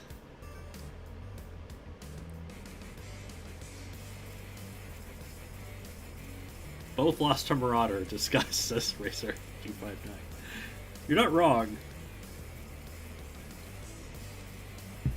Quasar if it hasn't had too much alcohol, says me57. Chat's kind of split between these two. It's going to be interesting. Quasar kind of uses it more of a rotary lifting device, and Panther doesn't like lifters. What's going to happen here? Panther's going to come out aggressive. Oh, a huge charge into the weapon of Quasar, but it was repelled by that defensive spike in the front, so it didn't damage the weapon motor. Panther's getting some space and charging right over the top of Quasar, who's using those forks on the front to successfully control Panther. Panther drove over the top of Quasar to escape the grinder, an excellent driving move. But Quasar once again taking control with that ground game and pushing Panther to the grinder. The drum weapon has taken a wheel off of Panther. The grinder's taken a wheel off of Panther. There's smoke pouring out of the NYC machine as it's stranded on top of the grinder, and I think this is a KO. We're going to see what the game says. It says destroyed. That is a knockout.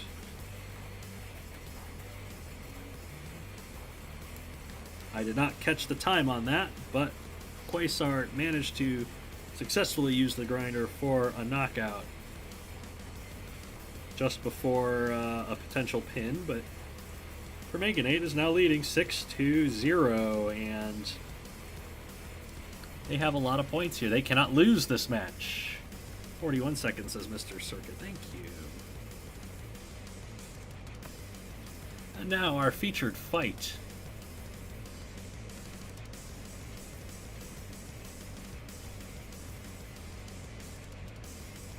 The one we've all been waiting for.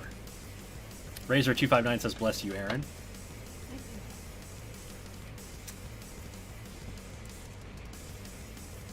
Team Permanganate has Roadman in the heavyweights. It is a saw blade spinner. It has 4 saw blades in the front and a wedge in the back, and really good ground game with forks in the front. It's fighting Transfusion from New York City Pride, representing the trans colors. It has 3 spiked front hinge flippers. It's got burst wedges. It's got 4-wheel drive. It's very fast, very aggressive. Doesn't have the best ground game. In fact, it often starts its fights losing and getting its butt kicked, and then somehow turns it around and wins, and we don't understand how. It's plot armor, as chat said last week. Do we think the plot armor will hold up to Roadman? Or can the Roadman finally put an end to the streak? Transfusion is undefeated, 14-0, the only robot to make it to the end of the season undefeated. Roadman versus trans woman coming to a cinema near you. Please know, that's probably something that actually happens in real life, and I'm willing to bet it doesn't go well for the trans side of that. This week has been crazy, Dysphoria says. Yeah, Dysphoria is about to shank Transfusion, I think, is what's about to happen there. Chat's on Transfusion's side. Let's see what happens. Transfusion charges in. It gets underneath Roadman and has it out of the arena in 5 seconds. All of that hype for the fastest fight it could have possibly been. And I think that gives Transfusion the record for most ring outs in a season. 2,487 damage in 5 seconds. And New York City, they lose the match because that's only 2 points and they needed a knockout. Thank you, Transfusion, for not taking anybody's shit regardless of what it meant for your team's victory chances.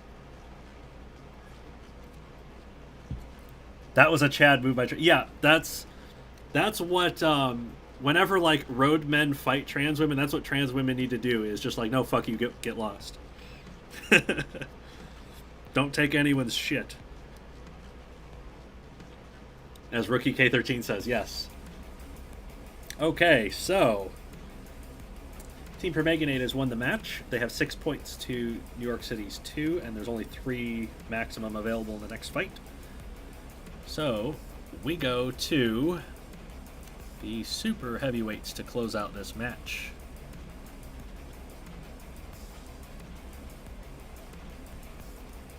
Liam says Team Permanganate finishes 5th in division. Pretty good run. Transfusion doesn't care about its team, it just wants one. I mean, at this point, yeah. It dragged their team to the playoffs against their will. Alright. Team Permanganate has their namesake, Permanganate. It is a spiked axe robot. It's got a lot of defensive work up front. It's got forks. It's got 4-wheel drive. It's a pretty decently armored robot. It's facing Friendly Fire from New York City Pride, representing the non-binary colors. It has a double vertical spinner out front, 4-wheel drive, burst wedges on the front. It's been okay. It wins about as often as it loses. If it doesn't win, it loses, is basically how it works. So what do we think is going to happen here, chat? Permanganate or Friendly Fire? Chat basically saying the Friendly robot has this. Let's find out if New York City ends their regular season on a big downer here.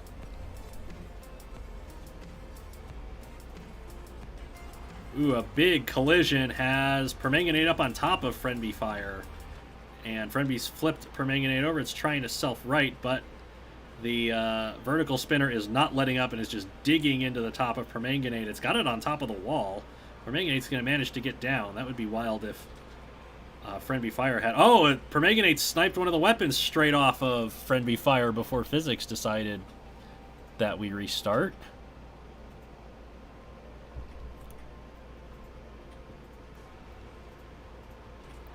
Big collision. Both robots remain in front of each other as Permanganate attacks Friendly Fire's weapons. It's gotten underneath Friendly Fire and has pushed Friendly Fire into the grinder, but Friendly Fire's weapon is underneath Permanganate. They're both in a bad situation here as Friendly Fire loses 2 of its wheels to the grinder. Now Permanganate is just tearing away at the NB robot. Friendly Fire is just stranded, getting its butt kicked, and Permanganate's going to back away and allow a count to happen and then go in for the kill. 32-second knockout to put a big emphasis on Permanganate's final match of the season, showing that they had what it took to beat playoff teams. They just didn't have the right division to do it. That is a huge win for Permanganate.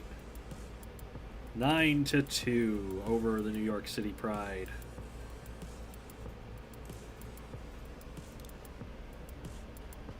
Permanganate absolutely demolished. Yeah, that was brutal. Absolutely brutal.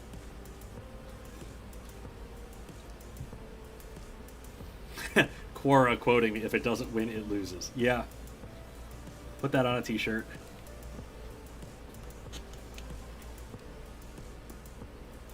Permanganate missed out on the playoffs by 4 points, says Liam. Them's the breaks. I mean, last season we had a team tie on points and lose out on a tiebreaker, so... You know, close divisions, that's how it goes.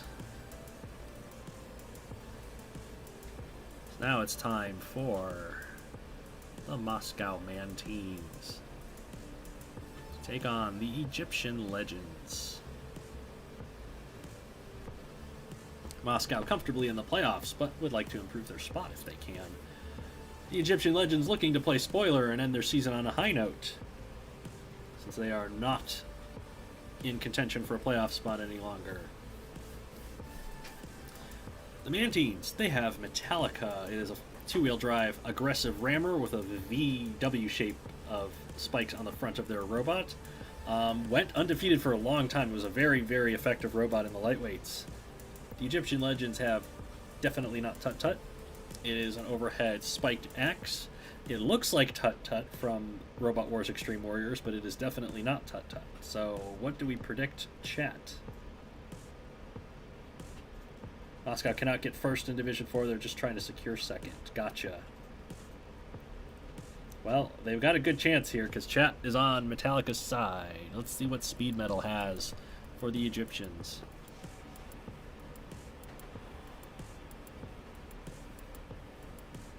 Well, there was a good opening charge, and Metallica is pushing back against definitely not Tut-Tut into the wall, but it's taking big shots to the top of the chassis from that axe. They've kind of gotten stuck on each other here. Neither of them able to move. You gonna get down, folks? There's a count happening. There's gonna be a pin if they don't get free from each other. Metallica's got its wheels off the floor, and it's sitting on the wheels of Tut-Tut, so they weren't able to move, and that's a restart. Metallica not coming out quickly, takes a big blow from definitely not Tut-Tut, who misses the second one, and the third one, more or less. Metallica gonna try and press them into the wall and take a big blow for its troubles. Definitely not Tut-Tut is definitely being on the aggressive side here to start. Metallica not really able to figure out a game plan against the axe. There's a big charge, and it's flipped itself over. Did a lot of damage to the front end of definitely not Tut-Tut, but it's taken a lot of damage in return. And now has put the axe robot into the grinder zone. So Metallica trying to use the arena to its advantage, but it's going to take a knockout blow in 41 seconds.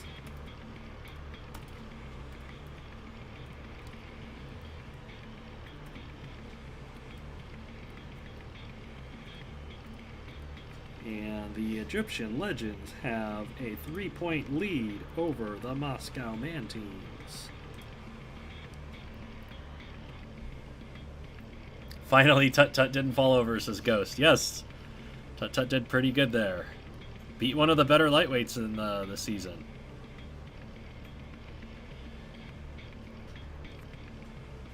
Speed metal is slowed to a grinding halt. Yes. They tried to play more of a rock ballad, and it didn't go over well.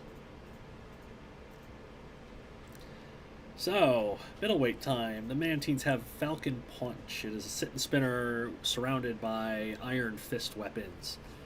Pretty powerful robot when it gets up to speed. The Egyptian Legends have Thoth's Wisdom.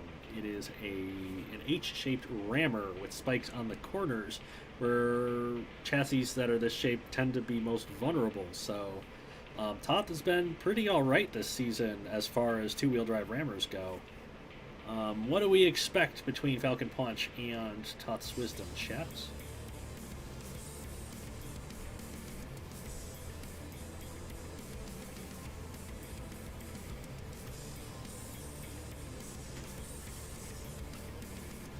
Chat's all on the sit and spinner side, so let's see how it goes. What can the Falcon Punch do as Thoth comes out and lands a blow right away? It's actually struggling to turn and face Falcon Punch because it's getting knocked away by the Iron Fists. And that's doing a lot of damage to the front end of Thoth. It's broken both of those iron spikes off that corner. Thoth goes in for a big charge and just gets deflected away by the defensive, offensive capabilities of Falcon Punch.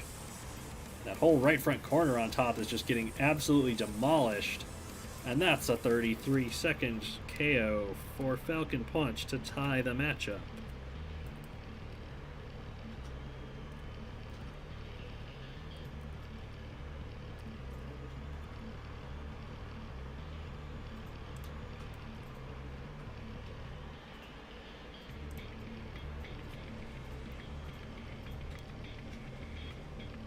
Thoth really needs to put in work to push it into the grinder. Yeah, it's hard to push against something that's continuously rotating.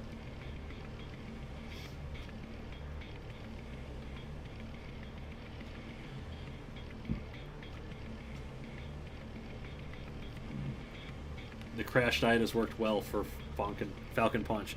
Yeah, it's done all right. I think it's done about as well as it did last season. It was pretty good last season in the super heavyweights. And it's done pretty well this season, too. So Falcon Punch is just good, kind of wherever it fights. Next we have heavyweight time. Rear hinged flipper battle here between 917 and the Nile King. Both of them have spiked flippers. 917 is 4-wheel drive, a little more compact. Nile King is a little bit bigger, 2-wheel drive. Those are really the only differences, because other than that, it's a toss-up. What do you got, chat? Who do you think?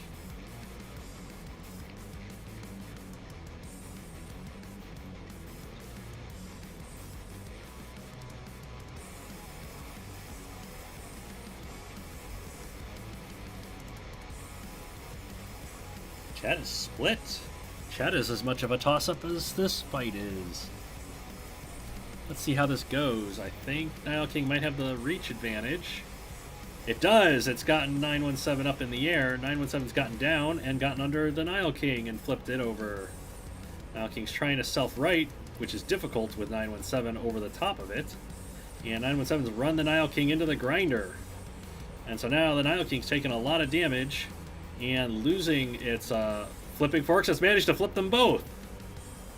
That was a fantastic display of power from the Nile King, who's now stranded in the air on top of 917. They're both going to have to get out of here to break a count, or we're going to end up with another restart. 917 spins away, and they kind of reset with 917 firing downwards into the top of the Nile King.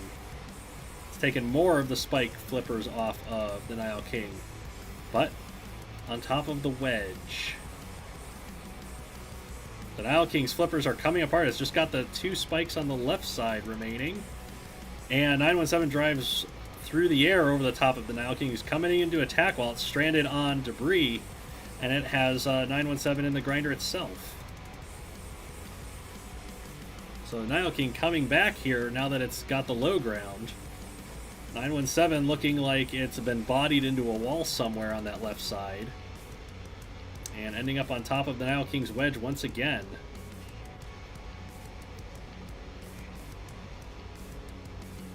Both of them struggling to get the low ground over the other and misfiring their flippers. Nile King spins away.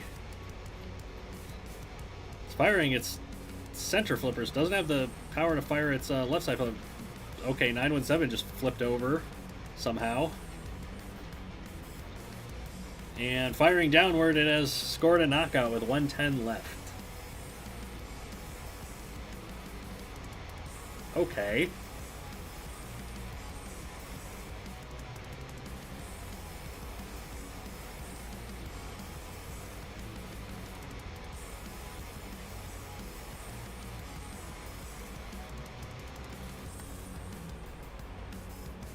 Well,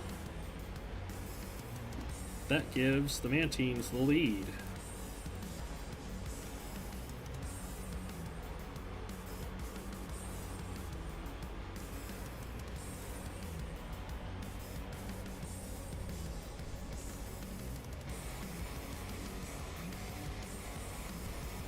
Six to 3 now. And we go to the super heavyweights.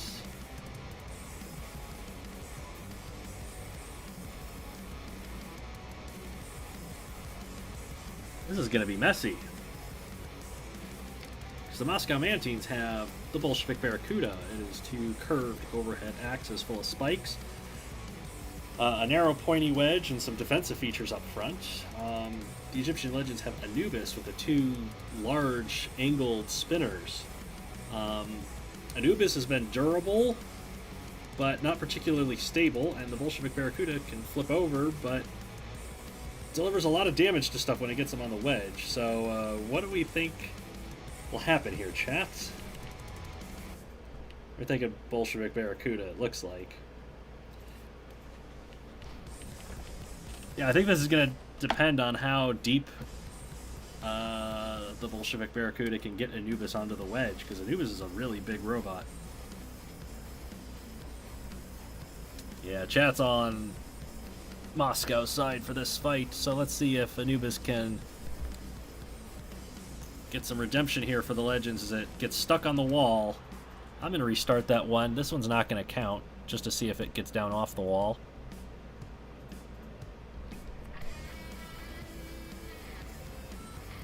Anubis does get down off of the wall. That's a little more fair. Bolshevik Barracuda wedges under it anyway and is just lopping weaponry off of the front spinner on Anubis. Anubis not able to do much with its wheels off of the floor and its weapons stalled.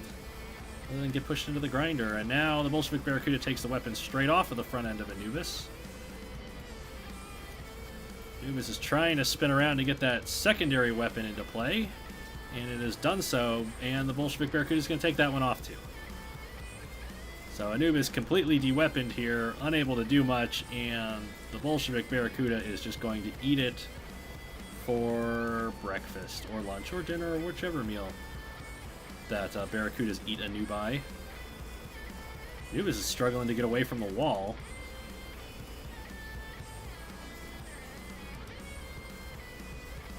And Bolshevik Barracuda is going to get the knockout in 61 seconds.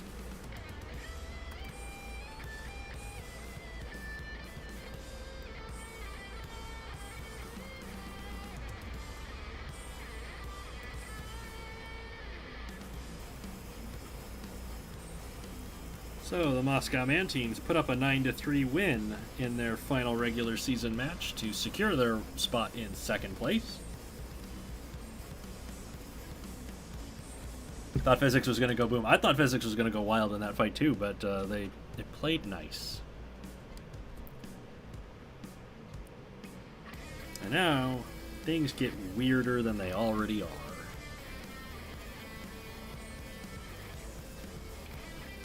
It's time for Night Vale. Except it's not, because I need to go use the bathroom again. I'm just too well hydrated. So, chat, you go ahead and predict for this match and for this fight, and I am going to go use the bathroom, and I will be right back. Actually, I don't think I can mute my microphone right now. I think I have to close the game. Unfortunate. I will be right back.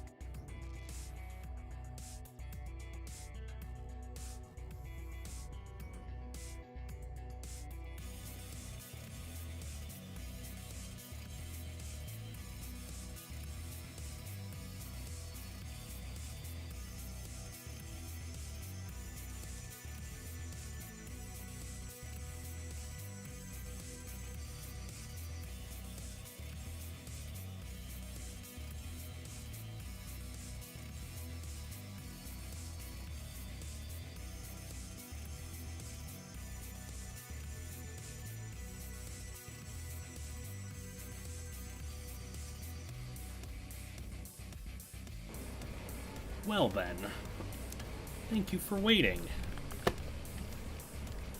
I've had too much caffeine, so allow me to drink some more. Okay, thank you Patreon stream sponsors for sponsoring the stream and making it possible for me to go to the bathroom midstream. Because without your support, I don't know, the plumbing wouldn't work or something. I don't know how plumbing works. Let's get these last two matches underway.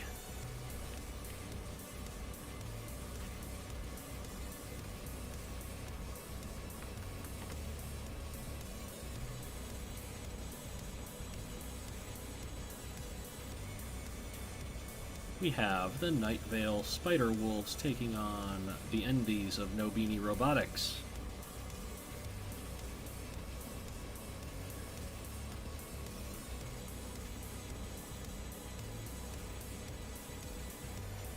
Okay, chat. The Night Veil Spiderwolves have Kevin. It's just Kevin. It's a sit and spinner.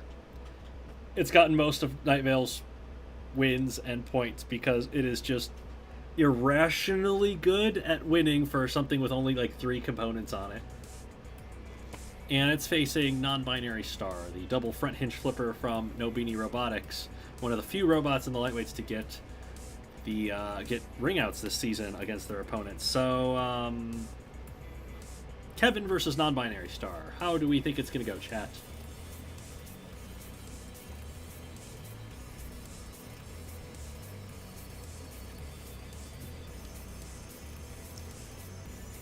Well, some of chat thinks Kevin is going to win. Some chat thinks Non-Binary Star. It's pretty split. Exposed chassis galore, says Quora. Yes, that is absolutely true.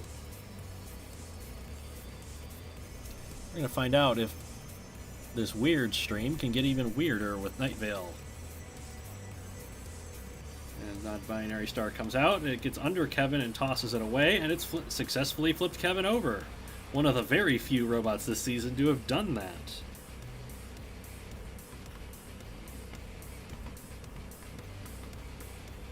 And Non-Binary Star is going to back up and take an easy TKO win over Kevin. How many seconds does it take? 28. For the easy 2 points. That's how we expected all of Kevin's fights to go this season, and somehow it just kept winning instead.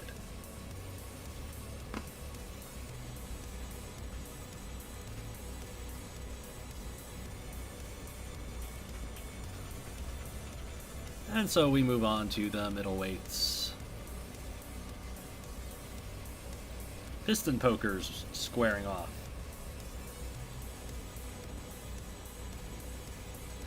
Kevin actually got flipped. Incredible. I know. It's only been flipped, what, like twice all season? It's so weird.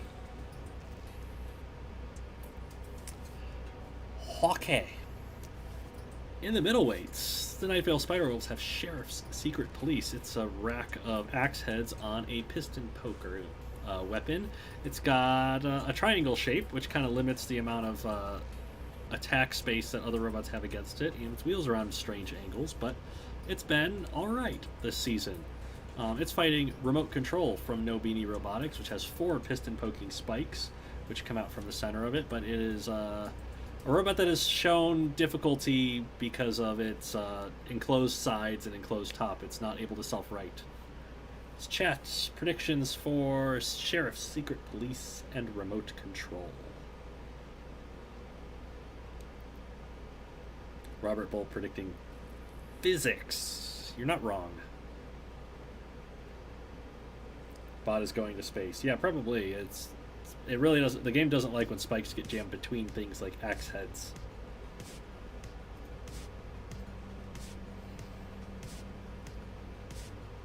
Quora has cheesecake. That sounds delicious. I want cheesecake. So here we go. Sheriff's Secret Police, Remote Control, poking away with their pneumatic piston weapons.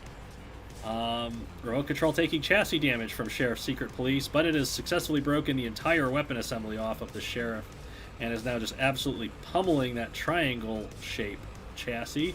Not landing perfectly centered blows, but landing enough blows to do some serious damage. The Sheriff has gotten the Remote Control into the grinder zone, but it's gotten free and taken a wheel off in response. And now Remote Control has damaged Sheriff's Secret Police enough that there's just smoke pouring out of it, and that's going to be a knockout in 45 seconds.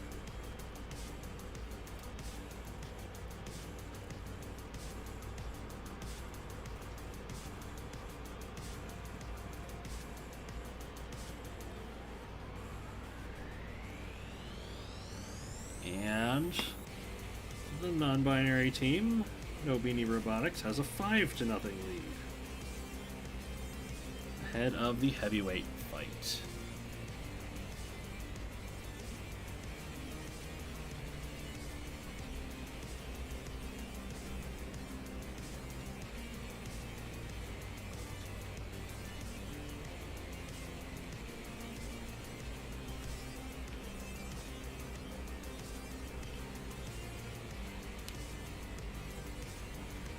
Oh, Cora had a birthday.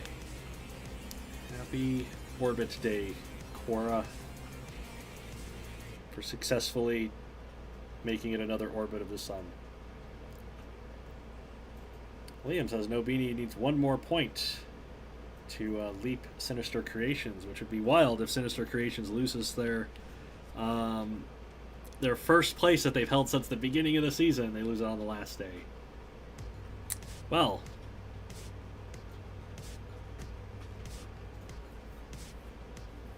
here we have Koshek for the Night Vale Spiderwolves. It is 2 side axes and an overhead axe. It can deal out the power, but it's not particularly stable, and it gets torn apart pretty easily. It's not been as good as some of the other multi-axe robots. It's fighting the multi-bot, Phobos and Deimos. Phobos with the rear hinge flippers, Deimos with the 360-degree spinner. They're not particularly good at teamwork like some of the other multi-bots are, and in fact, Deimos has gotten stranded on Phobos several times. So, these are 2 robots that have been disappointing for their teams, hoping to put on a good show here at the end of the regular season. What do you got, chat? Who's going to win?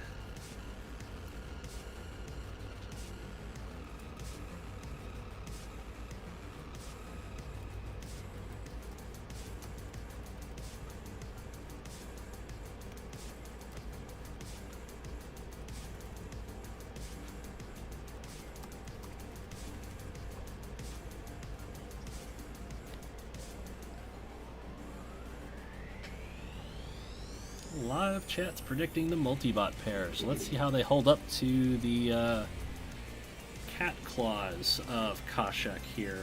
Koshek not sure who to face. Going to go after Phobos. And doing a lot of damage to the front end of Phobos to start. Just shrugging off the weaponry from Deimos with that wheel guard on the side. It's totally killed Phobos. And now it's trying to face Deimos and is reversed and done so, and Deimos fits perfectly in the maw of Koshek here as it's just pounding away at Deimos. It's broken off both of its side axes. Deimos successfully defending against the side axis, but it's the overhead axe that is doing the damage. And Koshek tearing Deimos apart at the moment. There's a TKO count, I think, on Koshek that's trying to get free. It's broken the weapon off of Deimos. And it's killed it. That's a total knockout. 3 points for Koshek, killing the multibot.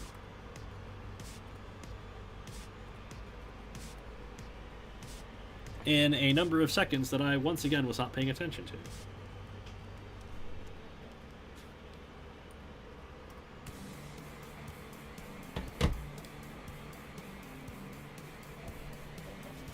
I was genuinely confused if there was going to be a TKO count there that needed to be restarted, but that was a knockout. And Night Vale has gotten 3 points back. They continue their streak of always getting one fight win in every week for I don't know how long it's been now. How many seconds was that, chat?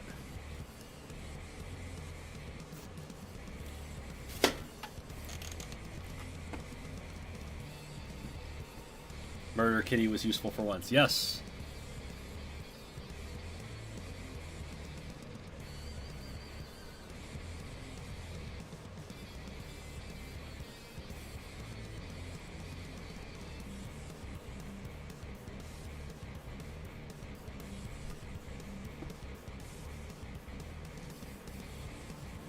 Ace of Spades on 12 consecutive KOs.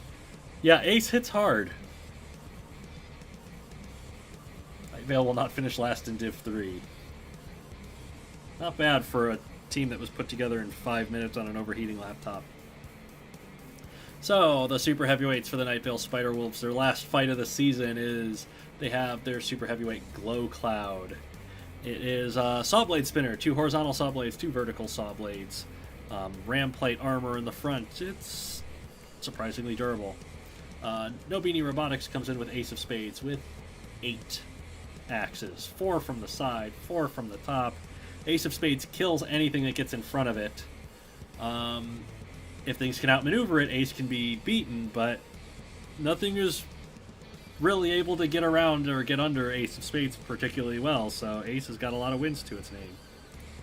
Chat, what do you think's going to happen?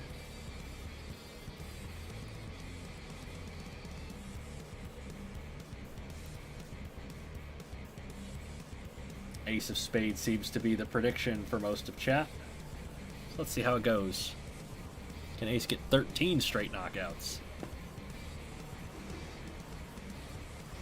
Ace, significantly smaller than Glow Cloud, jumped on top of Glow Cloud, and Glow Cloud's going to run Ace of Spades into the wall and grind at the underside with those saw blades, and with the grinder as well. Glow Cloud taking control of this fight, and Ace of Spades has lost one of those side axes in the process. And now Ace of Spades getting in there and damaging Glow Cloud, knocking off both of the horizontal saw blades. And now just caving in the top of the bigger robot.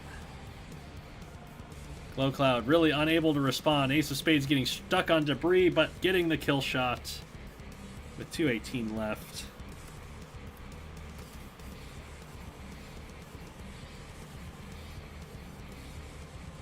And that is another knockout for Ace of Spades.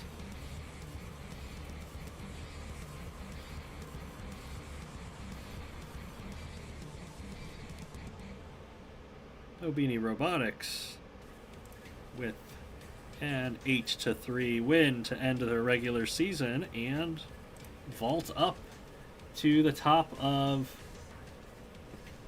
Division number 3. That is critical in the playoffs because it means they only fight once in the division championship and they don't have to fight 3 times to get there. That is a fantastic result for the NB team.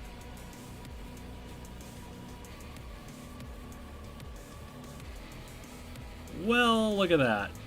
The game crashed. What can you do, folks? Thank you to our Patreon stream sponsors for sponsoring yet another crash of this unstable game. It is very much appreciated. $10 a month gets you as a stream sponsor. We have one more stream left, actually, after this, to thank our Patreon supporters in. And we have one more match left.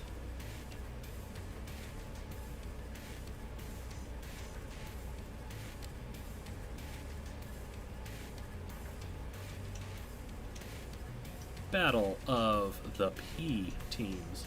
Pink Chaos and Plan Z are up. The final match of the regular season.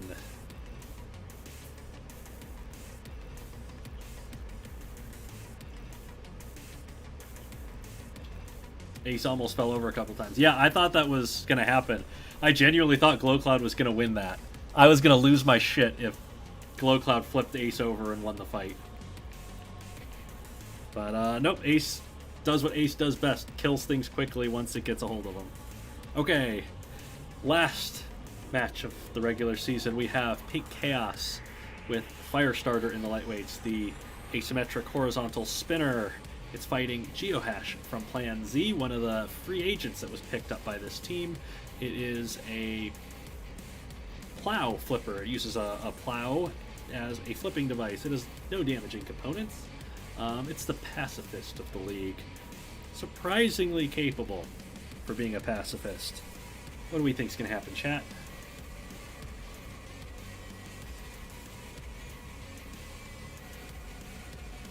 Everyone's rooting for Geohash. It's possible. Firestarter's not particularly invertible. Firestarter gets its weapon up to speed, bounces around as it gets tossed into the air by Geohash, who's totally flipped Firestarter over. Geohash trying to exercise some control and aggression and get Firestarter into the grinder, maybe get it over the wall. It's knocked itself into the air and onto the grinder. Geohash being extremely aggressive for a pacifist. And keeping Firestarter very off balance here. And it's thrown Firestarter over the wall for another ring out. Oh my goodness. Geohash with 2 ring outs on the season. How about that? 0 damage points. And it beat the horizontal spinner. I didn't catch a time on that because it was just an amazing throw. Somebody get me the time on that. What a throw from little Geohash.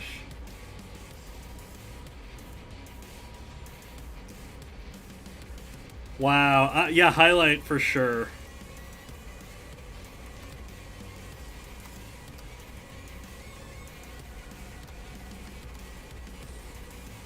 Like, what amazes me is I built Geohash as just like a fill-in spot for Season 1. Just, oh yeah, let's just do a different kind of flipper. We'll use a plow, I guess. And I didn't think it was good enough for the Season 1, and so I just left it out. And then it got picked up in the free agency by Plan Z, the all-free agent team, and Geohash has just surprised the heck out of us with how capable it's been. Like, it hasn't won a terrible amount of fights, but like I genuinely expected it to get stomped and like only have like a couple wins total, and it's been pretty good. I'm happy with how Geohash has done for Plan Z. I'm happy that my Pink Chaos team has just taken a hell of a loss. That was cool.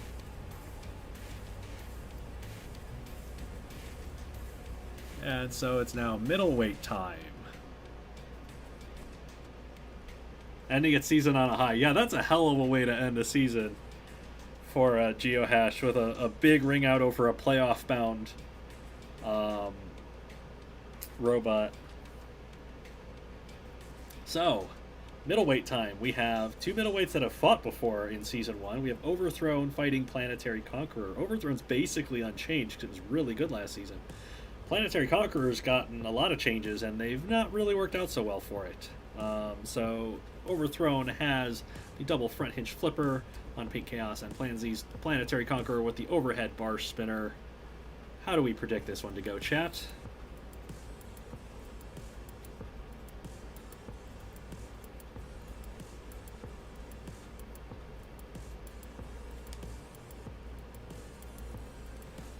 Well, chat seems to think Overthrown has the advantage here.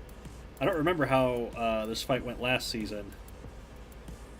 Planetary Conqueror wasn't particularly impressive last season.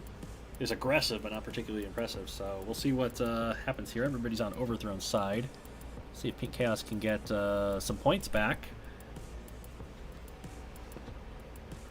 Overthrown bounces underneath Planetary Conqueror. It's attacking their overhead bar spinner, which is not a great idea. They're going to lose their flipping arms. Gotten Planetary Conqueror up. Oh, they got a wheel. That was a fantastic attack by Overthrown to get a wheel off. They took some damage in the process, but they broke the bar and they've gotten a wheel off. They're about to lose their flipping arms, I think.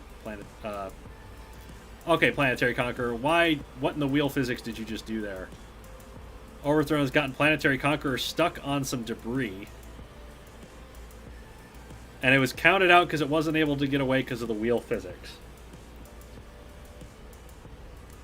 Chat. That was not really a pin.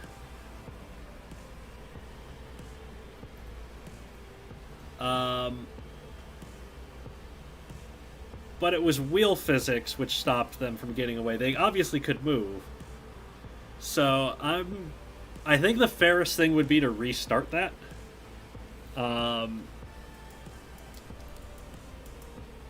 Because just wheel physics should not stop a robot from breaking a count, I don't think. So I'm going to restart that one. Oh, a big collision, and Overthrown has inverted Planetary Conqueror completely. Planetary Conqueror spinning around, but not able to get up at the moment. Overthrown's thrown it at the wall. Trying to get the... oh, it took the whole bar spinner off. And now Planetary Conqueror is about to get knocked out. No, it's going to get wrung out. Okay, Overthrown sees your ring out and raises you with one of its own.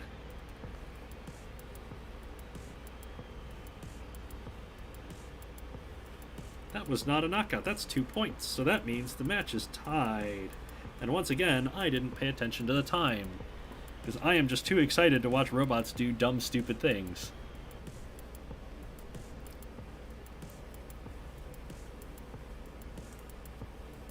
Well, we haven't gotten a whole lot of ring outs the last couple of weeks, and we're getting them now, finally. Towards the end of the stream, we're getting a bunch of them. 24 seconds. An UDA for an UDA. Has that ever happened before? You know, I don't know if it has. I don't know if teams have exchanged UDAs one right after the other. That's pretty neat.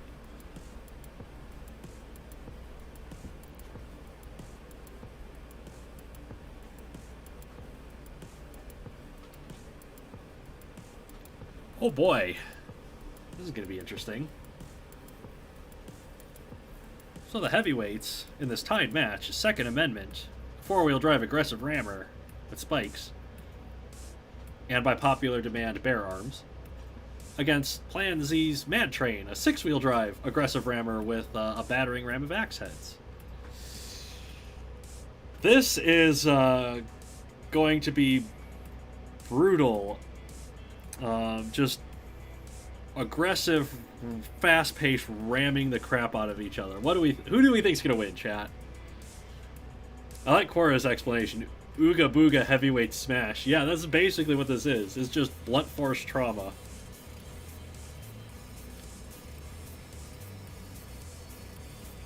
No Beanie Robotics going with Second Amendment because bear arms. Yep.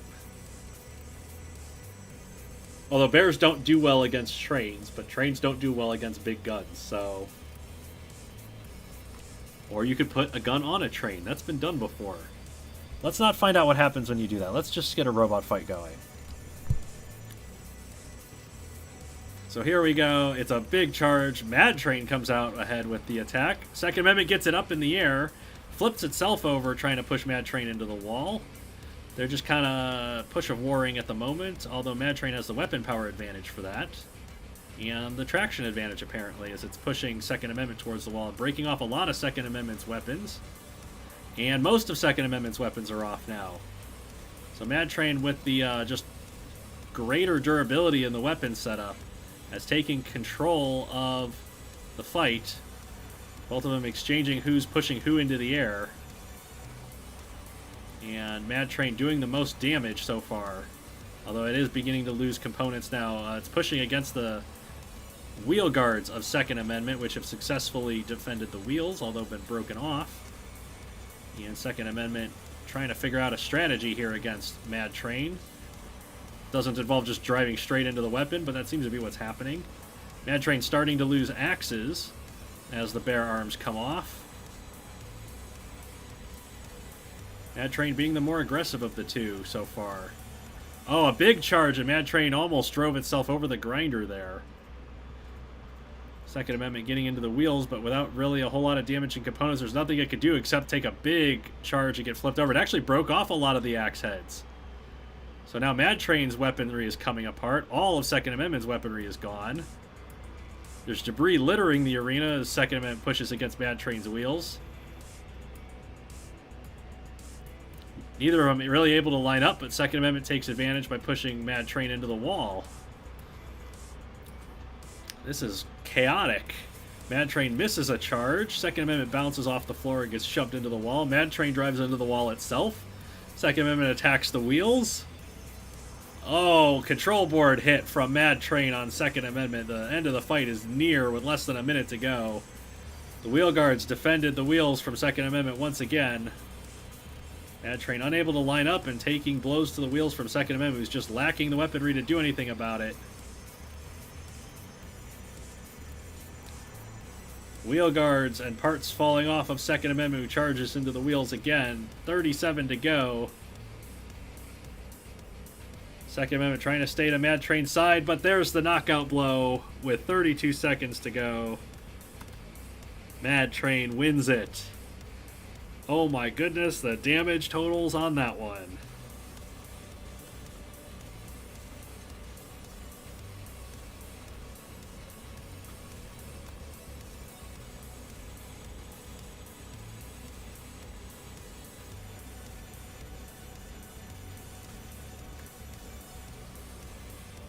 So Plan Z has the lead 5-2 right now. But that was a hell of a fight between those two.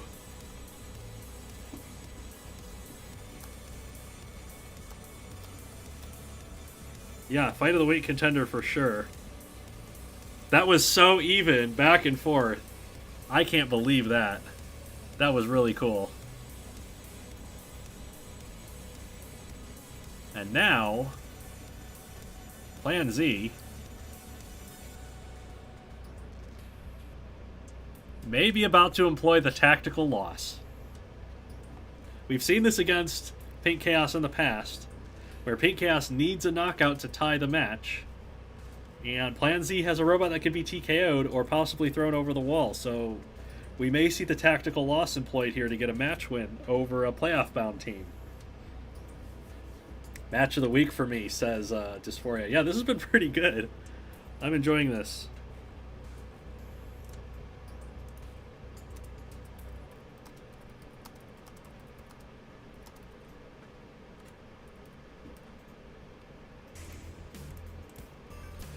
Okay, final fight of the regular season. Dysfunctional Stepsister, 8 flipping arms, facing Giant Enemy Crab with the double drum spinners.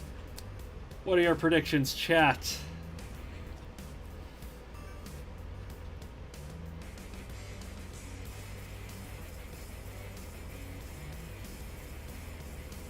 No Beanie wants to see Pink Chaos get the win. Dysfunctional Stepsister being predicted. Crab being predicted. Chat loves their crabs. Tied match for the end of the regular season. Pink Chaos is so good at tying matches instead of winning them. It's definitely possible. Can Dysfunctional Stepsister get the knockout is the question. Embiggened Hostile Crustacean.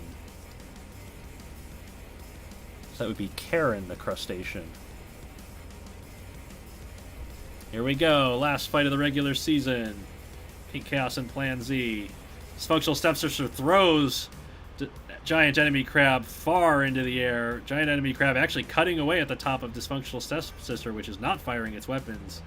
It's just taking a tremendous amount of damage here. Dysfunctional Stepsister is being extraordinarily dysfunctional at the moment. Giant Enemy Crab is rolled off. Dysfunctional Stepsister is rolled into the grinder.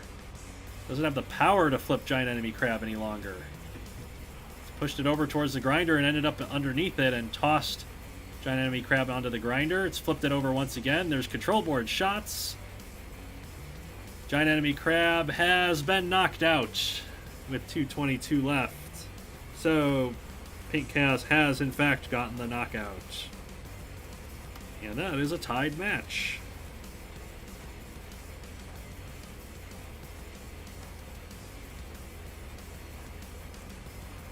Five to 5. How Pink Chaos of Pink Chaos.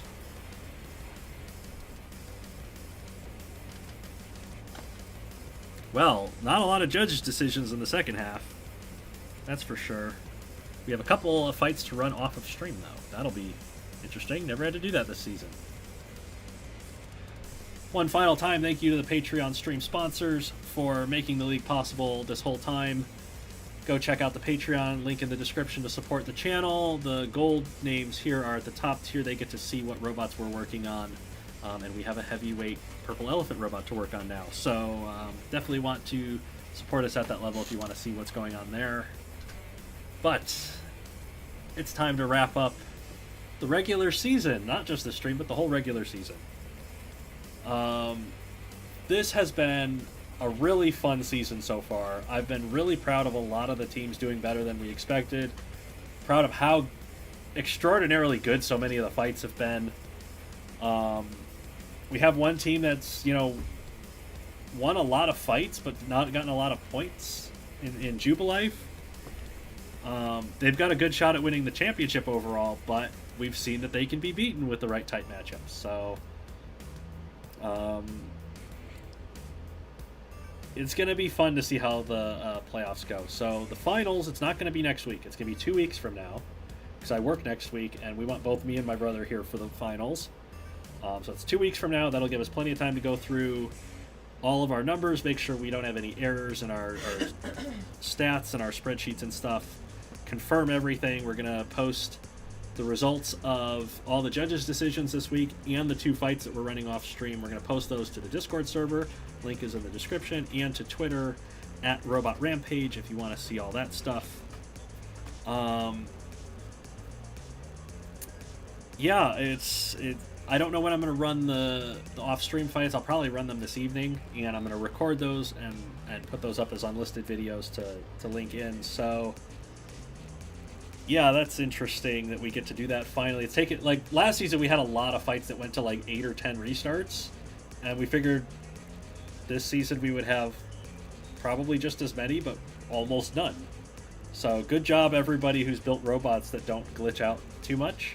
I'm happy about that. I'm glad we've had a good regular season. We've got a lot of good, exciting, fun teams in the playoffs.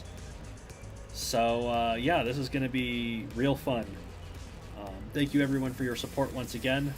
Both watching, donating super chats, supporting the Patreon, all of the above. I appreciate it so much. Thank you to everyone who chats in the Discord server as well. This has been a fun season, and I'm really looking forward to the playoffs in a couple of weeks. So thank you very much for watching. I'm going to leave you with your playoff match schedule, which is a little bit different than you're used to seeing. And we will see you in 2 weeks for the grand finals of the Robot Rampage League season. Take care, everybody. See you then.